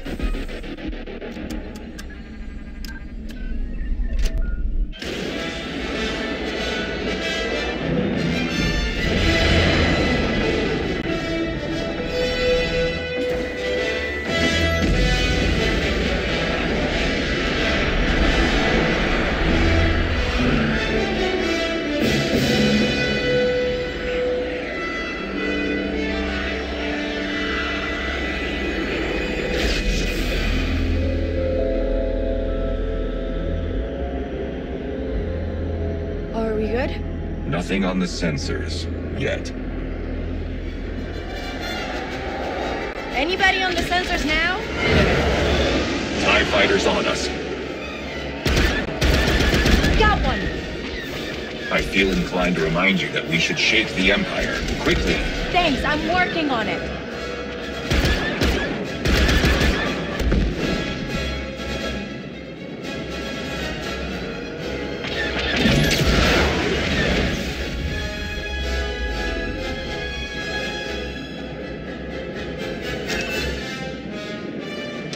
ND, get us out of here. Spooling hyperdrive.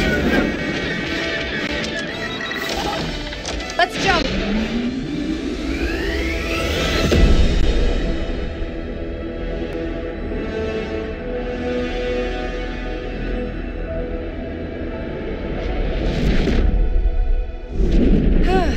We made it.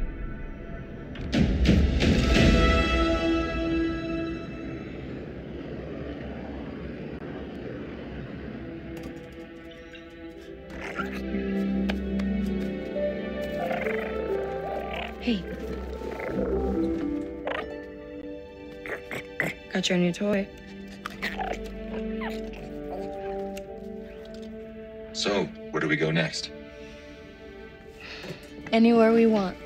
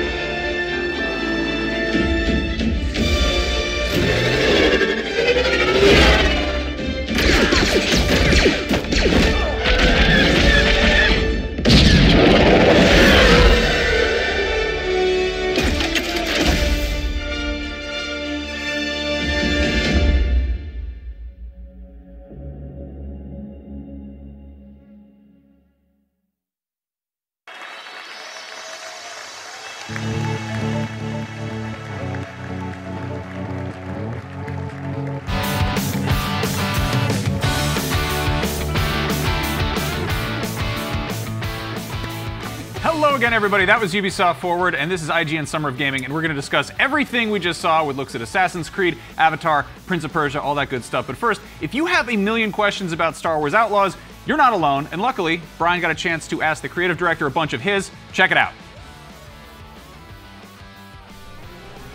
Star Wars Outlaws is the bold new Ubisoft game exploring that gritty corner of the iconic galaxy far, far away. Here to tell me all about it is Julian Garridy, creative director on Star Wars Outlaws. Thank you so much for coming. Thank you for bringing a new Star Wars game for us to take a look at today. I am so excited. Yeah, I'm excited too. We've been sitting on this one for a bit, so it feels like such a relief. It's out there. To start talking about it, not to refer to it by its code name. We can talk about Star Wars Outlaws. We can say the full legal title of the game. It's awesome. Give me sort of like a pie-in-the-sky overview on what this game is. So the way we like to think of this game is that it's the first ever Star Wars open world experience. It's the scoundrel adventure set between Empire Strikes Back and Return of the Jedi that's me as a 7-year-old kid would have loved to have played. So this is, you know, starting with the scoundrel archetype, fancy, going out to, okay, but what could be cool to add to that open world, being able to have a speeder, a ship, being able to explore not only different planets, but space and jump from hyperspace to another system, another planet, all of that stuff within one experience. What was something you were kind of looking to create when you thought about how big should this world be? How interconnected should it be in terms of like traveling from place to place? So, I mean, when we were working on the high level concepts, the first concept was a true scoundrel adventure. And that means, you know, thinking about how we adapt combat to a scoundrel archetype. But the second was all about the beauty and the joy of exploration and having these beautiful, exotic, but familiar landscapes and being able to go out and explore those on your speeder. And then, because we wanted to make it a little bit bigger, multi-planet space, open space gameplay as well. Right. So being able to jump into your ship, go into orbit, discover what's there, get tangled into a few dogfights, a little bit of exploration, and then hyper jump into a completely different system. Right. So you're effectively trying to find this balance between the intimacy of scrappy little gunfights and fisticuffs, and then big battles in space. Absolutely. And the let's say connective tissue in between all of that are the characters. Right. Because when you close your eyes and you think of Star Wars, it's not just the ships, it's not just the blasters, the materials that you see, but it's also the incredible characters, both alien and human, that you meet. And that's really the propelling red thread of the adventure that we're going to have. You're tangling with the underworld, you're tangling with the most ruthless criminal syndicates out there, but the characters are what makes you want to go on, to go forwards. And it's really something we took a lot of pride in. So there's a lot of player choices in cinematics and in gameplay that will, craft a story that really feels unique to you. We have seen morally gray, morally kind of like ethically ambiguous characters in Star Wars media and in games a lot. They're usually Jedi though, right? Like it's usually just like, is it the light side, the dark side, blah, blah, blah. This feels more like that Han Solo scrappy scoundrel. She's bar fighting, punching people in the face, no holds barred, not holding back. Tell me how you landed on this sort of archetype around this character, because I love it. We started off when thinking about the project and kicking off the process with Lucasfilm Games, we started off thinking about what archetype within the Star Wars archetypes could we really lean into, and could we develop a really interesting and different gameplay experience around. And for us, that was the scoundrel fancy. So the scoundrel fancy, it's a very Star Wars word. It's every time I used it in head office in France, they were like, it's a bit old-timey word. Like, it's okay. It's like pirate terminology, right? But that's why, you know, it it explains Star Wars Outlaws at the end of the day. So that was the fancy. And then once you have that box and you're thinking, what can we do with an outlaw-style gameplay? Right. You start thinking of the narrative elements too. And what we wanted to do is to show somebody who was a rookie, somebody who's just starting out, you know, a petty thief that finds themselves like making one bad decision after another and ending up in an incredible situation where they're tangling with the underworld and the most unsavory characters in the whole galaxy. Which are my favorite. Like I saw Jabba the Hutt and I geeked out. Like he's on my shirt today. Like I love that character. And it's not just Jabba the Hutt. It's Jabba the Hutt getting, you know, his Amazon delivery driver is bringing him Han Solo in carbonite. A carbonite surprise, yeah. And that seeing a game set between Empire and Return of the Jedi. Return of the Jedi is my favorite Star Wars movie. I recognize that Empire is the better film, but Jedi's more fun. This is an area that hasn't really been explored in Star Wars games, I think, since Shadows of the Empire, which is, you know, also focused on it's the sort of like derelict corners of the galaxy. Why there and now, right? Why that timeline? Because you're playing with a lot of different criminal syndicates and stuff like that. You know, the Empire has been taken down a peg a little bit, but they're building back up. Why was that the era to speak in? The first one is because the team is incredible fans of this era, right?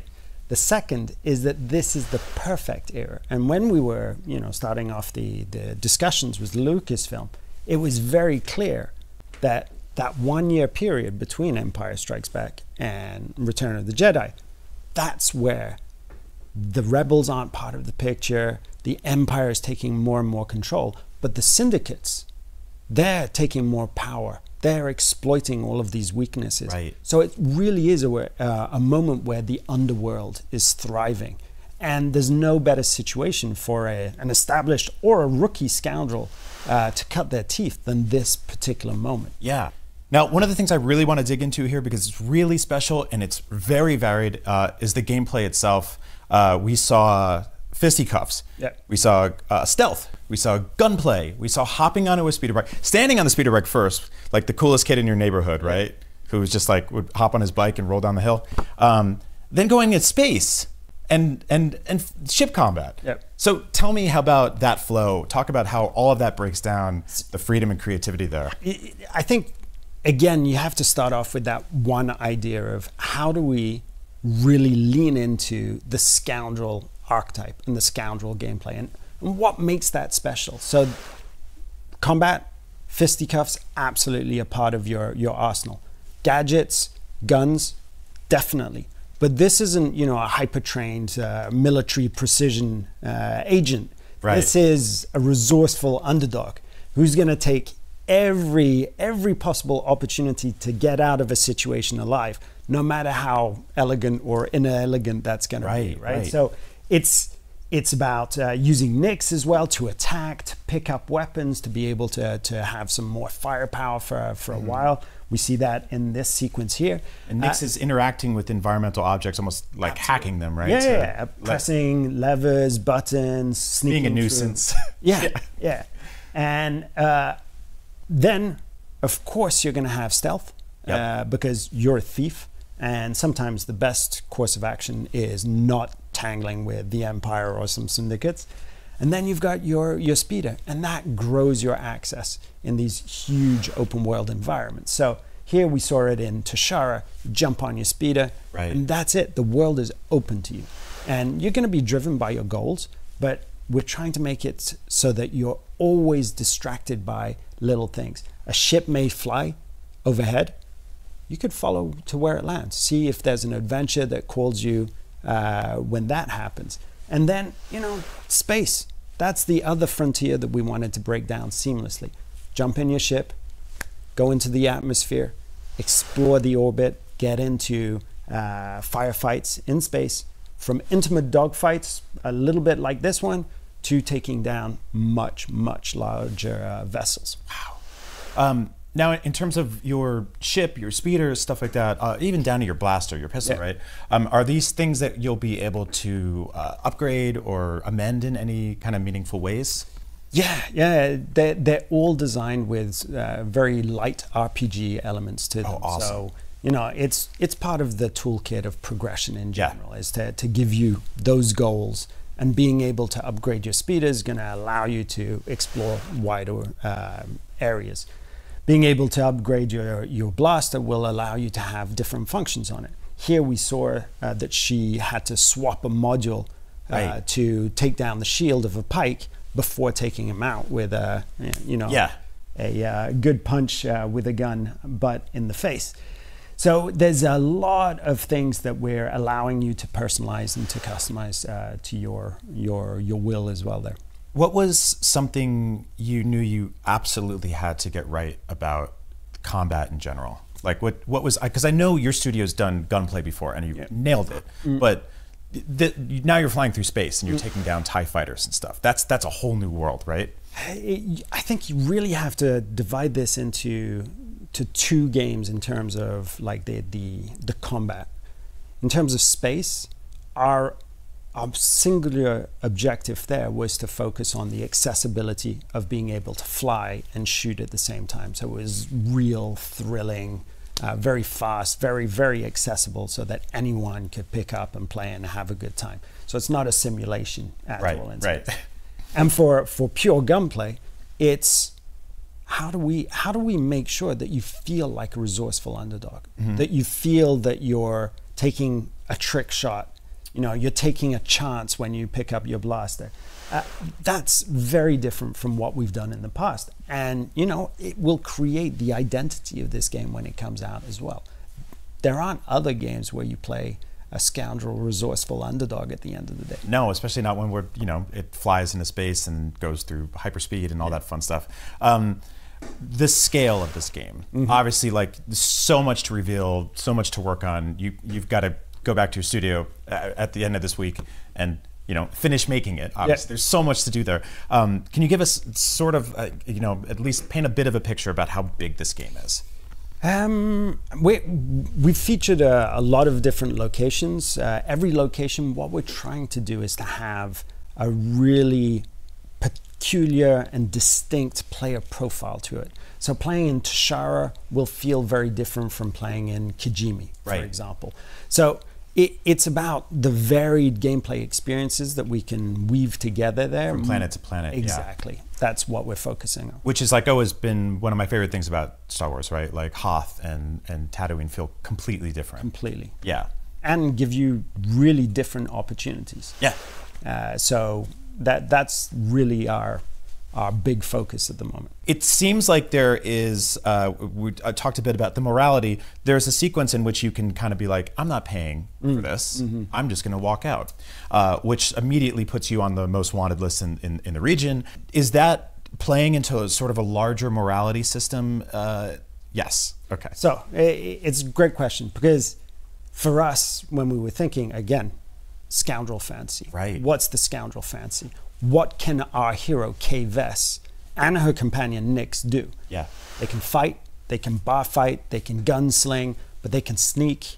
They're thieves, so they know their way around fights instead of through them. And of course, they can talk. Right. They're smooth talkers, and because she's a rookie, she doesn't maybe have the confidence that some of the other more legendary characters have, but she's finding her way out, and she fakes it until she makes it. And we're giving players the option of making dialogue choices because we want them to role play that scoundrel too. And that feeds into something we're calling the reputation system for the time being, but it's built around this concept that as a scoundrel, you live and die by your reputation with the different criminal organizations, the syndicates, the villains that you're going to meet. So you can craft your relationship with each one of those separate syndicates, and of course that will unlock, if you're in good terms, it'll unlock jobs for you, contracts, better prices, access to faction territories, that type of thing. If you're in a bad way with them, they're going to send people after you. Oh man! So you know, I love it. Stealing from one to pay the other. Yeah. You know, the full-on scoundrel fence. Oh my God, I love it so much. Good luck in the game. I cannot wait to play the full thing. Thank you so much. Thanks for coming. That was Star Wars Outlaws. Thank you so much. I cannot wait for this game. For all things Star Wars, Rancors, Gamorrean Guards, Hutts, and more, stick with IGN.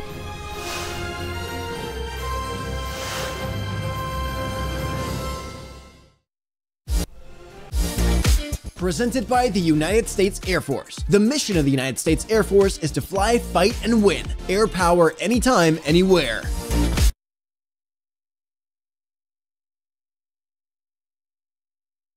So secretive, even we don't know what movies are on it or where they rank. What do you mean you don't know? Each episode will reveal one of the movies. Did I rush it? Felt like I rushed it. That was good, I liked it. Talk about why it belongs and finally find out where it ranks. Are you not entertained? Are any of the movies we've shown here even on the list? I have no idea, and it drives me crazy. Join us as we find out on the Cinefix Top 100, Mondays, starting July 3rd. Why so serious? Welcome to Super Debatable. When you got big takes on superheroes as hot as ours, well, you need a place to vent them. And that's exactly what we'll be doing week after week on Super Debatable, arguing over the most divisive topics facing fans. The MCU, that multiversal mess peaked years ago. It's all downhill from here. James Gunn and Peter Safran should absolutely nuke the Snyderverse. We could argue about this all day. And we will. Join us on Super Debatable Fridays on IGN. You saw the gameplay drop. Some of you said, oh, they showed too much. I assure you, you have seen nothing yet. It is... we've just scratched the surface. It is just the thwip of the Spider-Berg. If I may coin that. You may. I love talking to Yuri Lowenthal, the voice of Peter Parker Spider-Man in the Spider-Man games. For more content like that, follow IGN on all social platforms. We got video game previews, celebrity moments, and so much more. So follow us. Want the ultimate IGN experience? Check out IGN Plus. Members get exclusive deals and giveaways. Ad-free browsing, unlimited tracking on IGN Maps, discounts at the IGN store and with IGN partners. And best of all, free games. Get 30 days of IGN Plus for just $1. Head to plus.ign.com.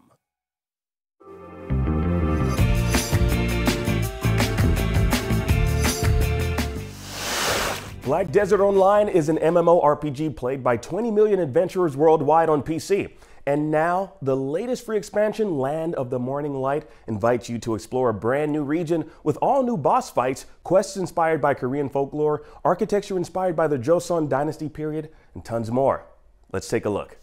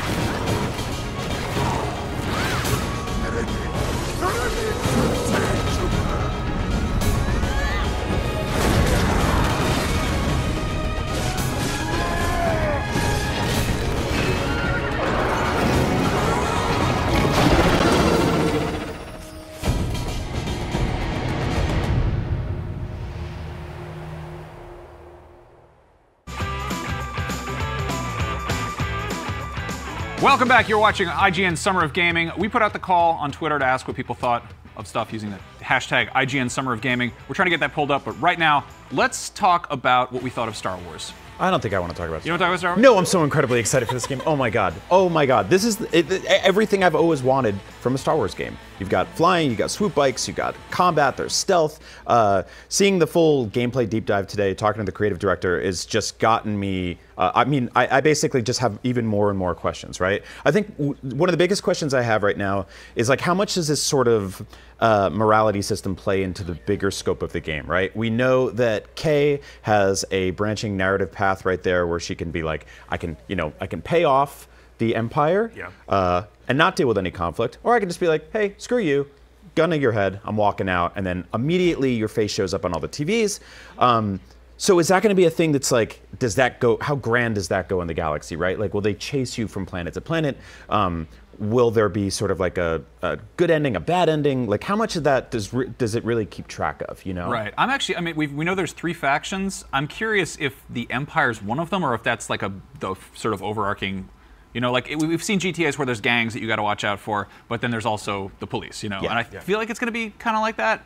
But yeah, to back things up, we jumped on Twitter. Sagir Khan says, this looks like every Star Wars fan's dream game, even the snobby entitled ones that can never be pleased. I'm intrigued. It was actually really funny watching this in the chat because there was one guy who was like, no fly ship, no buy, just spamming that. And then like, yeah, you can fly the ship. You just go off planet. You just Amazing. CIV says, I legit teared up when they entered orbit and into space. This is everything I've ever wanted from a Star Wars game. I don't want to like overhype it, but I think like I think this is sort of, you know, it's the kind of thing where like I think if you ask like 10-year-old me to describe like the most just pie in the sky ambitious Star Wars game ever, I don't think I would dream this big. Yeah. You know? Yeah. I mean, it's a pretty slam dunk example of taking some of the best stuff that works in games, right? Like there's definitely some GTA, Red Dead. You've got some third-person action, Uncharted stuff. A little bit of like Watch Dogs hacking via your, you know, pet puppy that can interact with terminals and stuff like. Yeah, Nyx is awesome. Love Nyx. Yeah, it's just, you know, I want to know how big these planets are, how big these playgrounds are. There's just a lot here I can't wait to dig into. Yeah, the vibe I got was kind of like an Uncharted, Red Dead Redemption sort of thing, like especially when you went into the open world aspect of it. But I was like, oh man, this looks really good. Like that formula really works for a Star Wars game, especially one that seems to be really heavy on narrative, which I'm very excited for because I love this story that we're getting bits of. And we were talking about her character design and the fact that she looks very much like she's very comfortable with being on the run constantly. Like she's obviously always getting into trouble.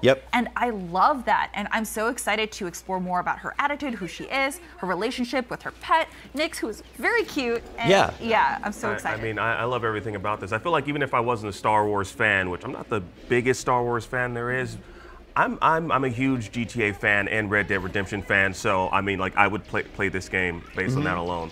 Well, it's interesting because it's like we got Shadows of the Empire ages ago, and that was a game designed almost entirely around the idea of Han Solo is in Carbonite right now. How do we come up with some sort of like scrappy, outcast, scoundrel character to take his place? Yeah, it was Dash Rendar. Dash Rendar as we have Han Solo at home. Yeah, and like I hope they find some way of incorporating him. We've seen them like kind of cherry picking. Like Jedi Survivor had armor that was basically Dash Rendar's. It was called, like the Outrider. Like the Outrider is his ship, which has shown up in like Rebels, I think. Yeah.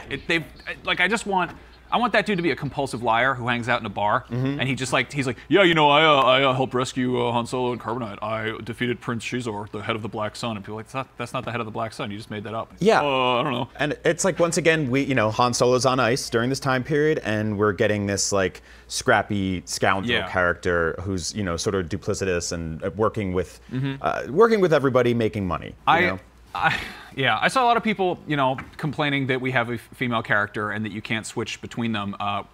6 weeks ago, we got Cal Kestis' second game in Jedi Survivor, and we talked to the creative director about that, and I think I asked like why there isn't like different good bad endings, and I feel like the answer to that is the same reason you can't sort of swap between male or female versions of Kay. And that's because it's canon. Like, it's part of the Star Wars story.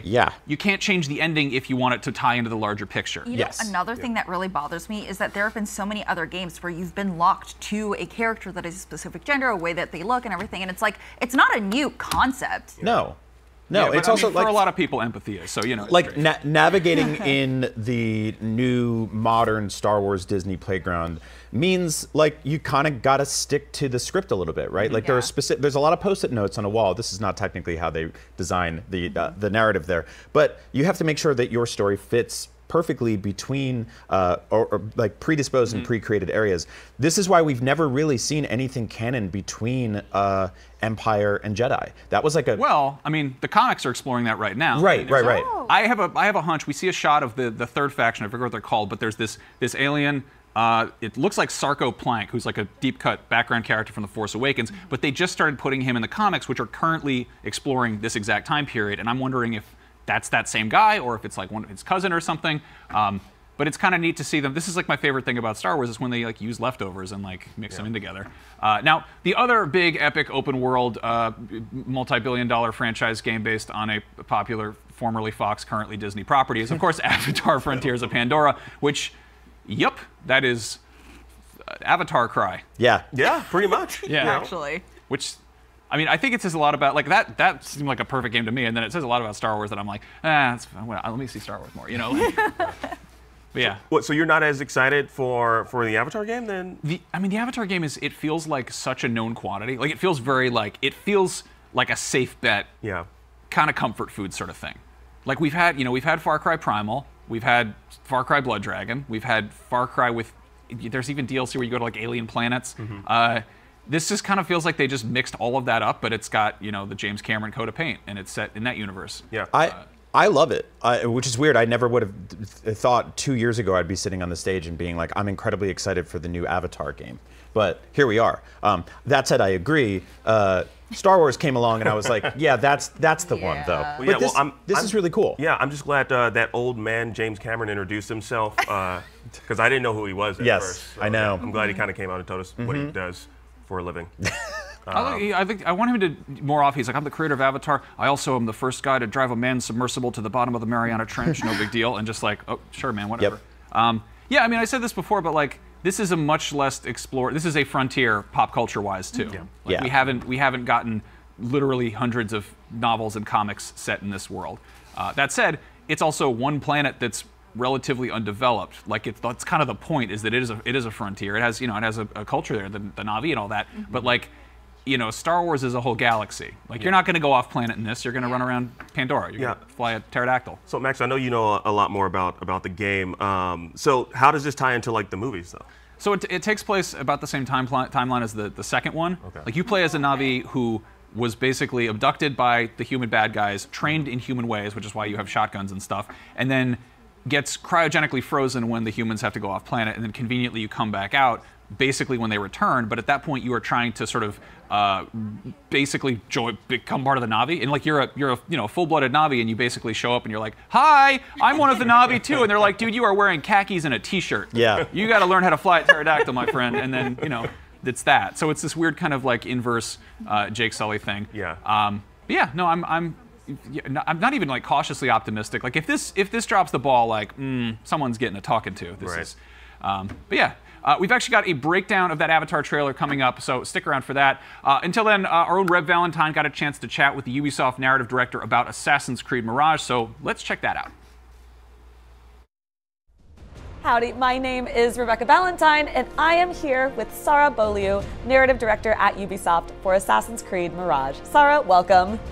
Thank you for having me. I'm so glad you're here, and I'm so excited about Assassin's Creed Mirage. I know you're hard at work on the final touches on Mirage. It's coming up later this year. It's the upcoming new entry in the Assassin's Creed franchise. It's promising a return to the series' roots with a focus on stealth and this beautiful, intimate city setting in Baghdad. So I'm thinking about how this is a return to the series' roots. We're talking Assassin's Creed 1, which I'm a huge fan of. And I think longtime fans know this is quite different from what we've seen recently in games like Assassin's Creed Valhalla. So what would you say are the biggest differences if someone was coming out of Assassin's Creed Valhalla and then playing Assassin's Creed Mirage? So first thing, you said it's stealth. So we focused on stealth really much. We focused also on parkour, really, because Baghdad is such a dense city with very narrow streets, parkour and assassination, which is also a good, very important pillars of ours. So that's going to be not the main difference, because it's still, the Assassin's Creed Valhalla. Assassin's Creed Valhalla actually showed parkour and stealth and of course assassination, but it is very key and very core to our game. So yes, the three pillars. Yeah, and I think one of the things that struck me a lot was learning that combat was not necessarily being deprioritized, but it's kind of a second option, effectively. Like when stealth does not work out, when stealth and parkour goes wrong, then you are caught up in fighting. Is that right? Yes, exactly. That's not Basim's thing, you know, combat, close-up combat. His thing is stealth, really. So what we wanted to do is really encourage the player to find ways to actually, you know, get to a target, hunt the target, strike the target. So you have different opportunities. You have, you know, you can bribe the guards to enter. You can actually, you know, cause distraction some way. That's different ways to actually enter what we call a black box mission. So that's, you know, these places, these spaces where you can hunt a specific target in different ways. So yes, stealth first and combat last resort. Yeah. Is it fair to compare it to, I remember in Assassin's Creed 1, you were able to sort of, you know, you would go to the area that you knew your target was in, and then you would spend some time gathering intel. So you like, you know, try to listen in on conversations or figure out, you know, a strategic way to approach them. And then that would sort of inform the different pathways you could take. Is there a similar thing happening with Mirage? Exactly. That's what we call the black box missions, actually. The black box missions is exactly what you described. So, we want to encourage the stealth. You have different opportunities, and if you want to replay the missions, you can do it again. It's also, I mean, as a player too, I know that I want to replay some of the things, some of the missions, and I played Assassin's Creed Mirage very, very often, and I tested, you know, the different opportunities, and it feels fresh every time, and it feels new, and yeah. It's what we want to do. So in terms of narrative, what we did is actually mixing what we see from the earlier games, so the linear story, the more linear story. So we have that in Mirage. You know, at the beginning it's very linear, and then we open to the, you know, to the world, and you have different targets you can hunt in the city, and you can play it in any order.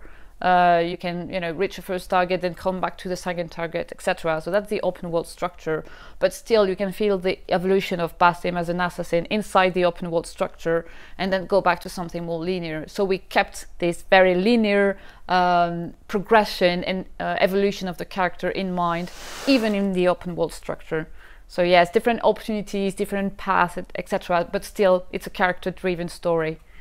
That's wonderful. So, I mean, tell me a little bit about that character, Basim. He's a street thief, I understand, who becomes an assassin. Basim is a character that I loved in Valhalla for many reasons, but the Basim you are gonna meet in Mirage is not the Basim from Valhalla at all.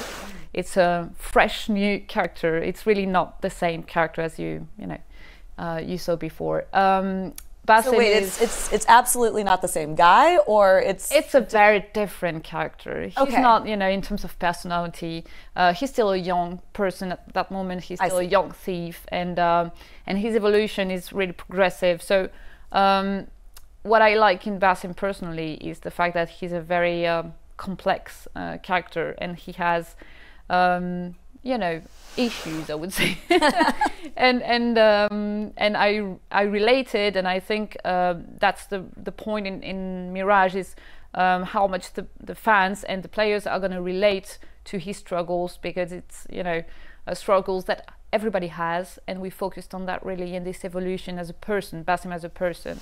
So yeah, I hope you love him as much as I do. So Assassin's Creed 1 came out way back in 2007, and I know since then, you know, there's been some criticisms of how certain aspects of representation were handled in that game. Yeah. So what work have you done here to reflect on that feedback and make sure that Mirage's details and story and representation are as authentic and respectful as possible? So actually, that's something I'm really proud of, and I'm proud of the team on that matter, because so we have experts inside Ubisoft who actually helped us on a very, very daily level, and then we had experts on the outside. So some people came just to give their advices and expertise on very specific topics. So that's the first point. And the other point was inside the team again, we wanted, so for example, we wanted actors who came from Middle East or whatever the characters they were playing were from. So, for example, Basim, his origins are never told in Valhalla. We know that he was born in Samara, and back in the days, especially in Baghdad, people would come from everywhere. So you have people coming from Middle East, but also from other countries, and we have this diverse city that we wanted to portray. So again, we had experts from every field, and I'm really proud of that aspect, really, because I think we did a great job on portraying this diverse city with all the people in it. Yeah, I'm really excited to see it. I mean, I know it's not quite the city that we saw. It's a different city than what we saw in Assassin's Creed 1, but I know there's going to be some similarities in like architecture and culture that, you know, cross over there, and I'm very excited to sort of revisit some of that feeling. Yeah, it is quite different though, because it's different. It's 200 years before, and it's also a very again, it's a very diverse city, so you can meet people from all origins there. Baghdad was the center of the world at that point in history, so we really feel that in terms of of the people you meet again, and the architecture too. How do you feel about sort of going back and revisiting this very specific style of Assassin's Creed that you've kind of moved away from over the years? Is it scary? Is it risky? Is it challenging? Is it exciting? Where are you at on that? Yeah, we are very aware of the heritage and what we need to do, what we want to do also as players, you know, because the dev team is also a team of players. So that's both challenging and exciting.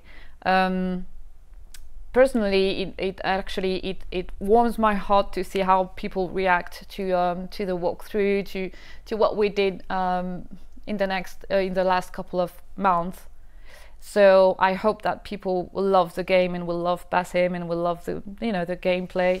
But again, it's exciting. Well, Sarah, thank you so much for coming and talking about Assassin's Creed Mirage. I'm really stoked to get my hands on it later this year. Thank you for having me again. Thank you. Assassin's Creed Mirage is coming to PC, Xbox, and PlayStation on October 12th.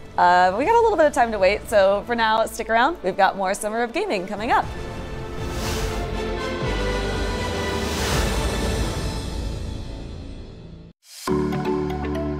IGN's Summer of Gaming is presented by Lenovo Legion with 13th gen Intel Core processors. Beyond performance. So you like IGN, huh? The news, the videos, the guides, and wikis, it's all in your wheelhouse. But do you ever wish there was more? Introducing IGN Plus, a brand new program that's loaded with tons of cool perks and benefits. Sign up for IGN Plus today and you'll unlock free games and in-game content every month, a free subscription to Map Genie Plus, huge discounts for stuff like Dream Gear, Power A, Humble Bundle, the IGN Store, and tons more. IGN Plus is just $29.99 a year for a limited time. You deserve a little extra. Behind every game, movie, and TV show you love is a wild, crazy, and sometimes unbelievable story. No one is just black and white. From revealing the secrets behind your favorite franchises to solving a legendary video game mystery, I'm coming for you. IGN Inside Stories gives you a peek behind the curtain. If people come to the game now and see what's going on there, I think they'll be surprised. Join us as we dive into hyper-dedicated fanbases, worldwide phenomenons, and the most incredible untold tales in games and entertainment. I said, wait a minute, that doesn't sound so good. It was definitely not what I expected in the best way. Inside Stories, available now only on IGN. And I was like, holy shit, we're gonna do this. Have you been stuck on the same quest for just way too long? I just want answers! IGN strategy guides and interactive maps are here to help. IGN guides are trusted by millions, easy to use, and of course, free. You can even track your progress with handy checklists if you go for 100% just like we do. We're gonna be going over some sensitive material. IGN has the very best, most complete, and accurate guides for The Legend of Zelda Tears of the Kingdom, Star Wars Jedi Survivor, The Witcher 3, Pokemon Scarlet and Violet, Elden Ring, and so much more. I will require some time to process this information. Every guide is tested and verified for you by experts. Just search for IGN.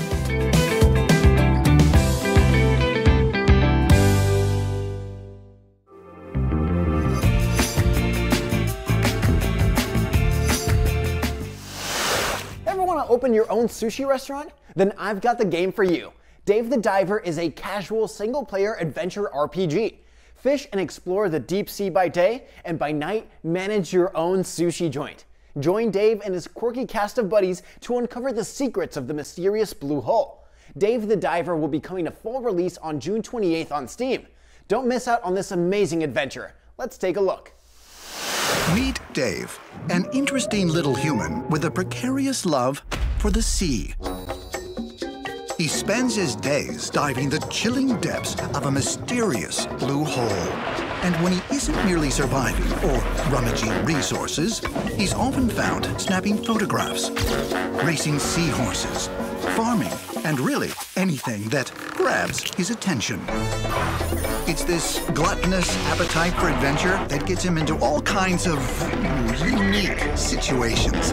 Luckily, he's at the top of his game and at the top of the food chain. I suppose even the most voracious hunters have their off days. The blue hole is home to unimaginable secrets. And with Dave's unquenchable thirst for discovery, there's no telling what he may encounter. Dave the Diver. Avatar: Frontiers of Pandora has been on our radar for some time, but it wasn't until this year's Ubisoft Forward that we got a clear idea of what kind of a game it is. Despite being developed by Massive Entertainment, the studio behind the Division games, Frontiers of Pandora clearly has a lot of Far Cry DNA. Here are 11 things that we noticed or have questions about in the most recent trailers. First off, let's set the stage. You play as a Na'vi who is abducted by the RDA and raised in human customs, but also trained to fight with human technology. That explains the gun-wielding Na'vi. This messed up project was the brainchild of this guy, John Mercer, who looks to be the big bad. The goal here was to make these Na'vi child soldiers fight their own kind, but before that could happen, the events of the first film took place and the RDA was forced to evacuate. On the way out, Mercer orders you and the other Na'vi children killed, but luckily, somebody put you in cryosleep instead. That raises a question though, who put you in cryosleep and what happened to the other kids? These are good questions that'll undoubtedly be answered in time, but based on the number of fingers your savior has, they're a genetically engineered avatar, not a native Na'vi. That suggests that not all the human characters in the game are necessarily bad, but will they actually be any help in your liberation of Pandora? We'll have to wait and see. Your character comes out of cryosleep 15 years after the first movie, just in time for the RDA's dramatic return to Pandora. That puts it squarely in the same time frame as The Way of Water. The game's setting is the Western Frontier, which is a part of the planet we haven't seen before, so it seems unlikely any familiar faces will show up, but you never know. Massive's goal here was to tell a new story set in the universe, not try to connect to the movies. So that answers the when and the where, but what about the who? Well, that's kind of up to you. You'll be creating your own Na'vi hero and customizing their appearance. How much, if at all, your decisions will affect the narrative remains to be seen, but at the very least, the goal here is to allow players to take some ownership of their character. As for the moment-to-moment gameplay, well, it looks a lot like Far Cry. There will be RDA facilities to liberate in classic Outpost fashion. You'll have your choice of going in loud, putting your human training and gear to good use, or you can take a stealthier approach using lower-tech Na'vi weaponry and maybe disabling some alarms along the way. We get a look at explosive arrows in action, so expect to be crafting some different types of projectiles and possibly customizing your weapons. You've also got Na'vi senses that can be used to tag enemies from a distance. So yeah, basically Far Cry. One way Avatar will deviate from Ubisoft's other open-world shooter series is that your Na'vi biology has you almost twice the size of your human foes, which doesn't really seem like a fair fight, unless of course they're outfitted with amp suits, which a lot of them are. Even then, you'll be able to rip enemies out of those, but something tells us that's not going to be possible right away. We get a brief glimpse of a skill tree, and it seems like you're using your neural queue to commune with Eywa and relive memories of the warrior. In other words, you can shove your alien ponytail into a magic plant and unlock some sick takedowns. Never has a skill tree been quite so literal. In a good open world, the main character is the world itself, and Frontiers of Pandora looks like it understood the assignment. The key thing here, to set it apart from every other open world, is the verticality. There are floating mountains and massive trees and giant plants that'll launch you into the air, and getting around will have you relying heavily on your Ikran, or Banshee. How that relationship actually affects gameplay seems like it'll really determine whether or not this experience feels unique. Like Jake Sully, you'll be undergoing the rite of passage of your first flight, which entails taming one of these kick-ass space pterodactyls so it'll be your best friend. It looks like you'll be able to feed and customize it, which is reminiscent of horses in Red Dead Redemption 2 or Breath of the Wild. But Ikran can fly. Are they any good in a fight? NPC animal sidekicks were a big hit in Far Cry 5 and 6, and it seems like your connection with your Ikran will be even stronger than your working relationship with Cheeseburger the bear. Again, Frontiers of Pandora has a lot of familiar Ubisoft DNA. The Ikran flight reminded us a bit of the VR game Eagle Flight, And there's been plenty of bird's eye view stuff in the Assassin's Creed games. But true to the source material, forming a bond with your Ikran will be integral to the experience. Far Cry has had rideable animals and it's had aerial combat, but this looks like the best of both worlds. And, you know, of course you can ride the dire horses, but they can't fly. Expect to see plenty of other wildlife, not all of it so friendly. Then again, the enemy of your enemy is your friend, so we might get eaten by a Thanator or mauled by viper wolves, but they might also help us do some eco-terrorism to the colonizers. Can you ride a Thanator? Well, if you can't wear an amp suit, you better be able to ride a frickin' Thanator, or I want a refund. Anyway, the last Avatar movie showed us the life of nautical Na'vi, but aside from a brief glimpse of swimming, it doesn't seem like Frontiers of Pandora will have too much water. That's fine, as it clearly has sky-high ambitions. The overview trailer calls out 3 biomes: the Kinglor Forest, which should be somewhat familiar to anyone who's seen the movie, the grasslands of the upper plains, and the Clouded Forest, where nothing is as it seems, whatever that means. From what we've seen, Frontiers of Pandora looks like something old, something new, something borrowed, and something blue, but for anybody impatient for the next Avatar movie or the next Far Cry game, it definitely looks like it'll hold them over. What did you think of this game's big reveal? Let us know in the comments, and for more info on Frontiers of Pandora, check out our interview with the Associate Creative Director, and for everything Avatar and video games, you're already in the right place, IGN.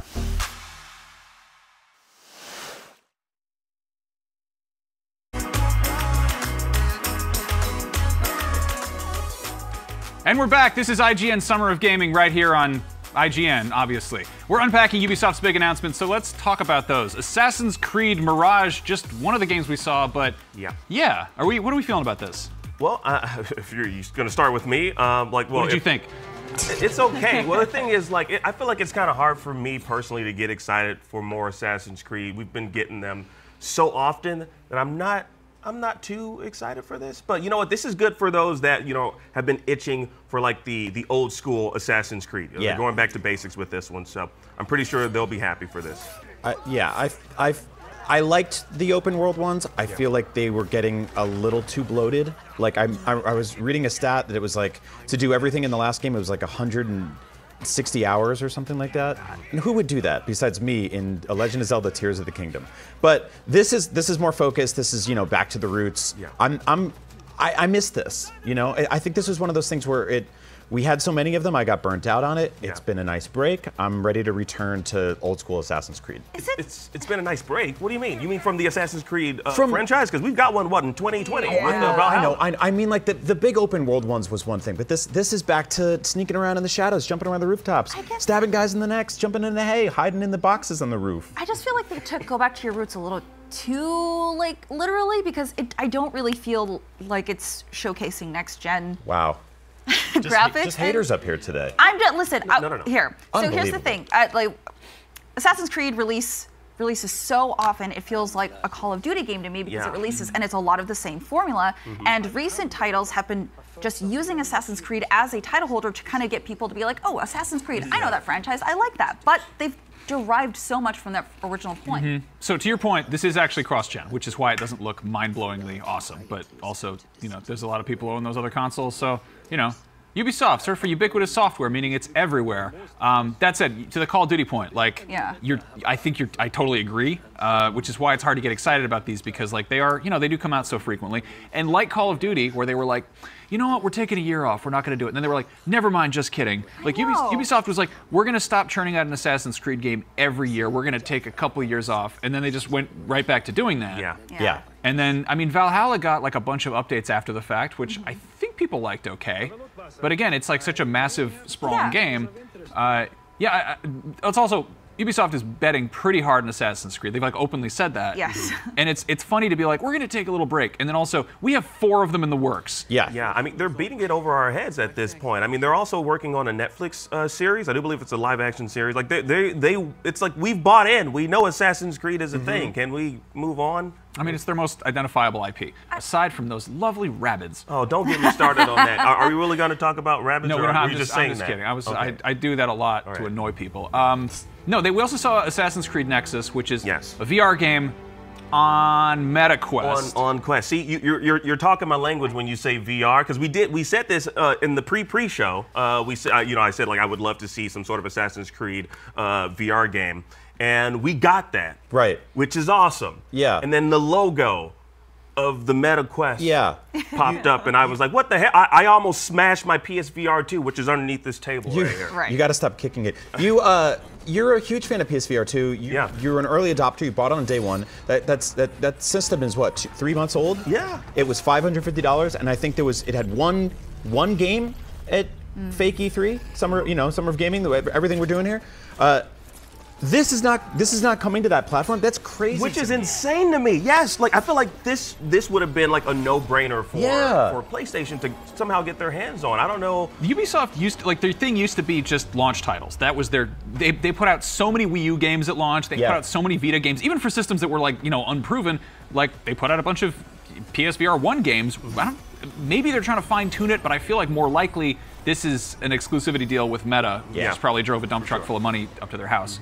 Either way, he's going to throw up on that carpet. Look, fans are going to love this though. Absolutely. You get to play as Exio, which is awesome. Exio is like he's an OG, Assassin's Creed. We got Connor. From 3. I like him, even though I don't like that game that much. But I want to see gameplay because that was just a lot of fancy cinematics, and I'm just like, how is this going to work? I mean, here's the thing: like MetaQuest gameplay doesn't really look good if you're not playing it. I don't have. Do you have the stomach for this? Yes, Can you do of this? course. I can't do this. Like I'm gonna need Dramamine or whatever. Now, ginger root. Another game where you jump that's probably not going to make you nauseous is Prince of Persia: The Lost Crown, which yes. Totally. Again, this is another sort of safe bet where I'm like, you show it to me, I'm like, yeah, I'll play that if I play it. It's. I think. Do we know the price point for this yet? I don't know. I have a feeling that's going to be a contentious one. Yes. Because I saw the $60 price point for the new Sonic game was sort of a lightning rod for debate there. Games are moving to $70 almost regular. Almost every game we saw today had a pre-order thing. Star Wars, Avatar, $70. And so I don't know. It's like Dead Cells was like $20, right? And this is kind of evocative of that. So actually, we got an update, so you can actually pre-order the game, and the standard edition costs $50, and the deluxe edition costs $60. Oh man. Okay. See, I would say that this is like a $30, $40 game, but I'm not a developer, so I can't put value on it. But for me, I don't see myself paying 50 clams for this. I mean, it sucks because I don't know. We don't know how big the game is. We don't know what the. What do you use for currency? What do you pay? How many buckaroos would you? Is that how they bought stuff in Persia back in the day? I don't know. Okay. Your money stinks. Anyway, it's not fair to look at a game based on pearls and clams. This is the worst bank over there. Oh my god. Sorry. My point is, like this was a game that was $50 in the 90s. Like we look at games with this perspective and we assume that they should be cheaper, and part of that is because of indie games having a lower price point, like Dead Cells, for instance. And I don't know. It's tricky, but like clearly they've spent time making it, but it's weird to see like that's $50, and then you look at what Assassin's Creed looks like, and like, that's $70, and it's like there's a lot more in a big open world game, which doesn't mean this is bad. It's just sort of a different experience, and I think the thing is like a price point like $30 might deter some people. Like, oh, maybe it's not worth it if it's already like at a discount. So I don't know. I think that might be their logic, but I'm deterred by looking at $50. Yeah. Anyway, the game itself looks cool. If they were like day one on Game Pass, I'd be like, sure, why not? Yeah, but again, it's the problem with devaluing games because of how they're priced or whatever. I'm going to be a little bit contentious here, and I'm going to say something that. All right, so. Here we go. maybe I don't know. Look, it's boring if we all just sit here and nod our heads. It's boring. Go, do it. This price point, and then also having seen the showcase and the lack of actual gameplay that we've seen for some of the games that they showed, I feel like the showcase really just encapsulated just how out of touch Ubisoft seems to be with the gaming community. And I have been very vocal about this. Like, I reviewed Hyperscape, and they were so out of touch, and it seemed like they just wanted to chase after the latest trends. And with you pointing out that this game used to be $50 back when original Prince of Persia came out, it kind of made me think of like, oh yeah, there is that disconnect. And I'm not saying that this game isn't great. I'm just saying it might be like, I don't know if people are going to want to play this game for $50. Yeah, no. So. I mean, the original side-scroller Prince of Persia games were $50 in like 1987 or whenever they came out. Yeah. So it's tricky. That said, we got to take a quick break, but there's more IGN Summer of Gaming coming up real soon.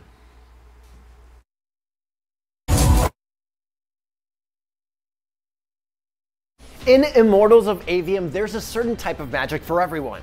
Me? I like to live dangerously. So I'm learning red magic, which embodies entropy and violence. Its spells can create, rend, and harness energy in extreme ways, manipulating them to unleash destructive beams or disrupting it to disorient enemies. And I think I'm getting pretty good at it. Dude, that's like a $20,000 camera right there. I'm so sorry. I'll get some more practice.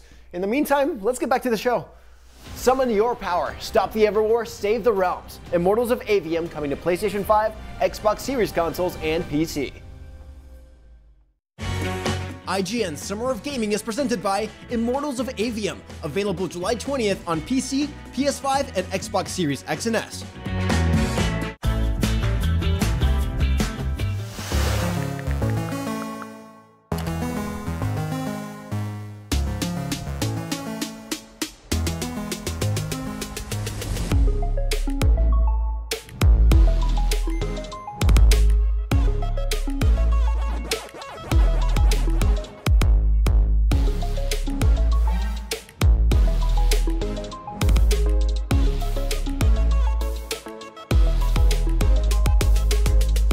Behind every game, movie, and TV show you love is a wild, crazy, and sometimes unbelievable story. No one is just black and white. From revealing the secrets behind your favorite franchises to solving a legendary video game mystery, I'm coming for you. IGN Inside Stories gives you a peek behind the curtain. If people come to the game now and see what's going on there, I think they'll be surprised. Join us as we dive into hyper-dedicated fanbases, worldwide phenomenons, and the most incredible untold tales in games and entertainment. I said, wait a minute, that doesn't sound so good. It was definitely not what I expected in the best way. Inside Stories, available now only on IGN. And I was like, holy shit, we're gonna do this.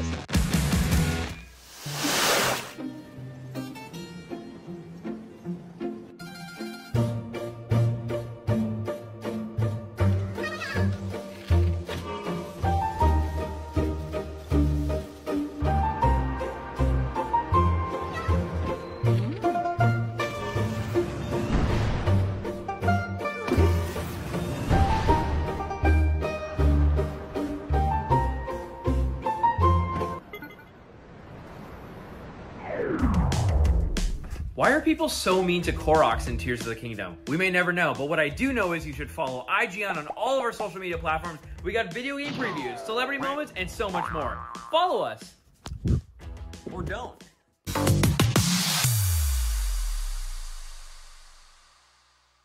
All right, welcome back. Let's get kind of big picture here for a second and talk about just this. I guess let's do our picks of the show first. Sure. I think Brian, this is a very easy answer. What's your favorite game they showed off? Just Dance. I mean, it's an Olympic sport now. I love dancing. I love Star Wars. It's Star Wars Outlaws, of course. How could it be anything else?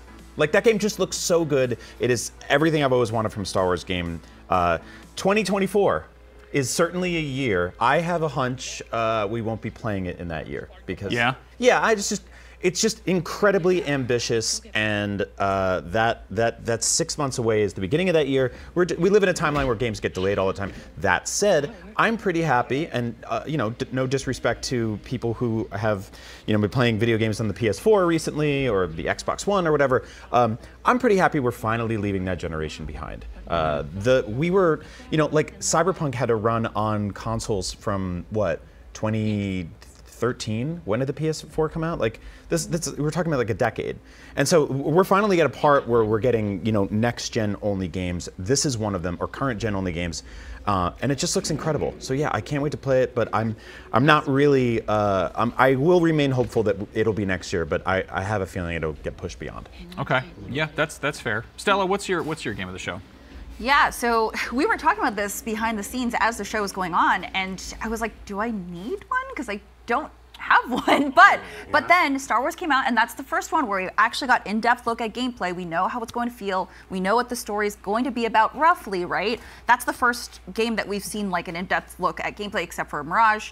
So for me, it's probably Star Wars. If I had to pick one, at showcase. I don't think I've ever heard you awe so many times. Nyx is so cute. He's definitely modeled after an axolotl and a munchkin cat. And if you catch very briefly one of the scenes when he hops up into her lap, he makes biscuits.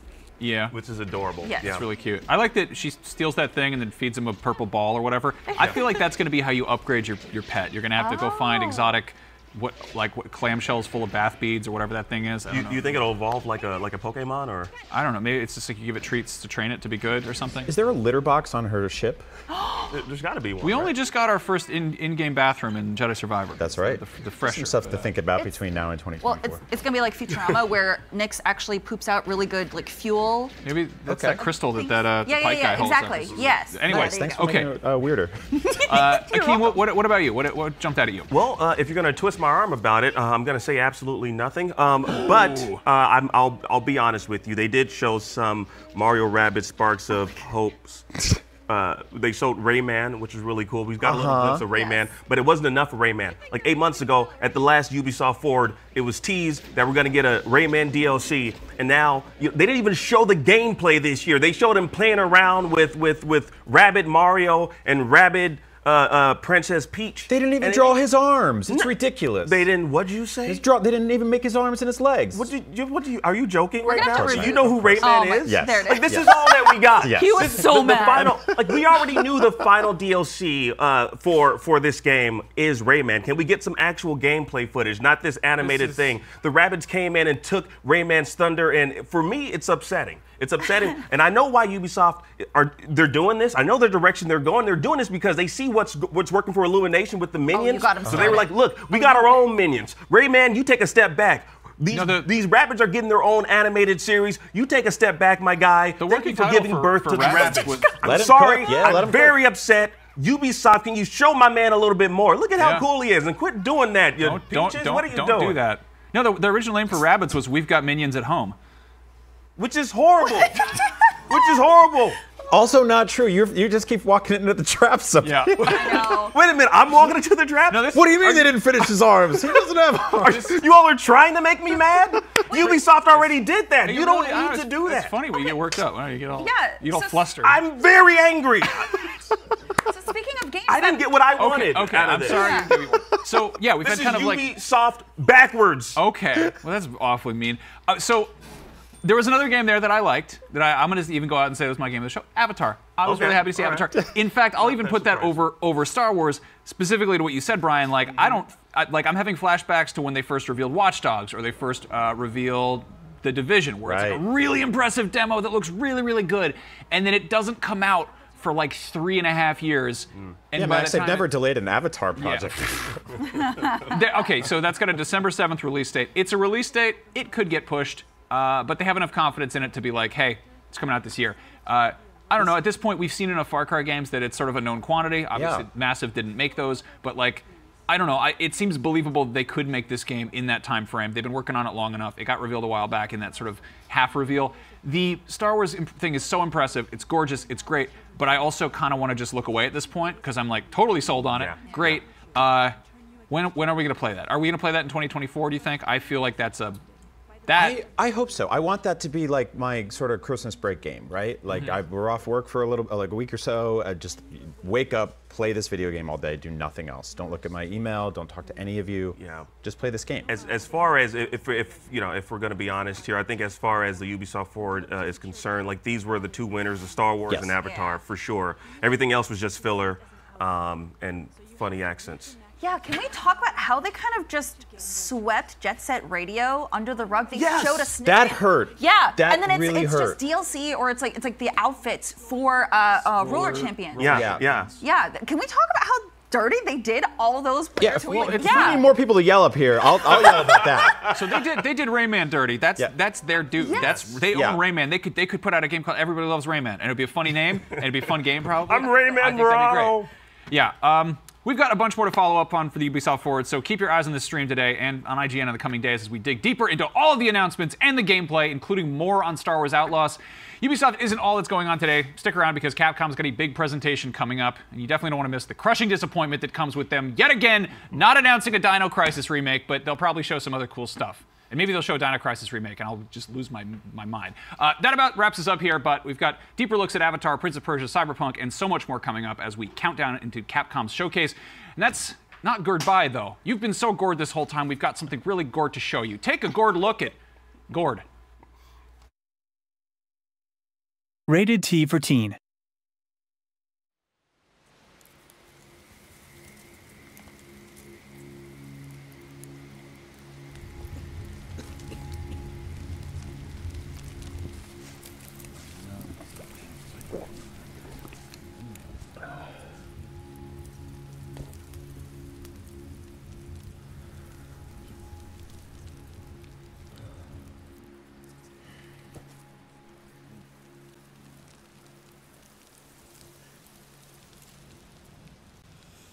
Hear the whispers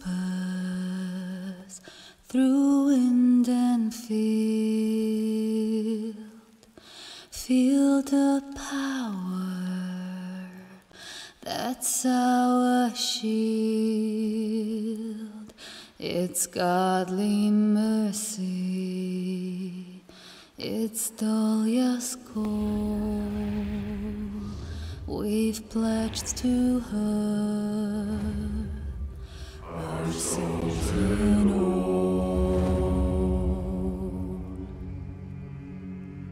Bodies graced brought, beckoned and stirred from traitors' lips,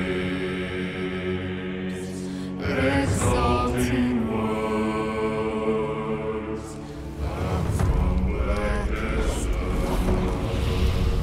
Great serpent betrays cursed to wear their secret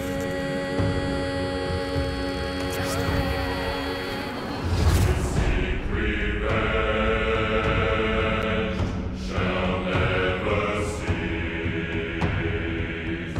All noble dead to break glorious peace. The death is spreading with mighty bane, and noble Hefton shall soon be slain.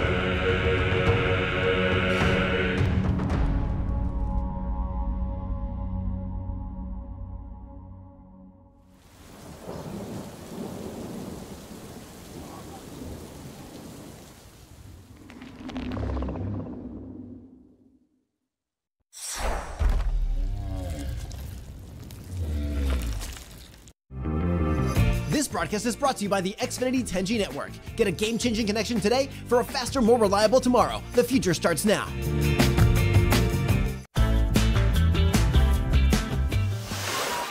Tune into IGN1 on your smart TVs for the latest news on your favorite releases, gameplay exclusives, and all the entertainment you can handle. Cinefix on IGN1, your friendly Friday night home for film fanaticism. You're watching The Weekly Fix, ready to fill you in on anything you may have missed in the world of gaming and entertainment. Welcome to Should I Play This? This is what to watch here on IGN1. Find it all in one place for free on IGN1. They turned into a network. Who knew? The Cinefix Top 100. A list so secretive even we don't know what movies are on it or where they rank. What do you mean you don't know? Each episode will reveal one of the movies. Did I rush it? Felt like I rushed it. That was good. I liked it. Talk about why it belongs and finally find out where it ranks. Are you not entertained? Are any of the movies we've shown here even on the list? I have no idea, and it drives me crazy. Join us as we find out on the Cinefix Top 100, Mondays starting July 3rd. Why so serious?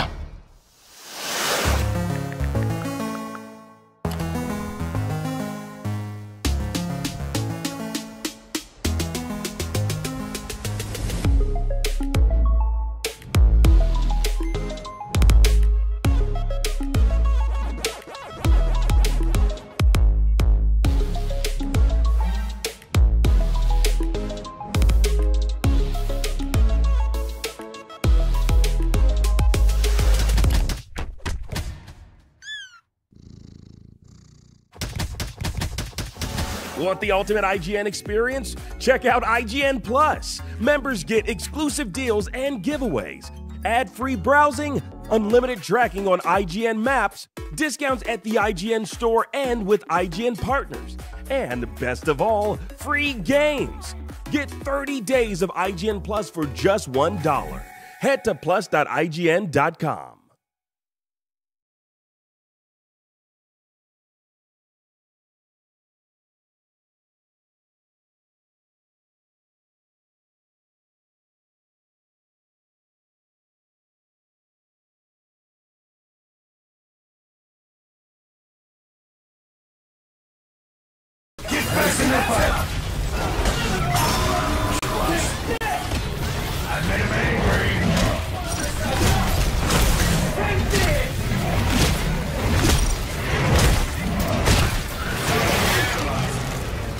Dinosaur call. You are completing objectives slower than the enemy team. Proceed to next mission. Increasing hazard level to maximum. Carnage module online. Consider this superior dinosaur threat an opportunity for professional growth. Prepare for battle.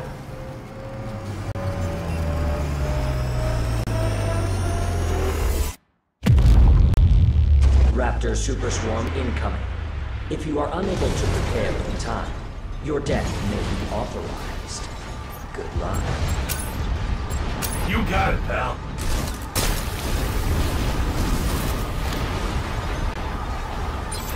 Use Zephyr to quickly meet the enemy in melee combat. Just try and stop! Get behind me!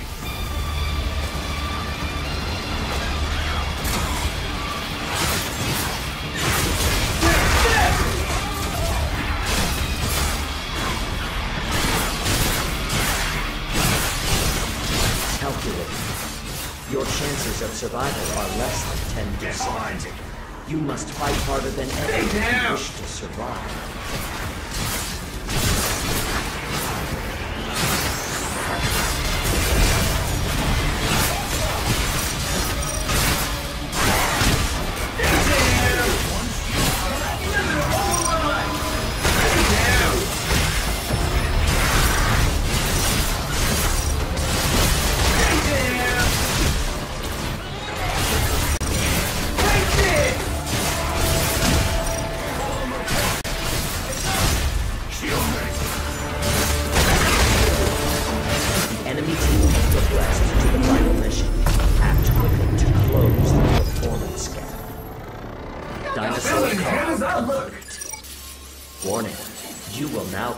The final mission. Brace yourselves for interdimensional travel. Prepare for combat. The final mission will be data key security.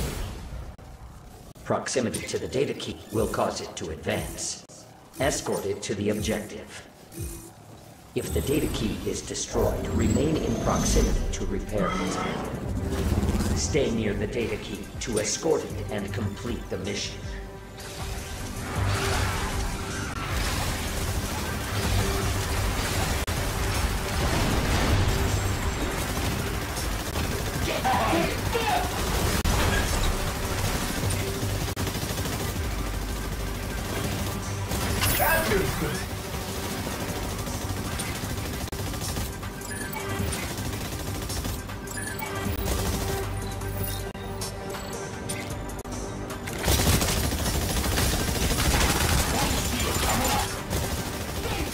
The enemy data key has progressed 20%. Escort progress 20%. A Dominator has been generated for your team. Use the Dominator to commandeer a dinosaur and attack the enemies. I have awarded the enemy team a Dominator. They may invade with a hostile dinosaur. Stay near the data to escort and complete the mission. Dominator activated!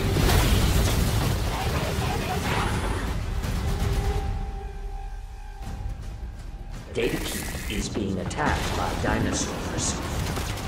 Your allies are on the offensive near the enemy team.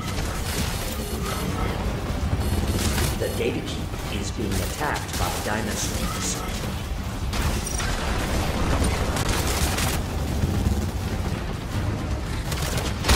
The enemy data key has progressed 40%. Escort progress, 40%. The data key is being attacked by dinosaurs. The enemy team is on the offensive. Fight back. The enemy data key has progressed 40%. Heading to market. Escort progress, 40%. The data key is being attacked by dinosaurs. The enemy team is on the offensive. Fight back. The data key is badly damaged. The data key is being attacked by dinosaurs. The data key is being attacked by dinosaurs. Shield ready. Let's pay more game.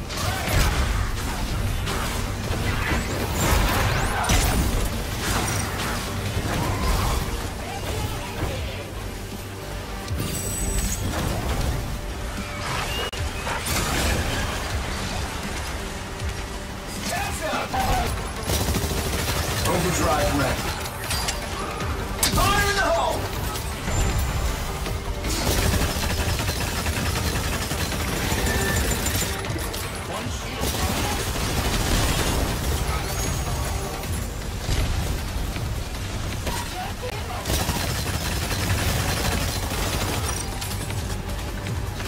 Escort progress, 80%. Shield broken. Fire in the hole!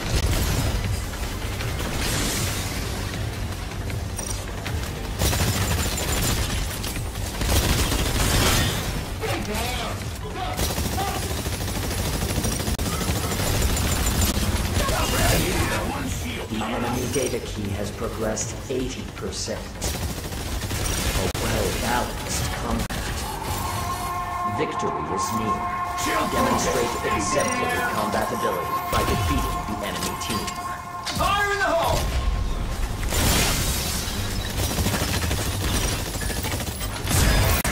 Nice work.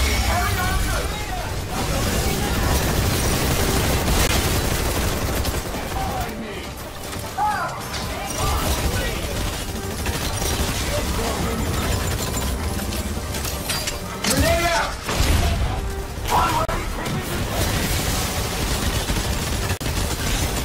The data key has reached the objective.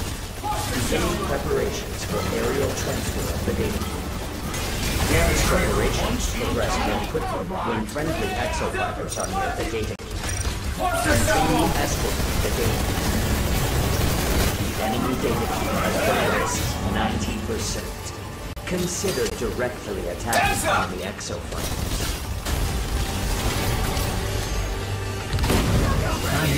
Data key will be initiated soon. Combat test complete. You have fulfilled your objectives ahead of the enemy team. You are victorious. Repeat, you are victorious. Please enjoy the right to continued existence and be sure to rest up. The next war game is just around the corner.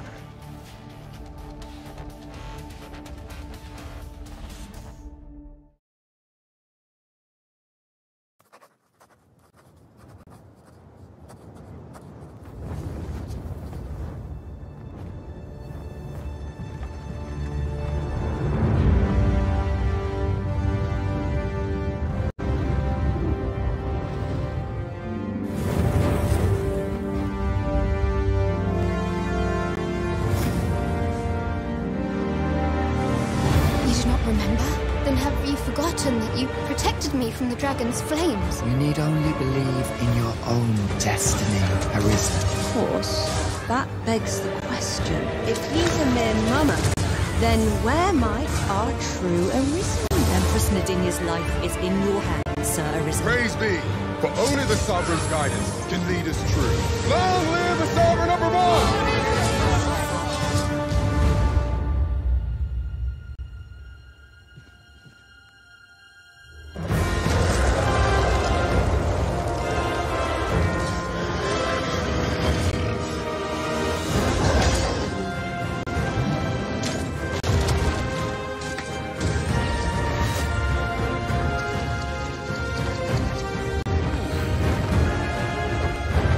That is most unfair.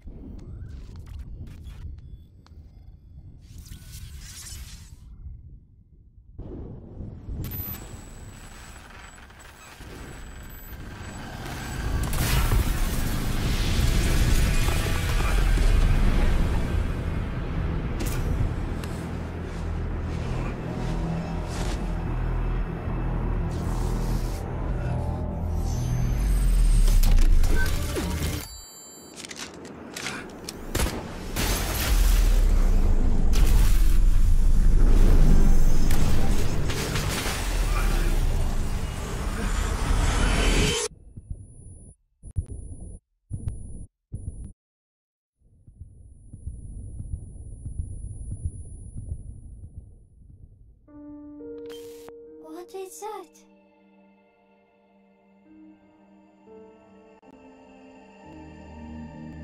Freedom. Our freedom.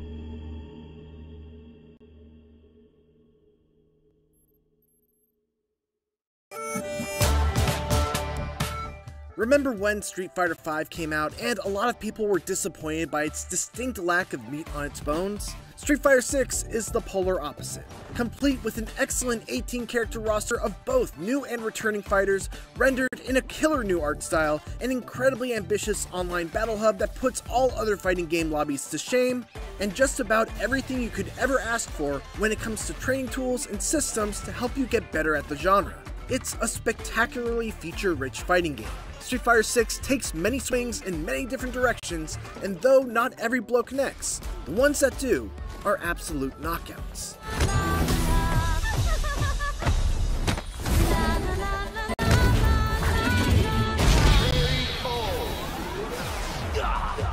Gotta do this. Come on. The gameplay of every Street Fighter game since Street Fighter 2 can generally be defined by a unique mechanic. Street Fighter 3 had parries, 4 had focus attacks, 5 had the V system, and now Street Fighter 6 has the drive system. And for my money, it's the best the series has ever seen.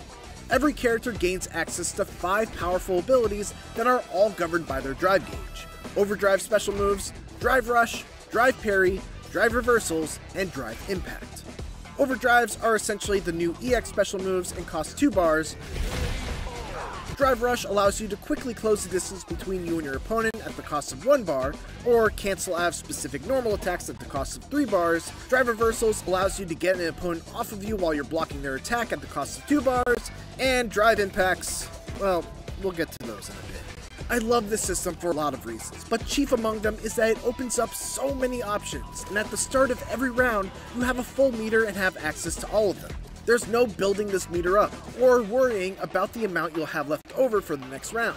I could start aggressively by using a drive rush right out of the gate to put on pressure, I could save my meter for overdrive special moves to increase the damage of my combos, or I could fish for a crouching medium kick and then drive rush cancel it to convert big damage off of a single poke. Those are just a few of the options, and managing them makes the already extremely cerebral fighting of Street Fighter VI even more enjoyable. The way it's handled when you run out of drive meter is also excellent. Your character enters a burnout state where you're completely unable to use any drive meter related techniques. Your opponent's attacks become more advantageous on both block and hit, you take chip damage, and drive impacts are even scarier than before. And I swear, we'll get to drive impacts in just a bit. Being in burnout is a terrible position, but it's far from an unwinnable situation. You still move at the same speed, your attacks do the same damage, you still have access to all of your super moves, and while your opponent's drive impacts are a huge threat, you know that they'll be looking to do them, which can lead to some interesting mind games on both sides. Some of the most tense and fun matches I've had in Street Fighter VI have been when I managed to pull out a victory even while in burnout. Now, let's talk about drive impact, because I have a feeling that for a lot of people, whether or not they enjoy Street Fighter VI is largely going to come down to their feelings on this one move. Drive impact only costs 1 bar of drive meter to use. It has super armor that can absorb up to 2 hits, and if it hits while your opponent is in the middle of their own attack, they will be knocked into a crumpled state, giving you a full combo. And that's not all. Even if they block it, they get blown back and lose half a bar of drive meter. And if they get backed into the corner, you get to follow it up with a combo. That's not all either. Remember how I said that it's even more scary when you're in burnout? Well, if you block a drive impact and you're close to the wall, you get stunned, and you'll eat a full combo in the corner, even though you block their attack. It's one of the most powerful universal mechanics I've ever seen in a fighting game, and if you don't respect it, you will get crushed by it.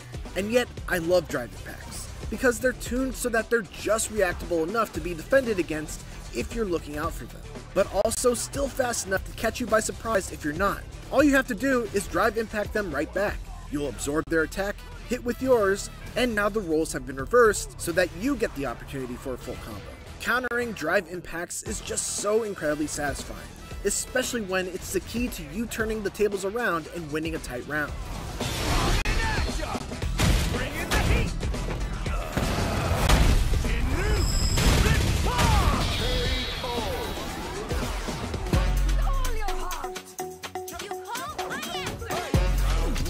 Street Fighter VI's roster of 18 characters is mostly familiar, with 12 returning characters and 6 being entirely new. But even the returning characters feel fresh thanks to new quirks added to their movesets. Ken's command run, for example, now changes up the properties of several of his special moves when he uses them out of it, giving them EX-like properties without having to spend drive meter on them.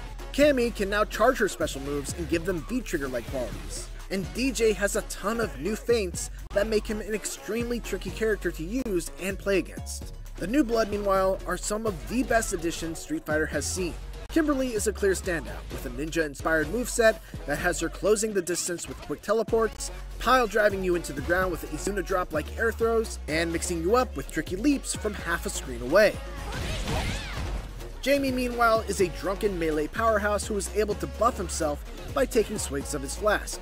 And once he takes 4 drinks, pretty much all of his moves become extremely dangerous, with multi-hitting attacks that left me totally clueless on when it was actually my turn to fight back, forcing me basically to lab against him in training mode. Pretty much every Street Fighter character archetype has representation here. You've got your grapplers in Zangief and Manon, your rushdown fighters in Ken, Jamie, and Cammy, your zoners with Guile, Dalsim, and JP, and your powerhouse bruisers in Marissa and Honda. It's everything I want out of a roster.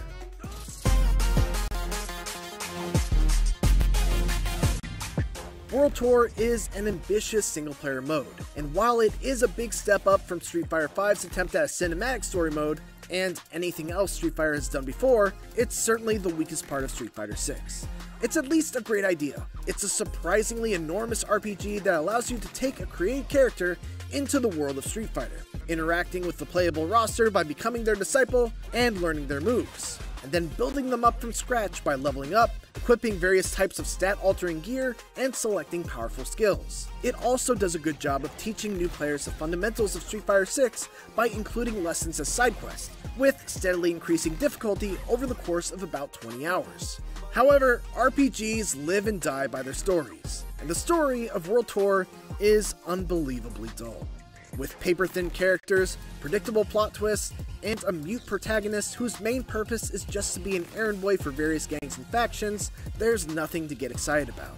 It feels like it was written with the primary purpose of having your character jump around to various countries to meet the roster characters, and yet it never really bothers to justify those trips. In one chapter, a random gangster all of a sudden tells me that I need to get her bag back that my buddy stole. And so, without any objection, the most reasonable solution is for me to make a global trip to Rome in order to fashion a counterfeit bag that I can hopefully use to fool the gangster into thinking I got her bag back. In another chapter, I had to go to Jamaica and Brazil because my original mentor, Luke, wanted souvenirs from those places and I guess just doesn't know how to shop online. At least the tone is goofy and fun, which is a great fit for Street Fighter. You can fight just about anyone on the street, regardless of whether they deserve a rising uppercut to the face or not. It's fun to use ridiculous looking moves like the spinning bird kick to cross gaps like you're a human helicopter. And there's a surprising amount of enemy variety, many of which do an admirable job of teaching newer players how to deal with specific situations that will come up outside of story mode. Some enemies will favor blocking high, making them vulnerable to low attacks. Others will stay permanently in the air and must be brought down by anti-air techniques. And others still will try to hang back and pepper you with projectiles, forcing you to fight them like you would a zoner type character. And then you also fight refrigerators and Roombas. It's weird, but in a very amusing Yakuza-esque kind of way. There's also a variety of fun minigames that do a great job of gamifying techniques that you would actually use in a typical fight. In one of them, you have to chop bottles by holding back for a second and then quickly moving the stick in the opposite direction and pressing a button, which is how you would perform charge-type special moves on a character like Guile or Blanca. Another has you making pizza by quickly performing special move inputs as they appear on screen. And another still has you using your combos to quickly destroy a big rig in a nod to the original car busting minigame from Street Fighter 2. The best thing about World Tour though, and the thing that really serves as the carrot at the end of the stick, is the promise of being able to outfit your character with moves from every other fighter. By the end of the campaign, I could use Dhalsim's teleport to instantly appear behind an opponent, hit them with Zangief's spinning piledriver, and then use Ken's Dragon Lash kick to get right back up in their face. Being able to customize my character in ways that would make them absolutely broken in the real game is a lot of fun. The issue is that it takes forever to level up a character's style to the point where you learn new moves from them. You do this simply by using them, but even though I only used Luke's and Ken's throughout the entire mode, I still didn't max out either of them. Those who love a good grind may enjoy having plenty left over to unlock after the 20 or so hours it takes to complete World Tour, but I would have liked the drip feed of new unlocks to be substantially faster, considering the sheer amount of rewards that there are to unlock by maxing out the ranks of each character. I have many more issues with World Tour, but even despite them, I still had a fun time with it by the end. It's a mode that's more directly aimed towards people without a lot of fighting game experience, and I think those people will get a ton more out of it than I did. The character customization elements are great. The way it incentivizes fundamental lessons of how to play Street Fighter 6 by dressing them up as side missions and minigames is extremely well done, and there's just an overwhelming amount of content to discover with 2 very large open worlds to explore, both of which have day and nighttime versions that each have their own set of side missions to discover.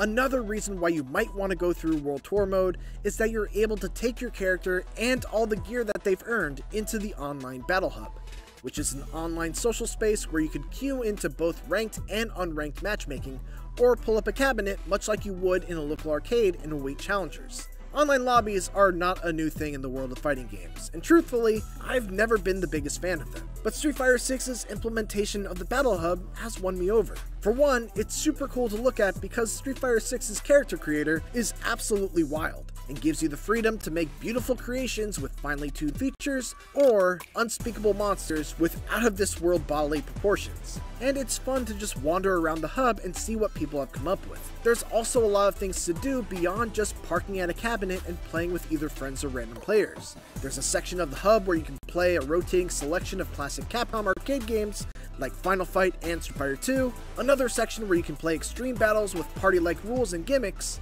a store where you can purchase more customizable clothes for your avatar with in-game currency, and you can even pit your created character against others in avatar battles. But the most important thing about Battle Hub is that it's all optional. If you don't want to deal with it, you don't have to. You can simply queue up for ranked or casual matches via a menu, go into training mode while you wait, or create a custom room for multiple friends without ever having to go through the Battle Hub, which is exactly how it should be. What really pushes Street Fighter 6 over the edge is how it completely nails virtually everything outside of its main modes that you could ask for in a fighting game. Based on my experience playing pre-launch and in all 3 betas, including the open beta, its netcode is excellent. It's got the best training mode I've ever seen in a fighting game, complete with frame data, cancel window data, and a ton of other useful things. It's got extremely helpful character guides that make it very easy to learn a new character from scratch, combo trials that teach you practical combos for a variety of situations, load times are extremely quick, and rematches are nearly instantaneous. You can search for replays with a ton of different filters to help you learn matchups. There's crossplay across Xbox, PlayStation, and PC. There's frame data when you're spectating. You can create and join clubs, and the list just goes on and on. Many fighting games also have these features, but very few have all of them, and especially not right out of the gate. Street Fighter 6 also deserves credit for really making an effort on welcoming newcomers in innovative ways. On top of World Tour mode, there's also a new modern control scheme that allows you to play without having to worry about character-specific command inputs or combo routes. Special moves are mapped to a button and a direction, much like Smash Bros. There's one button each for light, medium, and heavy attacks. You can execute combos by holding down an assist button and mashing one of the 3 attack buttons, and you can use super moves just by pressing 2 buttons at the same time. The playing field is kept even by the fact that those using modern controls don't have access to a character's full repertoire of normal moves, but being able to perform special moves with just the press of a button is a trade-off that makes the modern control style appealing even for those who aren't beginners. And for those who just want to hold forward and mash on one button to execute special moves and combos, there's also a new dynamic control scheme that's only usable offline and essentially lets the AI choose the attacks for you. Capcom's really just covered all their bases here.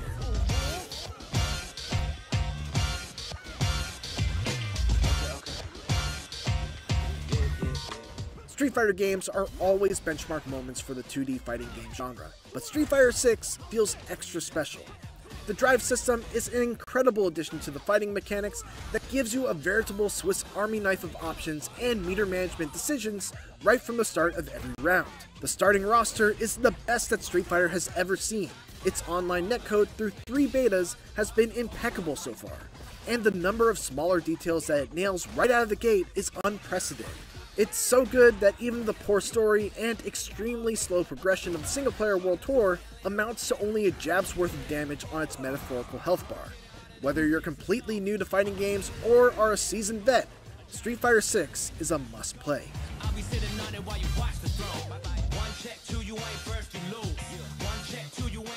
For more Street Fighter 6, check out the first minutes of the game.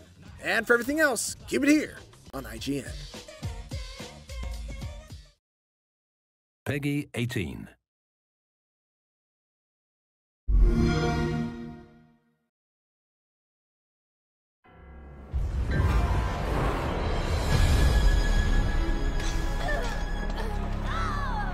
It has begun.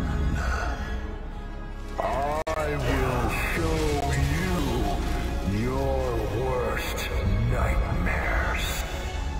I will give you despair and death.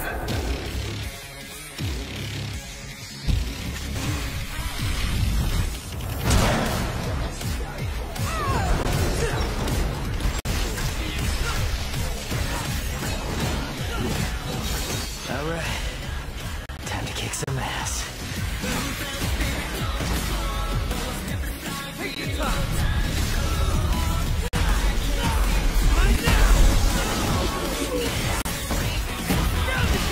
Don't crap yourselves. It likes to kill demon things. That's why I built him that well-functioning arm, to kick demon ass. Let's go for a walk, little chickie! Get lit! Back it up, first jump! I think we should split into 2 groups and cover more ground. Good idea. Okay, Shakespeare, just remember this. You and I like to exist, so get rid of those demons quick, cause killing them ain't my shit! Go!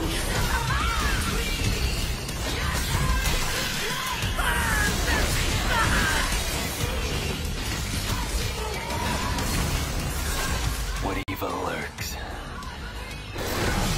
I must destroy.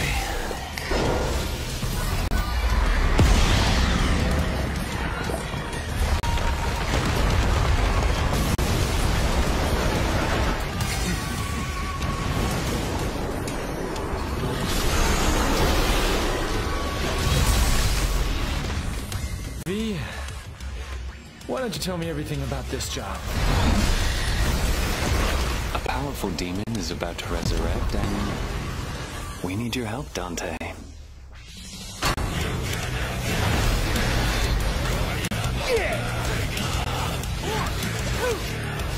What? Does that mean you're going too? I have a duty to see this through.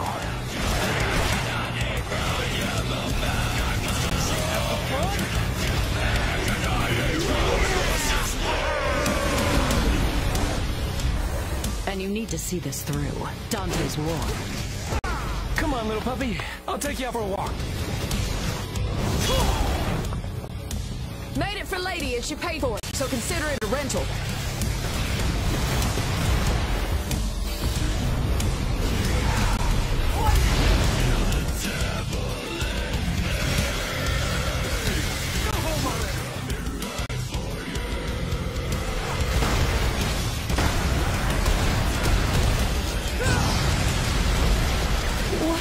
What's happening now? Get her out of here! This is a bad move! You're just a waste!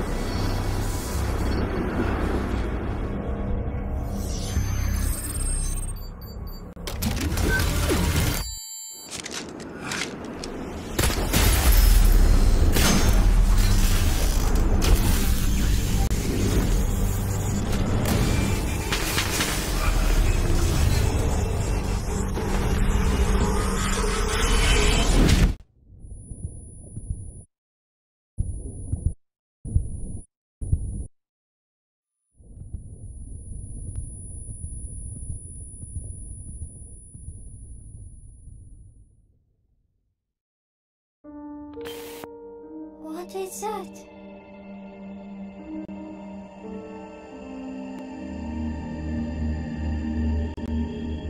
Freedom. Our freedom.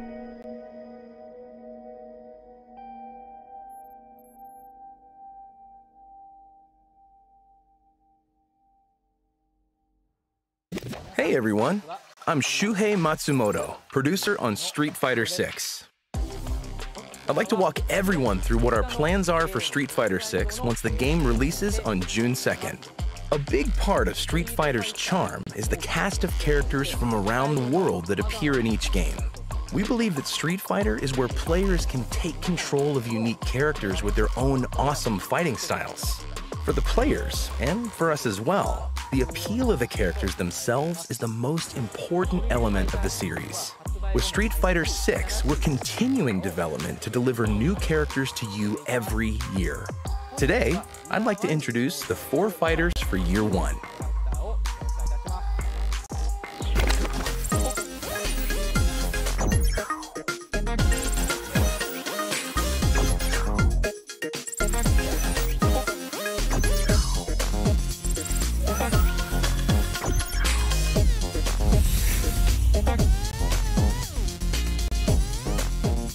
Year 1 will see the introduction of new characters Rashid, Aki, Ed, and Akuma.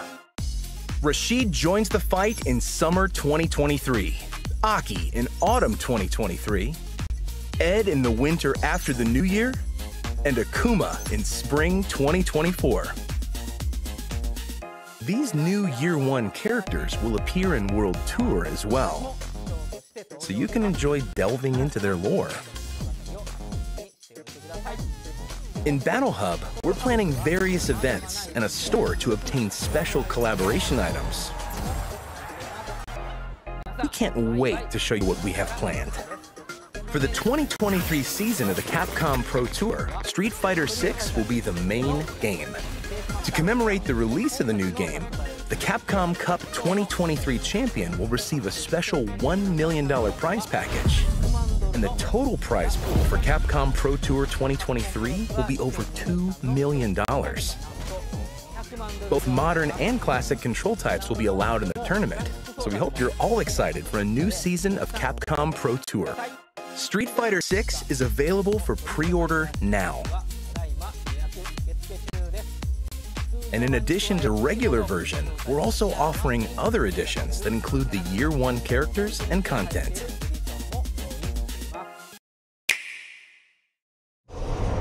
When mankind is consumed by darkness, and the land falls into chaos, the archdemon of the abyss shall rise from the earth.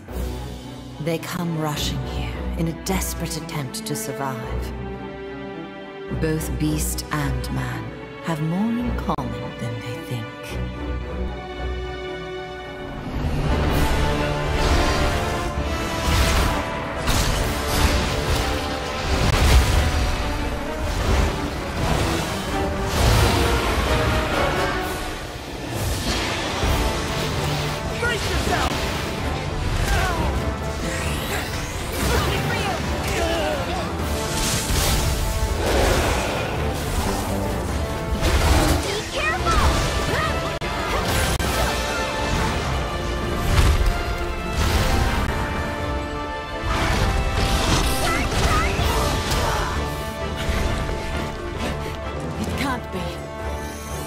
Wandering flames shall feed the beast and return to darkness.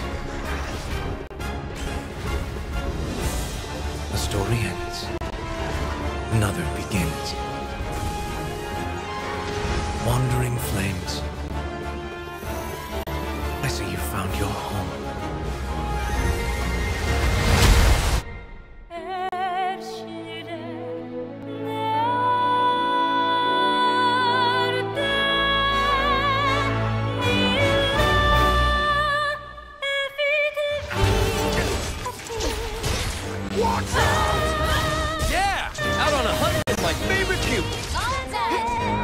Remember what you're fighting for!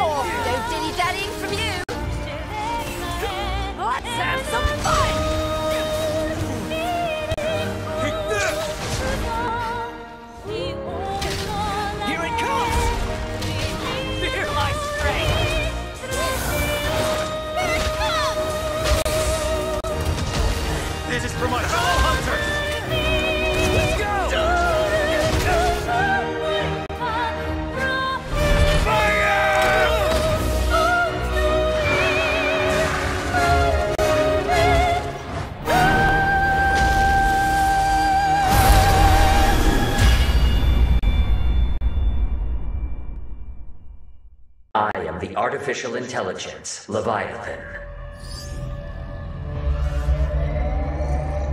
Your personnel data indicates you are a suitable specimen to join an ongoing experiment.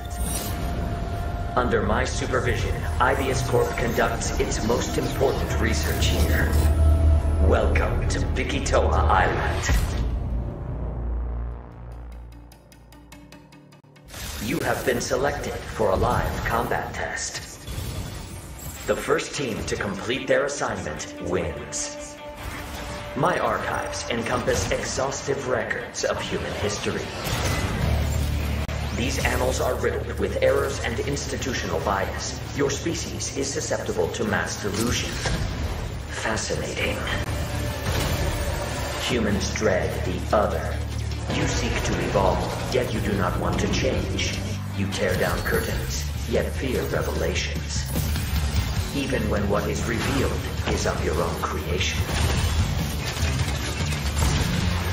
Combat data is required to develop the exosuit. At Ibius, we're always reaching for better. Always. Humanity resists quantification, an interesting variable. Within your behavior lies the answer. What is variable shall become fixed. Humans, fight and die for me. Carnage module online.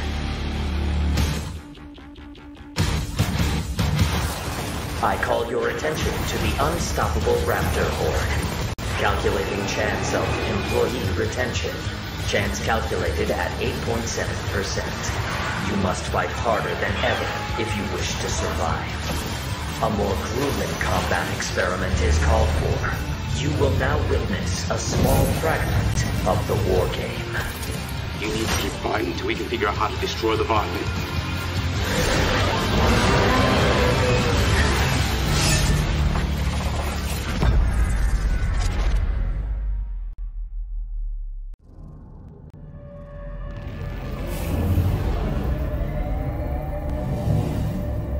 I am the advanced artificial intelligence, Leviathan. Follow my guidance to maximize your growth opportunities in this research and development exercise. The first team to complete all of the assigned objectives wins. You will compete in 2 teams and provide me with the high-quality combat data I require.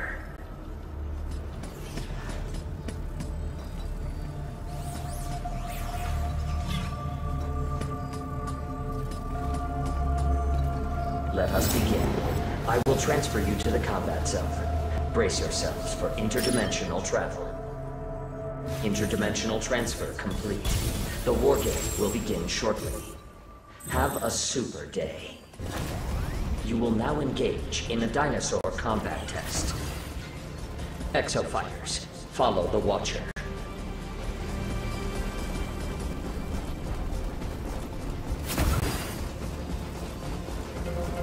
Initiating dinosaur call mission. Preparing combat area. Please wait. Summoning raptors. Get behind me! Summoning raptors.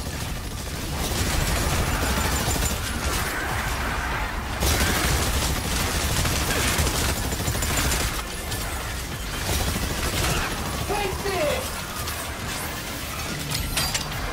Fire in the hole! Summoning raptors.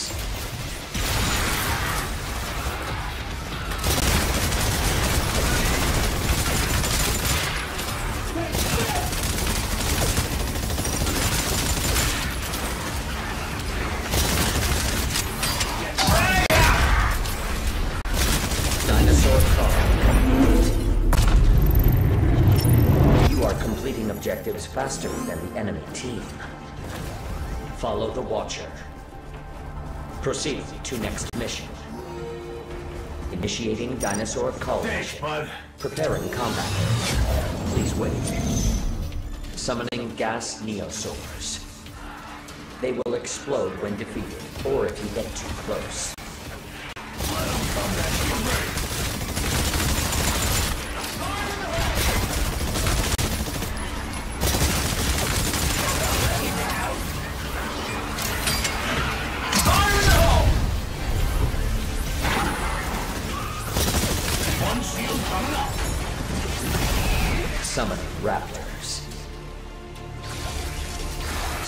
sniper neoswords. These enemies attack from long range using energy bullets. Exosuits with long range attacks should prioritize these targets.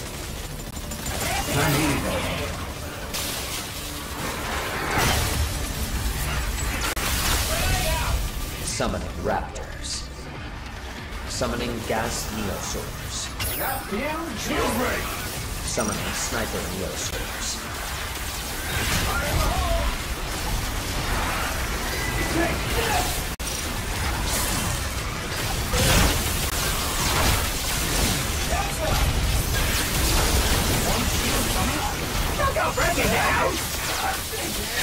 Dinosaur Fall. You are completing objectives slower than the enemy team. Follow the wall. Thank you. Disengaging. Proceed to next mission. Use Roadblock's shield to stall the charging dinosaurs. Let's rock!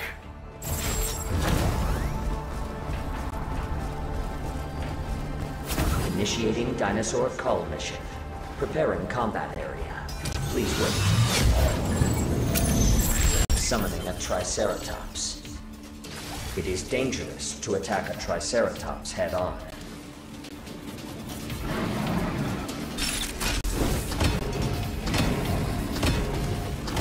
Shield ready! Take this! Can't hold on much longer! Nice work! Take this!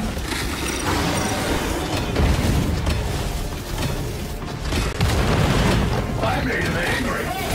The shield ready!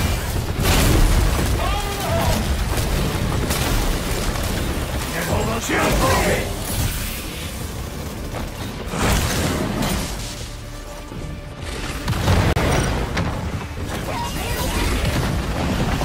Dinosaur complete. You have acquired a wall. You can place barricades in the combat area.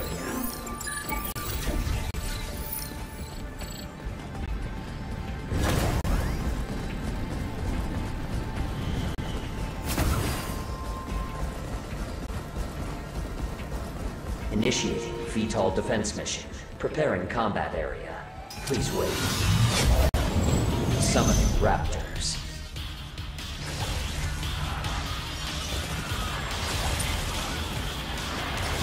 Shield ready!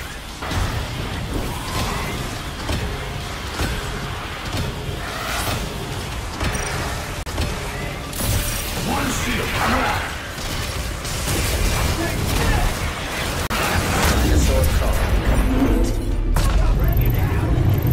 You are completing objectives slower than the enemy team. Proceed to next mission.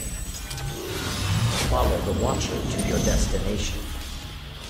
Summoning a T-Rex. A T-Rex can be dangerous, even from a distance.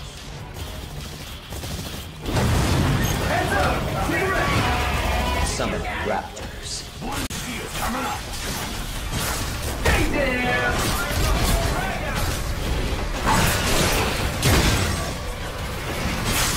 That's more than just a trap! Shield down!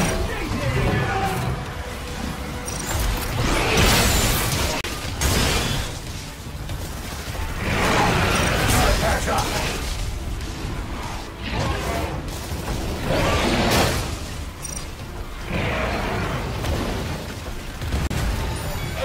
Appreciate it.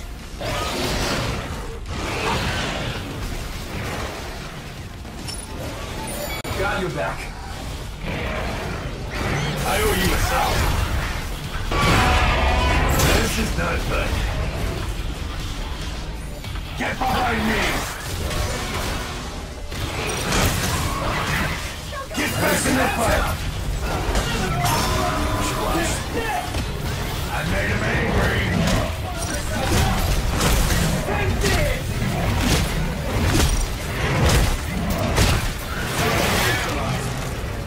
Dinosaur Fall. You are completing objectives slower than the enemy team. Proceed to next mission. hazard level to maximum. Carnage module online. Consider this superior dinosaur threat an opportunity for professional growth. Prepare for battle.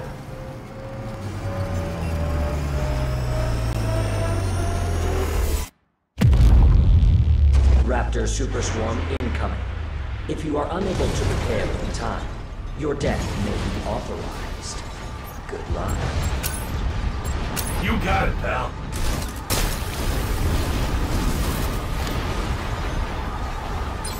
Use Zephyr to quickly meet the enemy in melee combat. Just try and stop! Get behind me!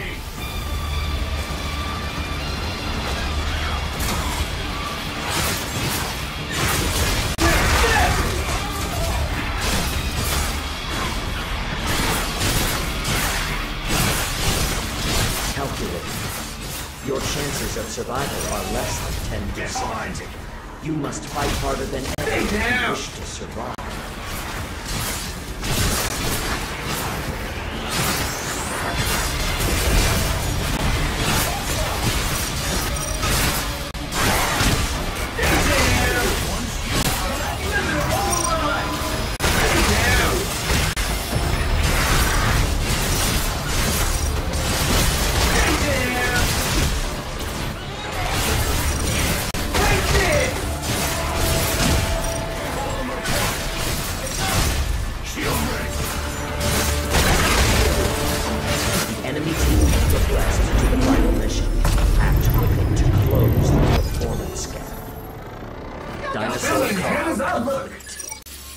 Warning, you will now commence the final mission. Brace yourselves for interdimensional travel. Prepare for combat. The final mission will be data key security. Proximity to the data key will cause it to advance. Escort it to the objective. If the data key is destroyed, remain in proximity to repair it. Stay near the data key to escort it and complete the mission.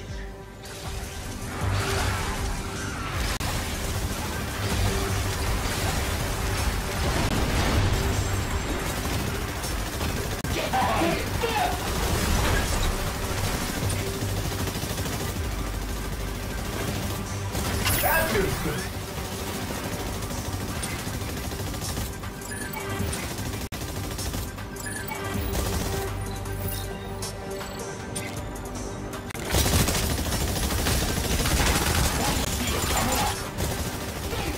The enemy data key has progressed 20%.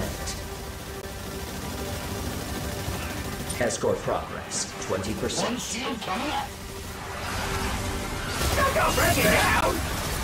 A Dominator has been generated for your team. Use the Dominator to commandeer a dinosaur and attack the enemies. I have awarded the enemy team a Dominator. They may invade with a hostile dinosaur. Stay near the data key to escort and complete the mission. Dominator activated!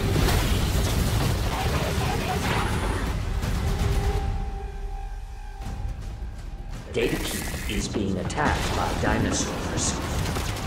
Your allies are on the offensive near the enemy team. The data key is being attacked by dinosaurs.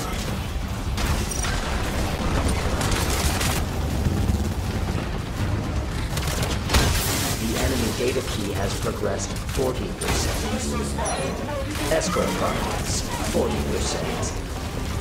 The data key is being attacked by dinosaurs. The enemy team is on the offensive. Fight back.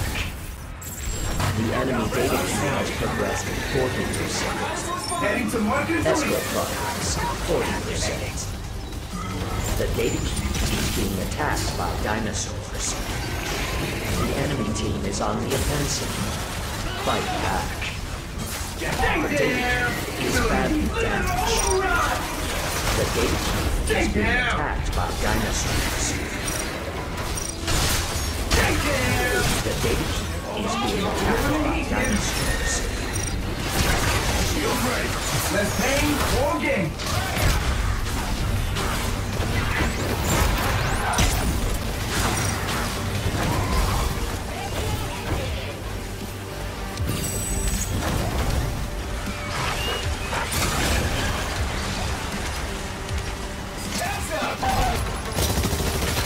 Overdrive ready.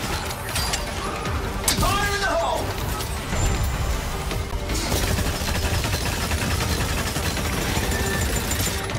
One shield.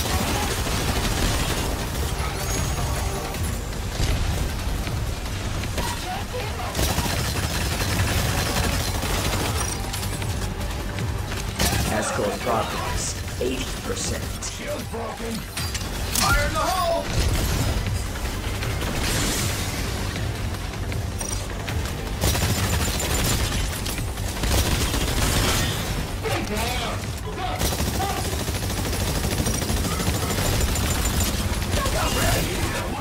The enemy data key has progressed 80%.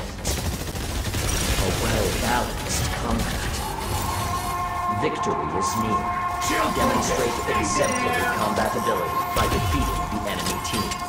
Fire in the hole!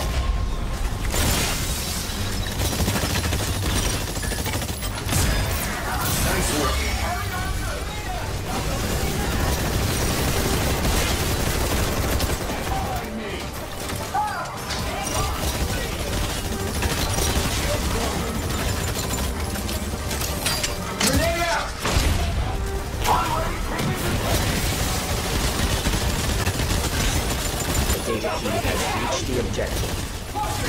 Preparations for aerial transfer of the data key.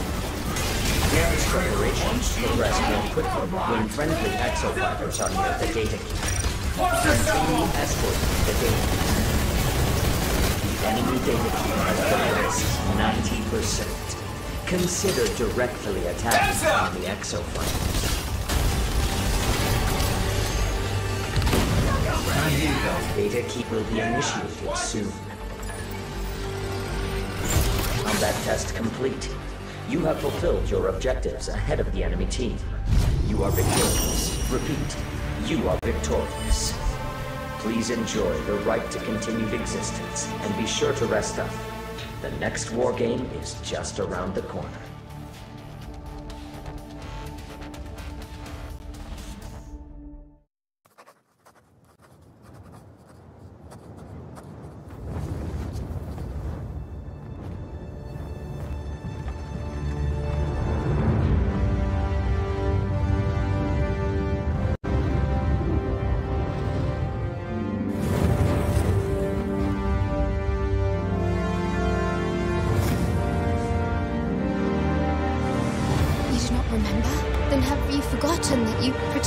From the dragon's flames. You need only believe in your own destiny, Arisen. Of course, that begs the question. If he's a mere mummer, then where might our true Arisen? Empress Nadinia's life is in your hands, Sir Arisen. Praise be, for only the Sovereign's guidance can lead us true. Long live the Sovereign number one!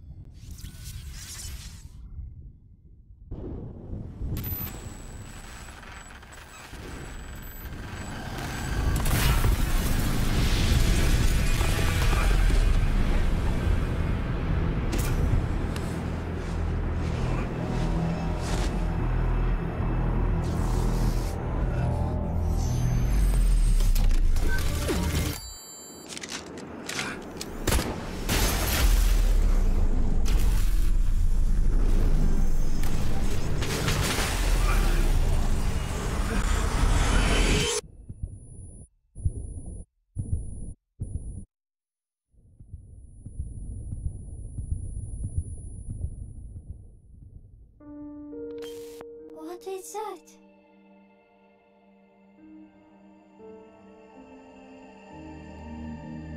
Freedom. Our freedom.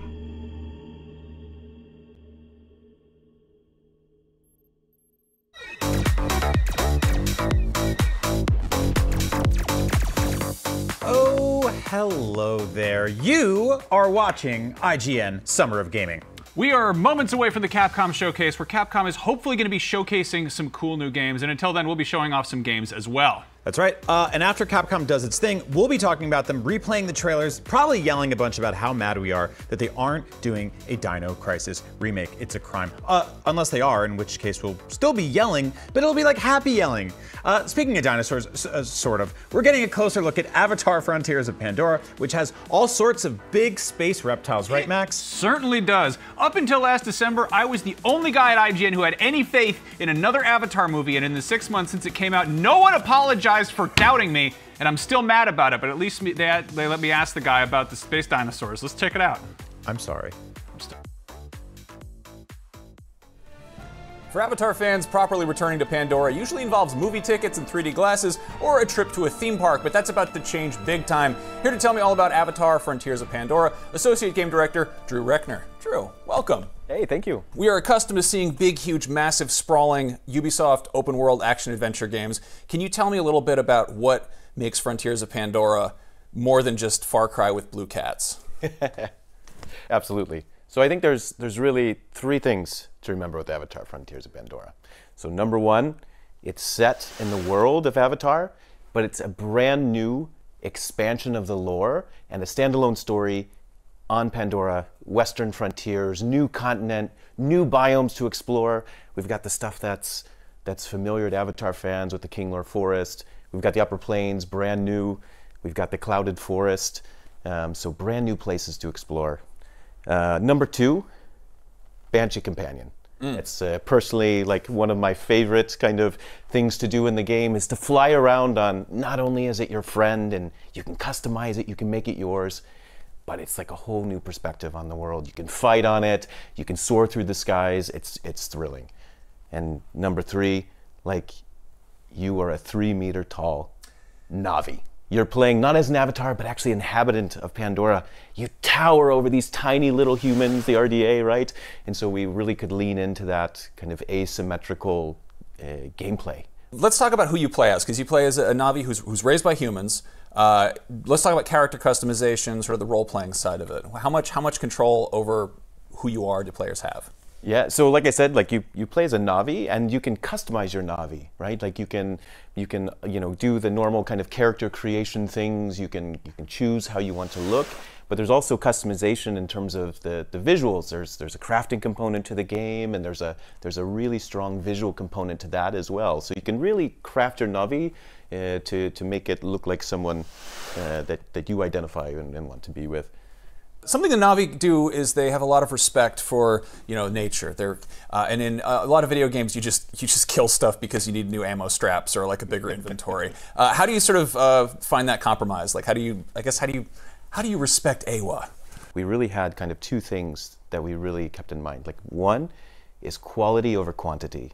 We wanted to make sure that you weren't just grabbing and kind of taking everything from nature, but you were kind of living in balance.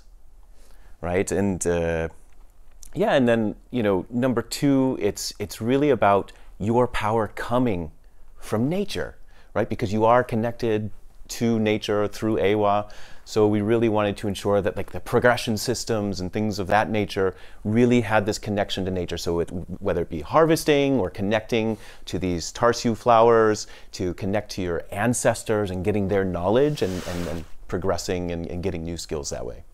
We see a lot of amp suits in the trailer. Do they come in Na'vi sizes? Like we're going to use some human technology, but yeah. So we have the soldiers, right? And then you have the amps, and the amps are kind of formidable opponents. I mean, as a Na'vi, you're super strong. You're 3 meters tall, 10 feet tall for the imperialists out there. And in the amps, they match you in size and strength. And so they're using, these kind of big guns. But the cool thing is, you are actually raised by humans, so not only are you using Na'vi weaponry in the game, but you have a knowledge of using the human weapons against them, right? These loud, destructive weapons. So you're kind of in this unique position to use both those tool sets. You can use Na'vi stuff, you can use human stuff. In the most recent movie, Jake Sully kind of customizes his machine gun to have like sort of a Na'vi bit of a twist to it. Is there any kind of weapon customization, anything like that? Yeah, so there's visual customization, but there's also, you know, upgrading your weapons. And in both ways, right, we can change the appearance of your weapons to really make them yours. And there's the kind of stats component or the progression component to them, but there's also an additional layer to ensure that, yeah, you can make your assault rifle, your bow, like all of those things kind of look like how you want to make them look. Now, sort of James Cameron is infamous for having a very particular way he wants things done. How much oversight has he had on this, and has he swooped in at any point and been like, that's not how space pterodactyls work? So one of the really cool things about working on this project is we've had such a close collaboration with the teams at Lightstorm and Disney. And so we had direct access to the actual people working on the films, right? And we had a pretty free flow exchange of ideas. And so, you know, sometimes ideas would come from them. We would tell them about the game and what we were thinking, and they would say, oh, actually, we had this idea, you know, and you get ideas right from the creators themselves. And then, you know, we had lots of expansion from the existing kind of content that exists, and they would kind of help us shape that to really fit, because, you know, we're expanding the lore, so they have a very vested interest in that. So it was a really, really a nice collaboration. You know, and all these like detailed components. Now, Drew, the next Avatar movie is still a ways off. When can I play the game to hold me over till then? December 7, 2023. Sweet, and it's this year. It's current gen only? So it's new gen. New gen. So PlayStation 5, Xbox Series X and S, PC, Amazon Luna. Wonderful. Looking forward to it. Now, of all the games that could be well suited to like a live service model, I feel like Avatar makes a lot of sense because there's a movie coming out basically every 2 years for pretty much the rest of the decade. Can you talk about sort of the decision to make this a like standalone single player experience, and you know, if you're able to talk about it, what the plans are post-launch? Yeah, so we really wanted to create a brand new story. So new characters, right? But we wanted to tap into the familiarity with the universe. So we reference some of the events that happen in the first and second films. And I think if you're a fan, you might notice some other references as well. But we really wanted to stand on its own. And it's really such a personal journey of growth, of becoming, you know, someone who is raised by humans, taken away from your family. And it's about self-discovery. And I think that fits the action-adventure, you know, model so well. And then in post-launch, you know, we do have 2 DLCs lined up that we'll have more information on. And, you know, and that will be an expansion of the story. Nice. That said, this is canon. This exists in the same universe. But are we going to see any crossover with characters from the movie? We do reference a couple things, but the characters will not be in the film. We have a brand new cast of characters. Okay, that's actually, I mean, that's a relief. I feel like we often see sort of just like familiar stuff shooting in there. It's, you know, it's a whole new frontier. Can you speak a little bit about sort of the new biomes and just sort of I guess how they stand out from what we've seen in the 2 films? Absolutely. So we have the most familiar kind of for Avatar 1 and 2 fans. We have the Kinglor Forest, which is, you know, kind of akin to a rainforest, right? So that'll look immediately familiar to most. We did expand on some of the flora and fauna, but then we have 2 brand new regions. And so the first is the Upper Plains, and it's like sprawling, long sight lines, looks entirely different than, you know, that really dense rainforest.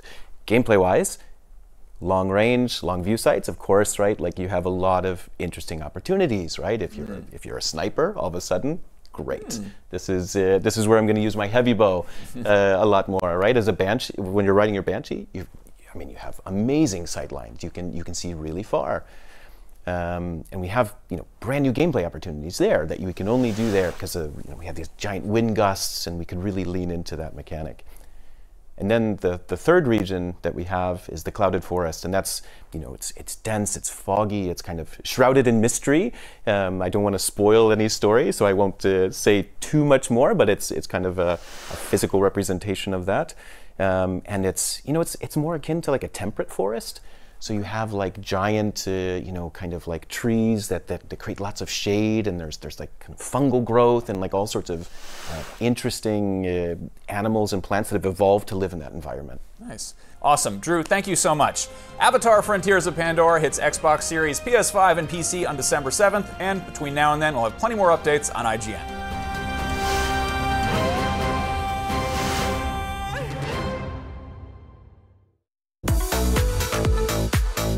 Wow, Max, they finally let you talk about Avatar.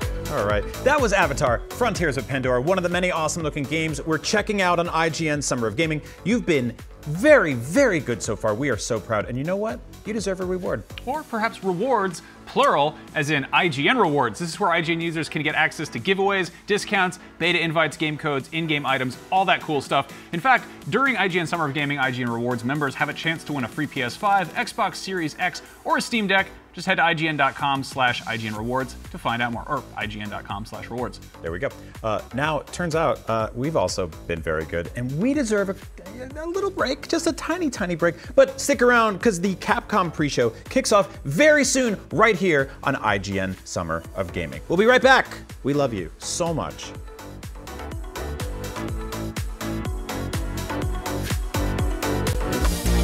Presented by the United States Air Force. The mission of the United States Air Force is to fly, fight, and win. Air power anytime, anywhere. The Cinefix Top 100. A list so secretive even we don't know what movies are on it or where they rank. What do you mean you don't know? Each episode will reveal one of the movies. Did I rush you? Felt like I rushed. That was good, I liked it. Talk about why it belongs and finally find out where it ranks. Are you not entertained? Are any of the movies we've shown here even on the list? I have no idea, and it drives me crazy. Join us as we find out on the Cinefix Top 100, Mondays, starting July 3rd. Why so serious? Welcome to Super Debatable. When you got big takes on superheroes as hot as ours, well, you need a place to vent them. And that's exactly what we'll be doing week after week on Super Debatable, arguing over the most divisive topics facing fans. The MCU, that multiversal mess peaked years ago. It's all downhill from here. James Gunn and Peter Safran should absolutely nuke the Snyderverse. We could argue about this all day. And we will. Join us on Super Debatable Fridays on IGN. You saw the gameplay drop. Some of you said, oh, they showed too much. I assure you, you have seen nothing yet. It is... we've just scratched the surface. It is just the thwip of the Spider-Berg. If I may coin that. You may. I love talking to Yuri Lowenthal, the voice of Peter Parker Spider-Man in the Spider-Man games. For more content like that, follow IGN on all social platforms. We got video game previews, celebrity moments, and so much more. So follow us. Want the ultimate IGN experience? Check out IGN Plus. Members get exclusive deals and giveaways, ad-free browsing, unlimited tracking on IGN maps, discounts at the IGN store and with IGN partners. And best of all, free games. Get 30 days of IGN Plus for just $1. Head to plus.ign.com.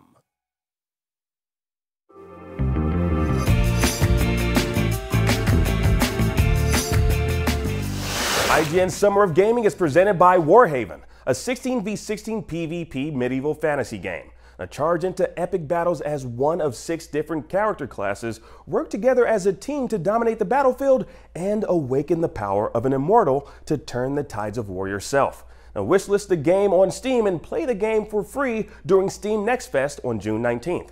Well, let's take a look.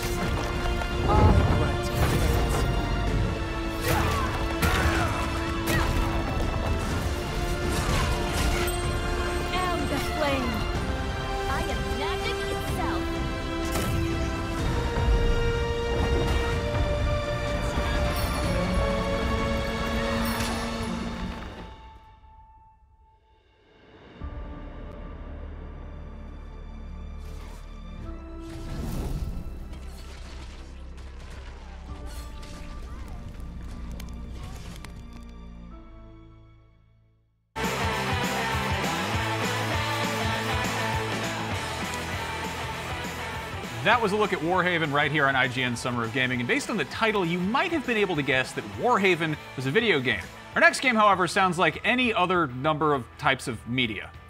It might sound like the title of an album, an adult film, or maybe a reality show that involves dating and mixology, but I assure you it is, in fact, a video game. Here's a look at Thirsty Suitors! That was great. I had a lot of fun with that one. If you like gorgeous, unique art styles, turn-based battles, skateboarding, cooking, and romance, look no further than Thirsty Suitors. Joining me today from Outer Loop Games are game director Chandana Ekanayaka and narrative lead Meghna Jayanth to give us more details about their new game. Hi all, welcome to IGN Summer of Gaming. Thank you so much. We're so happy to be here. Yeah, I just want to point out we all have beautiful nails. I mean, so, yes, I'm so excited. Okay, so this game, obviously when I first saw it, I was like, oh my god, it looks gorgeous. So can you give me a little bit of detail on why you chose to go with such a colorful and like bright art style and this unique style that you obviously have showcased in the trailer? A lot of it is sort of the theme of the game is a celebration of culture, and we were like, the best way to get that across visually is go with a lot of color, and so a lot of our references are South Asian references, and for different kinds of foods and you know, clothing and things like that. And there's always just swaths and swaths of color. It's like a joyful world to be in, and I think the visual style really kind of reflects that. And it's so, and like the animation as well. You know, I think there's a real kind of like tongue-in-cheek quality to all of it. Like it's silly and over the top. Yeah. It's kind of an anime, actually. It is. That's why. I mean, that's also why while the colors are vivid, but also the animation and the sort of the sets designs are also pretty out there. Yeah, I actually love that you called it an anime because it does reflect that. Actually, I was like, oh yeah, you're right, it does. Yeah, I think some of that like tonal stuff, right? Like you can get away with being really over the top, really sincere.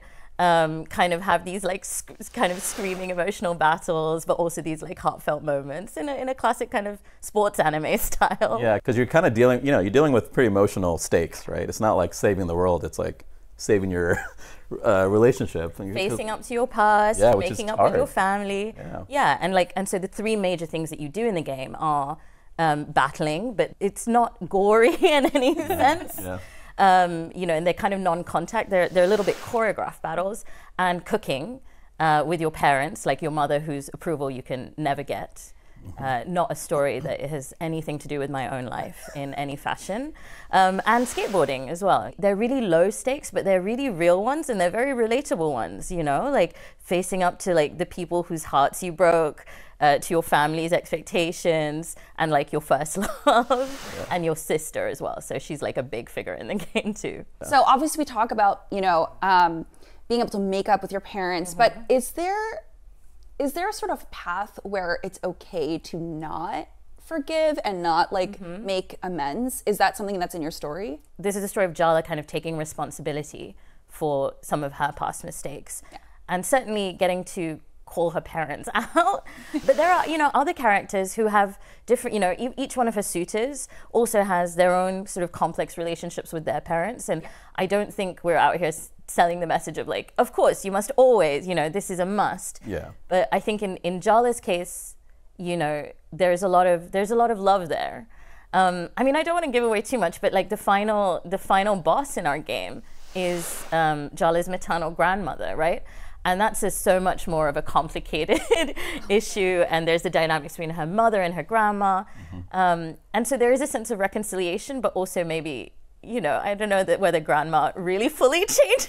Well, that's the thing. It's like the player can, yes, the player goes through changes through Jala's story, but not all the other characters might not feel exactly the same she does, you know. Yeah, so it's very much a story about hope that, you know, generational trauma can be stopped and, you know, maybe reconciliated, just because a lot of immigrants don't have that opportunity. So is that something that you wanted to represent with this story? Completely. You know, I think we also wanted this to be like a really joyful space for, you know, maybe like queer immigrant kids who some of, you know, I think we wanted to both represent the ways in which there is space for like brown queer joy in the world, and loads of people make that happen and that exists, but also a really wonderful like place to be for people who maybe don't have that with their families and aren't reconciled, right?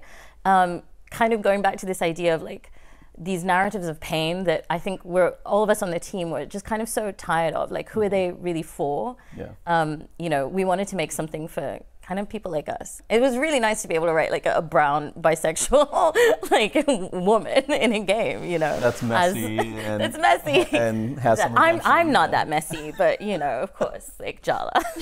Yeah. So we've seen that dialogue choices are definitely plentiful in Thirsty Suitors. So do these affect individual battles or the whole story? Oh, yes.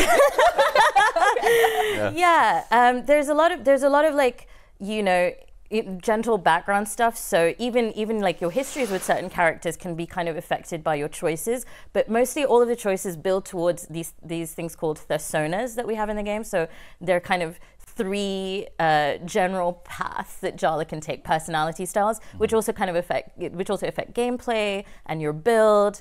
And so I think we try as much as we can. Most lines in the battles are inflected by kind of dominant persona or your choices, you know, which is I think really exciting. But there is also a core to who Jala is, right? You're shaping her story, you're shaping her personality and her responses. But ultimately, it is a story of like her reconciliation and coming home and sorting stuff out, you know. So speaking of shaping Jala's personality, how did you come up with the mood system? You know, our moods are like status effects, like poison or, you know, frozen or whatever. We just found it more, you know, I think it spells thirst is the thing I really wanted to do. So there's like... Absolutely. Yeah, so there's like, you know, thirsty mood and impress mood. So you can try to impress somebody, they'll try to impress you. And there's different status effects that happens when you do that. So if if Jala puts someone in a thirsty mood, they tend to hurt themselves when they try to attack because they're like in a thirst mood. So they might randomly attack anyone in the battle, could be you or themselves, and that lasts a number of turns. And then while they're in a thirsty mood, you have a thirsty attack type that does more damage. The different moods also, you know, you can cause someone to go into a mood based on what your dialogue choices, or if their, you know, partner falls in battle, they might rage, and now you have to deal with that, right? And then like every so often, especially on the 6 X's are like they're kind of mini bosses that pace the rest of the game. So there's like figuring out what their main moods are, and that also changes through the course of the battle. So you know, you have to figure out like what's the best approach to that, and comes off based on what you know about them too. Yeah. So obviously we're talking about the core gameplay with turn-based battles, skateboarding, and cooking. So how do these all work together? We talked about the mood system, but how do all of these things come together for the gameplay that you've produced? Cooking came through because, for both of us, it's like a way for us to connect with our parents that we can't normally have these like deeper conversations with. But if we're in the middle of cooking and we're kind of thinking about that, we can have these conversations. That was sort of like the approach for the cooking.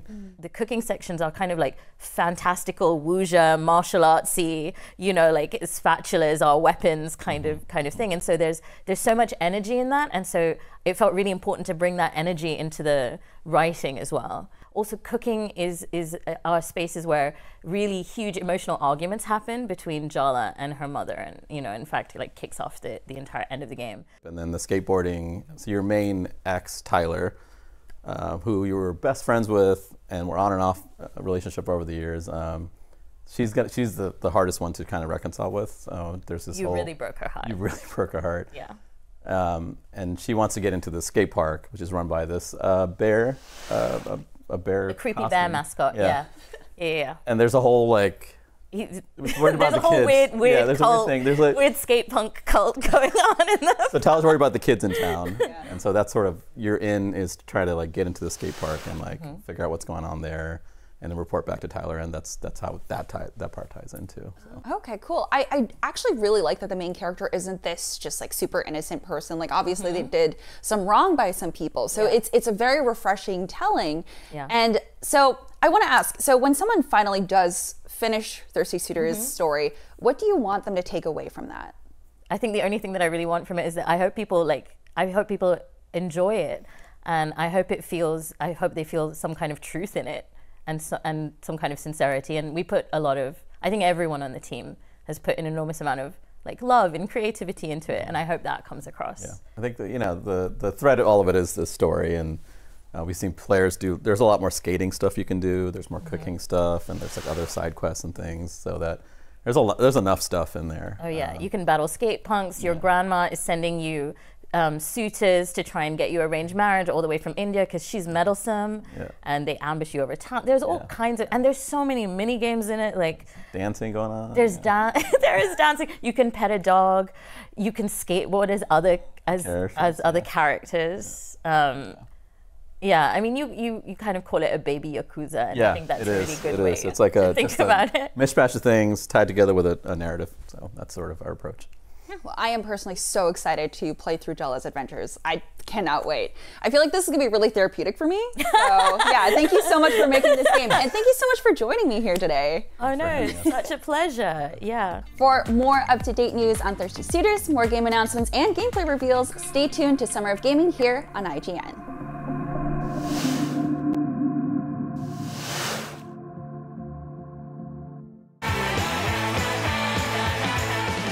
Does my hair look today? Good? I think it looks good. Oh, that was Thirsty Suitors right here on IGN Summer of Gaming. You know, one of the biggest problems with the Dark Souls games is that they're full of all kinds of horrible monsters, and at no point do they let you just shoot them in the face with a gun. Luckily, one studio is trying to remedy this grave design flaw and oversight by letting you shoot all sorts of monsters right in the face. Here's a look at Gunfire Games' much anticipated sequel, Remnant 2.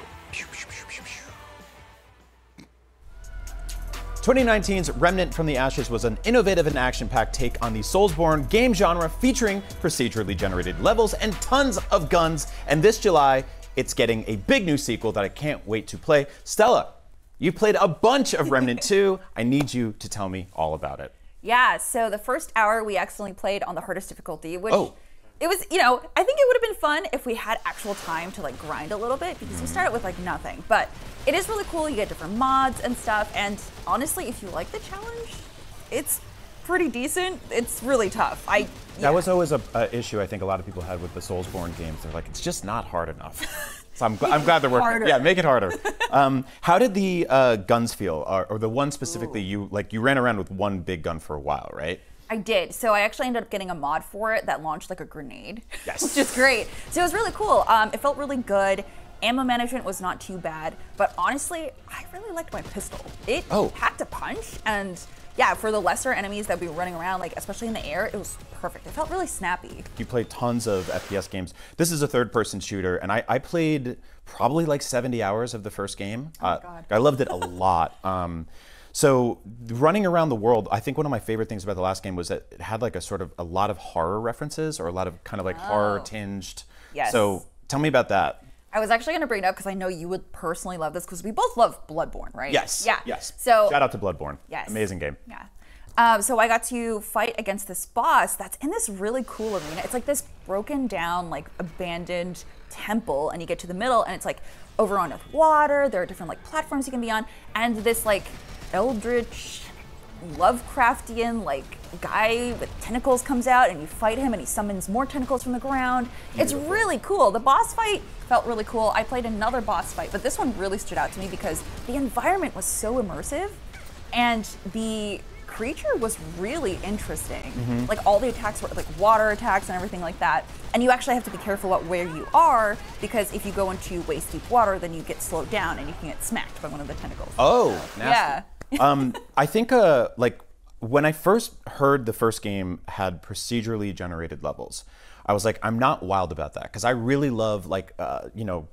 bespoke, crafted environments, deliberately designed by the level designers and stuff like that. But then I started playing the game, and I was like, oh, I threw all those concerns right out the window. So is that aspect back this time? And how did that feel to kind of like navigate and run around? Oh, it felt great. But every time we would start up a different world or whatever, we were just like, well, wait, we messed up. We can't go the same route, and we don't have the same boss. So it's actually been taken to another level. NPCs, storylines, whatever, like quest lines, they're all different. So they took it even further. Oh, also, by the way, you can jump now. Yes! Across platforms, which is great. That rules. You can mantle too, so it's good. So there's more exploration, which is great because you can explore so many different areas, and nothing is going to be the same. Even your tutorial is different from like your friends. Yeah. So it's going to be really cool, which is why I think the co-op aspect is actually more interesting this time, so you can actually share an experience. Oh, that's awesome. Yeah. Because I know you play like a ton of Apex, so verticality in your shooters is very important. So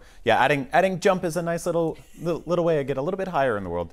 But yeah, so did that play into like the combat and stuff like that? Like, is there a lot of kind of like traversal that ends up going upwards? Like, is the procedurally generated levels going higher now? Are you going to skyscrapers and stuff? You can. So there is this like hidden quest that you can do with a bird and something about collecting their eggs, but you have to go vertically to reach the bird. Okay. I didn't get to see it because again, we only got like 2 hours, but. Is the bird a friend? I think so. Okay. I don't know. I don't like the way it looked at me, but I think it's a friend. Yeah, don't trust the bird. We'll sort it out in our official review. But it's really cool because there is loot on higher surfaces, so you can actually climb up, and because everything is procedurally generated, you never know what's going to lead you. So it's actually, it's really nice. So I can't really speak to it in combat, but there was this one area where there was a boss that was flying around in the air, which you may or may not get. Right. So verticality there might be helpful, so you can like actually shoot a little bit closer to it. Yeah. Yeah. So get up there and just shoot it in the head. Yeah, but you were actually asking me earlier because we were talking about this offline. The melee is actually really good. Oh, really? It feels very snappy, very intuitive. It's actually a really good option. Whenever I would run out of ammo right next to an enemy, I would just slash and then I would just roll back. It was great. Oh, that's awesome. Yeah. A thing I really liked in Remnant from the Ashes was it had kind of like this hub area where you would go interact with NPCs and like upgrade weapons and items and stuff like that. Tell me about that. Did you get to experience anything like that? Yeah, so it actually carried over the story from the first game. So you have like some soured relationships, some really good relationships with the NPCs, and that carries over, which is really cool. So you can see that in like the interactions and stuff. But the hub world is pretty cool. I haven't been able to spend a lot of time in there. I got like 1 mod, but you can upgrade pretty quickly actually. The grind is like not too bad, but it's awesome. Just enough that it does have you working around some of the levels for a little bit and then you come back. I need to make a confession really quick. I got up to the last boss of that game and then just really didn't like it, and I think it just kicked my butt a lot. And I was like super leveled up and awesome, and I love the game so much, and I gave up. So I'll have to go watch a YouTube video to figure out what's going on before the new one. Just catch up on that. Honestly, I think the tutorial will be good for this because they did change a few things. Obviously, gunplay and stuff is there, but it looks so pretty too. So it'll be different. Actually, maybe you should watch like a recap because you'll compare the environments to what we have now. Yeah. It feels like a living world. It's just so pretty, like actual colors popping in. And the details, it looks really good. And I played on a PC that had a 30 series card in it. Oh, man. Looked great and ran great. Had no issues. Yeah, I was going to ask you about some of the different environments because I really liked in the first game there was like a lot of swamps and just like nasty, murky places to hang out in. Yeah. I love swamps in Soulsborne games. Like you just need a good poison swamp full of awful monsters. No, that's the worst. Yeah, that's the point. It's supposed to push back and kick your butt a little bit. I guess. It's like Miyazaki's whole thing. Like he loves swamps. I know, and I hate it. All the poison frogs. But They're great.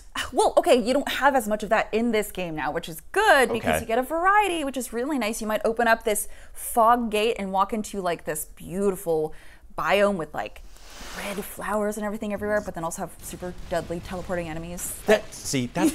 Yeah, just give me that good mix of ugly and beautiful, right?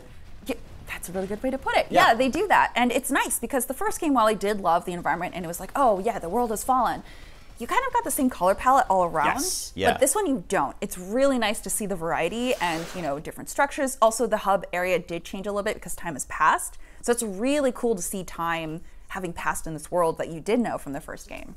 I really liked sort of like how snappy and quick the character was in Remnant 1. Does it feel that way in Remnant 2? Like just getting around the world is just like... Yes, and it's going to be even better because there is no stamina unless it comes to combat. So you can run around as much as you want. Oh. Yeah. Good. It's great. Well, Stella, thank you so much for telling me about Remnant 2. Remnant 2 comes to PS5, Xbox, and PC on July 25th. For all things video games, keep watching Summer of Gaming right here on IGN.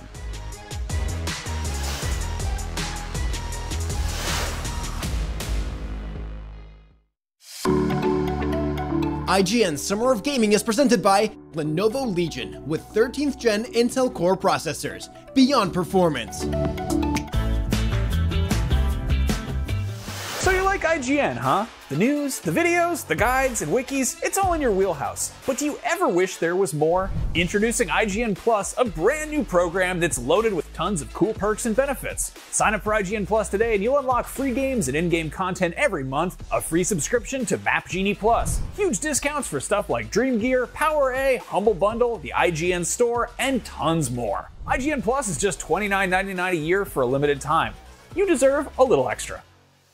Behind every game, movie, and TV show you love is a wild, crazy, and sometimes unbelievable story. No one is just black and white. From revealing the secrets behind your favorite franchises to solving a legendary video game mystery, I'm coming for you. IGN Inside Stories gives you a peek behind the curtain. If people come to the game now and see what's going on there, I think they'll be surprised. Join us as we dive into hyper-dedicated fan bases, worldwide phenomenons, and the most incredible untold tales in games and entertainment. I said, wait a minute, that doesn't sound so good. It was definitely not what I expected in the best way. Inside Stories, available now only on IGN. And I was like, holy shit, we're gonna do this. Have you been stuck on the same quest for just way too long? I just want answers! IGN strategy guides and interactive maps are here to help. IGN guides are trusted by millions, easy to use, and of course, free. You can even track your progress with handy checklists if you go for 100% just like we do. We're gonna be going over some sensitive material. IGN has the very best, most complete, and accurate guides for The Legend of Zelda Tears of the Kingdom, Star Wars Jedi Survivor, The Witcher 3, Pokemon Scarlet and Violet, Elden Ring, and so much more. I will require some time to process this information. Every guide is tested and verified for you by experts. Just search for IGN.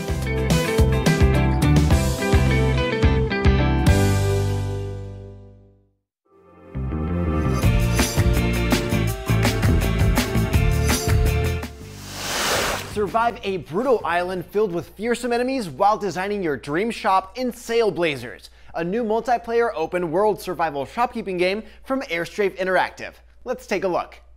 Nice.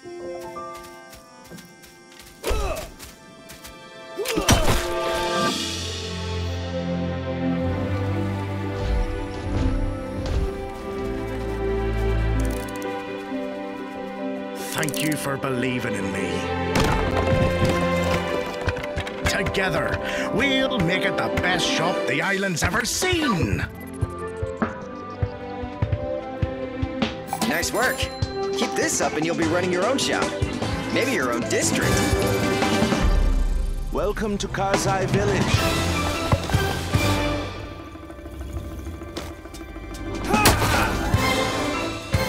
Who sent you? You will regret working for the outlaws. Take this!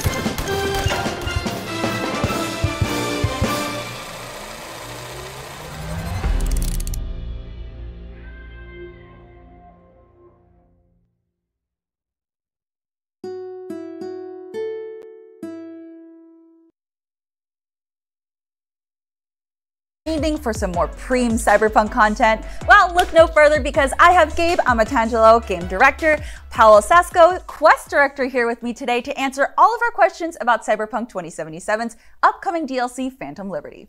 Welcome to IGN Summer of Gaming. Thank you. Hello, great to be here actually.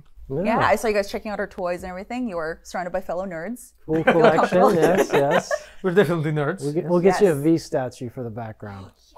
Okay, so I'm just gonna dive right in. So this is obviously a spy thriller. So are we gonna get any noir-esque sequences? Of course, it's a cyberpunk spy thriller, right? So noir is definitely at the heart. And we've got, within the spy portion of it, you're gonna have some of the tropes, if you will, that you get to emerge in. And we're gonna go without spoilers here. Okay. But things that you could imagine, you get to kind of role play in this, and it's gonna be fun. And maybe we can touch some inspirations we had, because like quite early when we were discussing about like Phantom Liberty, there was an idea of like, you know, going with that spy thriller vibe. And I remember like one of us, I don't know who that was thrown the Tinker Tailor Soldier Spy movie as an inspiration. Then the Bridge of Spies came in, and then also Bond movies, and you know, like, and even like Ocean's 11. So like actually a dab of Bourne Identity. A dab of Bourne, yeah. So like actually the Phantom Liberty takes you to that trip from like really, you know, dense atmosphere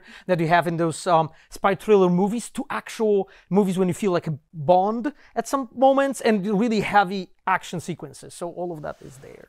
So did you include like a special Bond-esque weapon then?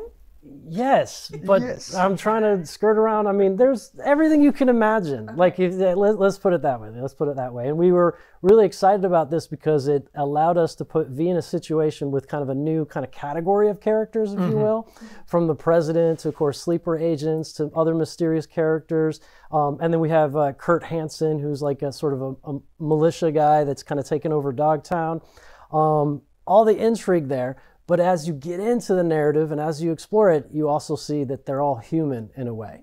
And that was part of the fun of saying this new kind of category of characters, but still that rich complexity of the characters. Awesome. Okay, so you touched on Dogtown, so I'm very curious about this new area. What can you tell us about this new area, Dogtown, and how many new events or gigs we can find there? Oh, there's a bunch. There's a bunch. So, yeah, so Kurt Hansen sort of defected from Noosa after the war. And he sees the opportunity to control this section adjacent to Night City, now called Dogtown.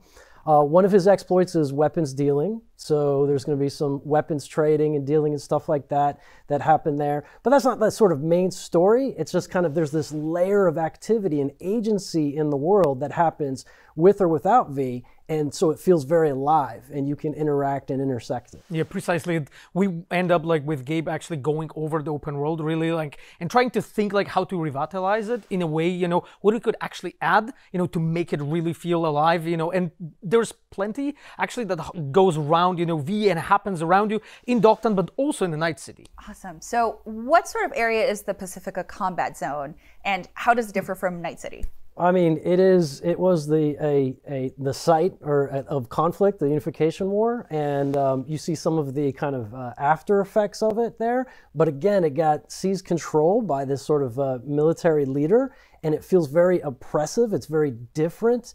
Barghest, which is the faction that's under Hansen, they'll knock you around if you get out of line, and so you've got to be on edge a little bit. So it has a very different atmosphere, and we're excited about players exploring it. Yeah, like when designing Dogtown, we were looking for ways, how to make it like fit the game, because like you can traverse from Dogtown to Night City without any loading screens. It's just a part of the game, right? So we wanted to make it feel like native to the game, to the Night City itself. But then there was this research, as Gabe said, for this unique vibe, what we can actually do to make it feel different. And I think we found it. You'll see like guard towers, spotlights, very armored gates getting in and out, that kind of stuff, people outside. So yeah, it's a different vibe. Oh, okay. I'm interested to check it out. So we did touch on weapons, and I know you don't want to spoil much, but so I hear there's a new relic system that does power up some of your gear. Yes. So early on, when you meet Songbird, as seen in the trailer, she's a very powerful net runner, and she's able to sort of work through your relic to allow you to empower some of your cyberware, as well as find exploits in other people's cyberware. So we offer some new ways to play the game. Ooh, okay, that sounds very fun. Should we give examples? Yes, yes. Yeah, let's go into examples. Give examples? Yeah. Okay. Yeah, so yeah, so we revitalized a lot of the cyberware system. You now can get in a situation where you can sort of just be armor clad with cyberware, so to speak, and just barrel through people, knock them out of the way, pick them up, throw them against trucks and cars and stuff like that, splat, knock people across the room. You shoot the barrage of rockets, right, from your rocket launcher, because before you had like one, but right now when you upgraded you have like multiple ones. So it feels great, like you are just actually really feeling like this cybergeist human being running around Night City, being this merc, trying to survive there. And our inspiration was basically saying, when you think about the cyberpunk genre and you think about cyberware, what are some of the fantasies of how you want to play? And so we really leaned into it with giving characters, or players rather, a bunch of new actions, a bunch of new ways they can build their character to fulfill these fantasies. That's actually, I cannot remember the name of him right now, but I believe one of the characters from the cyberpunk anime also had that ability. So is that a callback, and are we going to see other abilities from the show in... Oh, is you're this talking about Mine? Yeah, Mine had his own crew, and he had this ability of like shooting multiple. So yeah, in a way, it is a clear reference. Maybe you can talk about Edge Runner perk. No, you spoiled it. You spoiled it. So we've got, like I said, we redid the cyberware system, and so now there's a capacity meter, and the more cyberware you slot, the farther you push the edge and you can run over the edge, and then there's a bit of a risk versus reward. See, I wanted to do that corny punchline joke, and kind of spoiled it for me. Yes.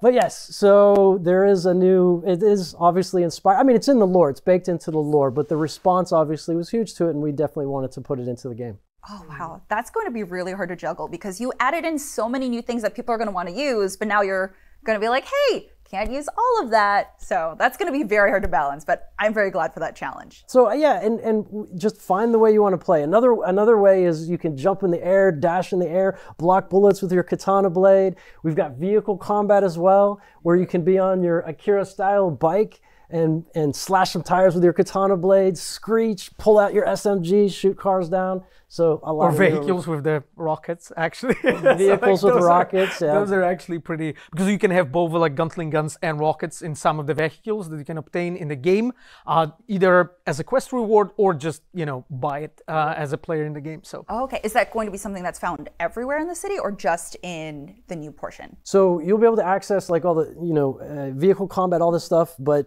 you do get introduced to, or you get a deeper relationship with the Fixer in Dogtown that then enables things like getting rockets on your vehicle and enhancing them a little bit more. Yeah. Got it. Okay. Yeah.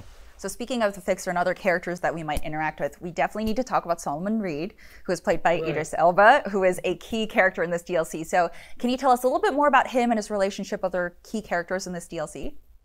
Yeah, so he is, a sleeper agent, sleeper spy. And through the story, I'm going to skirt around spoilers here, right? But through the story, we activate him, and he has, he's just a badass. And I want to say more, but I don't want to spoil stuff. I don't know. What else should I say without spoiling? I guess we can mention that, he's of course entangled with some things, connected to his past, and throughout the story you're going to discover some of those things, and you will have to make some, I would say, key, important, difficult choices that will lead you to slightly different outcomes throughout that story that will going to impact him and other characters, around him. You play alongside him quite a bit, so yes. That's another very important point. And exactly, and maybe we can mention that he's actually playing like one of the most important roles in the whole expansion, outside of just, of course, V and, Keanu Reeves as Johnny Silverhand's back as well. He has his own story arc, but he is, going back to Idris Elba, he's an important character in that story, because like some people ask, how much is there of him? Is he gonna be gone after a few scenes? That's not the case. We really, he is the main character in that story, really important person, and throughout all your interactions, you will craft that relationship. Ooh, okay. So obviously this brings in a big chunk of another part of Cyberpunk's story. And so how does this affect the ending that we got in Cyberpunk? And will there be additional multiple endings with this one DLC? We were actually talking about this beforehand. So yes, as the trailer shows, Songbird brings you in, and with the promise of being able to handle your issue with the relic. And yeah, so it will affect outcomes in the base game, as well as the story. Phantom Liberty within itself has multiple different variations of endings and things like that. And that's as far as we'll go. And that's probably farther than you wanted me to go. Because this is a spy thriller, we are very conscious that the story is incredibly important here. And spoiling any of that, it will just ruin the experience for a lot of people. So that's why we're very cautious with Gabe to say anything more. Okay, no, that's fair. So then my final question to you would be, since you want people to enjoy this content, about how many new hours of content do you think people can expect from Phantom Liberty? Oh, wow, the question, right? Favorite question. Yes, it's big. There's a lot of stuff, and I'm not gonna say like a number, but it's a big expansion. It's also just There's because I'm people not play different ways. Yeah, I'm not completely sure actually what that number would be, to be honest. Because we have done multiple different tests. If you play as a player with a stealth playstyle, it's significantly longer than when you go just guns blazing, or even we play melee. Then you land somewhere in between. That's one difficulty. Another difficulty is new activities that we introduced, the airdrops or courier, for instance, that is even in a base game, as Gabe mentioned. Their nature is they are infinite. So in a way, as a player, you can keep going, and it's how are we supposed to exactly say, how much there is? Because part of it is your choice, how you want to play. So that is a difficulty. One thing I guess we can say is that it's a large expansion. Not only just because we have added a pretty substantial amount of terrain, you know, and interiors to explore, but also just because of how many gameplay systems we have reworked. And all of that just brings a lot of new freshness, but also new ways to play the game. Sounds like I have my work cut out for me, so I gotta finish all my games first and then play this. But thank you so much for all of your insight into this and giving us a few scoops that we definitely shouldn't have gotten, but we did. So thank you so much. Thank you. Thank you so much.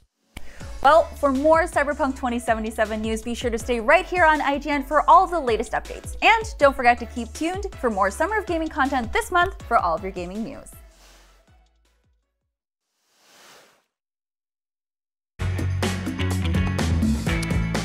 Hello, hello, hello. We are still here. This is IGN Summer of Gaming. Coming up shortly, we have a little surprise for you with a look at Prince of Persia: The Lost Crown. And it might not be the Sands of Time remake fans are waiting for, but it was a fun surprise anyway. Surprises are fun, but what about regular prizes? Ooh. If you're a fan of winning cool stuff, you might want to check out IGN Rewards all during Summer of Gaming. Being part of IGN Rewards could win you a free Steam Deck, PlayStation 5, or Xbox Series X, and you get year-round benefits like exclusive deals, giveaways, free game codes, and more. Head to IGN.com/rewards and check it out for yourself. Now, Prince of Persia: The Lost Crown is coming up very soon, and still to come, the pre-show for Capcom's showcase, IGN Summer of Gaming. We'll be right back after this. IGN Summer of Gaming is presented by Immortals of Aveum, available July 20th on PC, PS5, and Xbox Series X and S.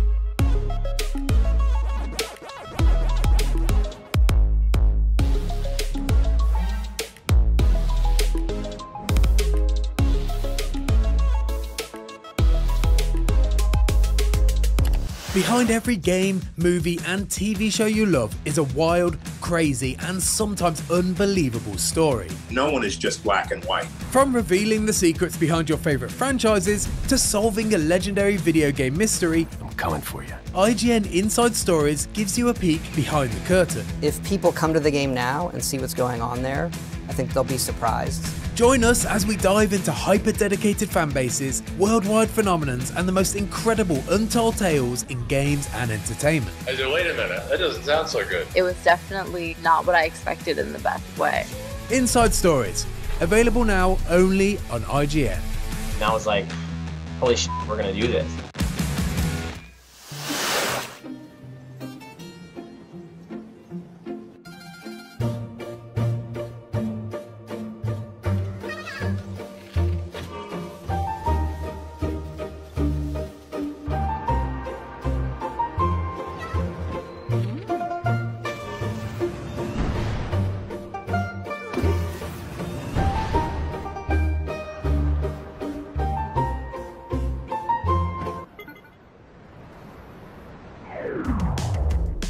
Why are people so mean to Koroks in Tears of the Kingdom? We may never know, but what I do know is you should follow IGN on all of our social media platforms. We got video game previews, celebrity moments, and so much more. Follow us. Or don't.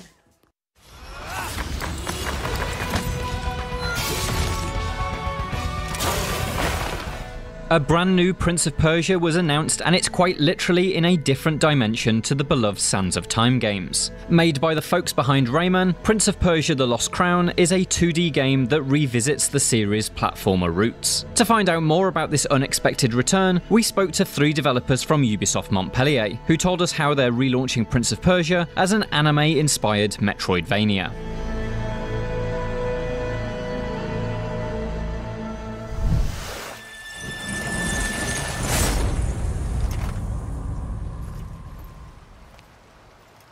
We are not welcome here. At Ubisoft Montpellier, we have the experience of 2D games on Rayman, of course, so for us it was natural to make the choice for the game, and we also wanted to come back to the original Prince of Persia, because it fits with the kind of structure we have, but it's also in 3D when we have dynamic combat and we have a specific combo. Sometimes we take the control of the camera and we have a specific point of view, so we want to keep something something immersive, of course, and modern. We love modern pop culture, we love anime, we love comics, superheroes, and this is really an act of love of fans. We are fans and we wanted to put that in the universe of Prince of Persia. You know, our own formula is to get some strong inspiration and references from the mythological Persia, from the history which is a bit little known, but it's very rich, very inspiring, and unlike that, with more modern inspiration and references. It's not just the visuals that combine ideas from different genres. The gameplay pays homage to both the 1989 original Prince of Persia and the beloved Sands of Time trilogy, and blends those elements with the core concepts of Metroidvania games. To go back to the roots of the series, because there's a lot of signatures, traps, sequences, movements, etc. Without forgetting what the 3D episodes had built, because this is super important to respect each episode.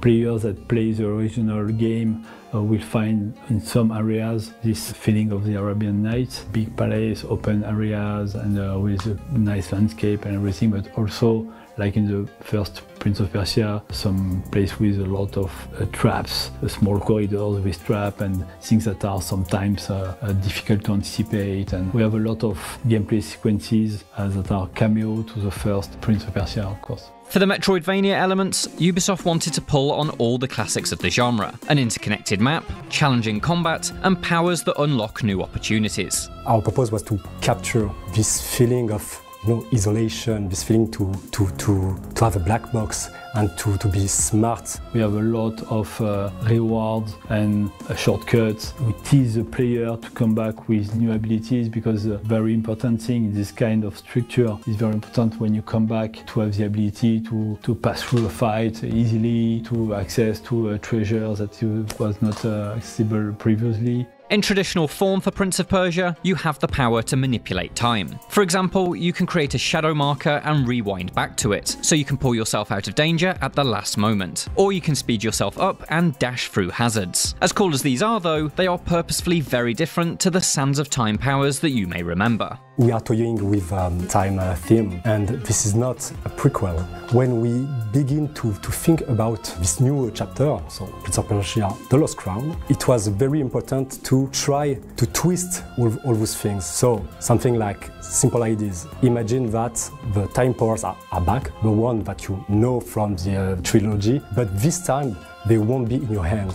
They will be in the hand of the main antagonist. I don't want to spoil, but you will later in the game will unlock specific abilities that will allow you to have a very different approach, even in the fight, the puzzle. It's a combination of abilities that give a lot of creativity to the player. While The Lost Crown is a traditional Metroidvania in many ways, Ubisoft Montpellier decided against the genre's typically light-touch approach to storytelling. You can expect 3D animated cutscenes as well as 2D dialogue sequences, and a dedication to character growth. That all begins with your protagonist, Sargon, a member of the superhero-like Immortals. That means, in a surprise turn, you don't play as the Prince of Persia himself. Instead, you're searching for him.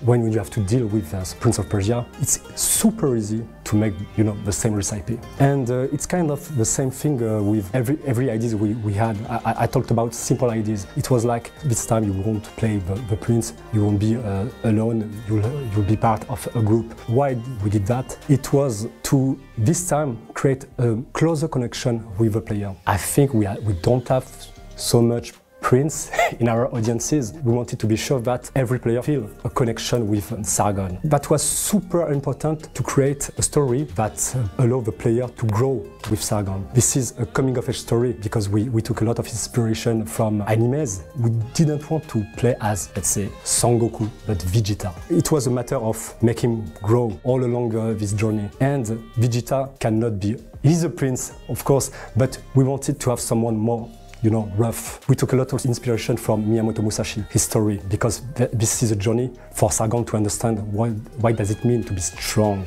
With Sargon effectively being an anime hero, it was important to convey his power through the game's visuals. And so Ubisoft Montpellier studied numerous art forms, from anime to comic books to street art, to inform how Sargon looks when he fights. When Sargon, our main character, unleashes his superpower, we wanted to give this feeling of epicness, creating an impactful images. So we're using vibrant colors, modern patterns, lines, bold colors, and everything to make a memorable moment for the players, which is our main purpose, of course. Prince of Persia: The Lost Crown is planned to release in January next year on Switch, PlayStation, Xbox and PC. For more details on the Prince's return and everything else announced across the summer of gaming, stick with IGN.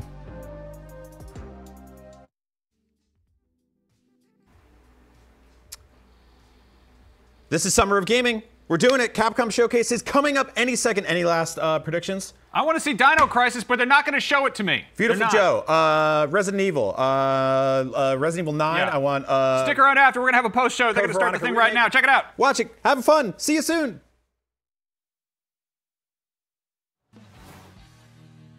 Hey everyone, welcome to the Capcom Showcase pre-show. I'm Andy. This is Joe from the Capcom USA community team. Before we get to the main show, which I'm really excited about, hopefully you guys are too, we have a pre-show plan for you. Yeah, we got some pretty cool stuff. We're going to be doing an interview with one of our developers over at Capcom Japan. We're going to be talking to one of our voice talents who worked on Street Fighter 6. And to get things started, we're going to be highlighting a Capcom creator who's done some pretty cool Street Fighter 6 art in the past, so we're really excited about that. So let's go ahead and get that started.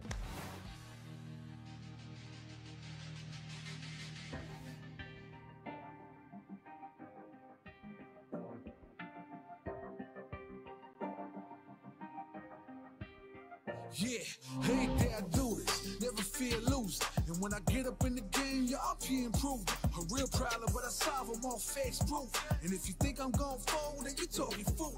Yeah, y'all wanna win, let me spin, boy. I done society, I'm super fly like I'm hanging off the rim, boy. I've been winning for my kinfolk, and I put on for my city from the intro. Let's go. I put that time in. My pride is out the roof, I get that grind in. So I'ma tell the truth, I get my grind on. You know the pressure make all of these diamonds. I tell them get back, step back, fast track, big lap, big facts. I'm past that, yeah. I'm trying to get ahead, get out the way. Now move forward, stand back. Now break away, I'm about to bring it on. I ain't never backing down. Took me step into the play. For my city, for my town. I do whatever it takes. I'ma go and get this round. Oh, I'ma go and look around.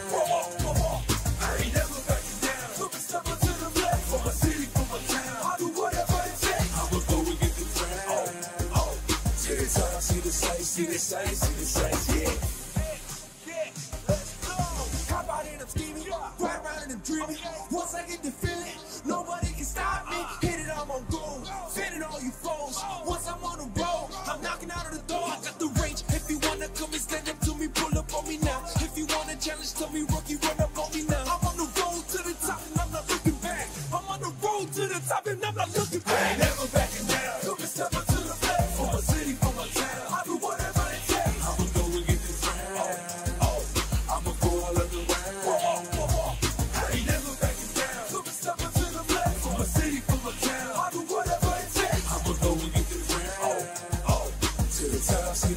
See the sights, yeah.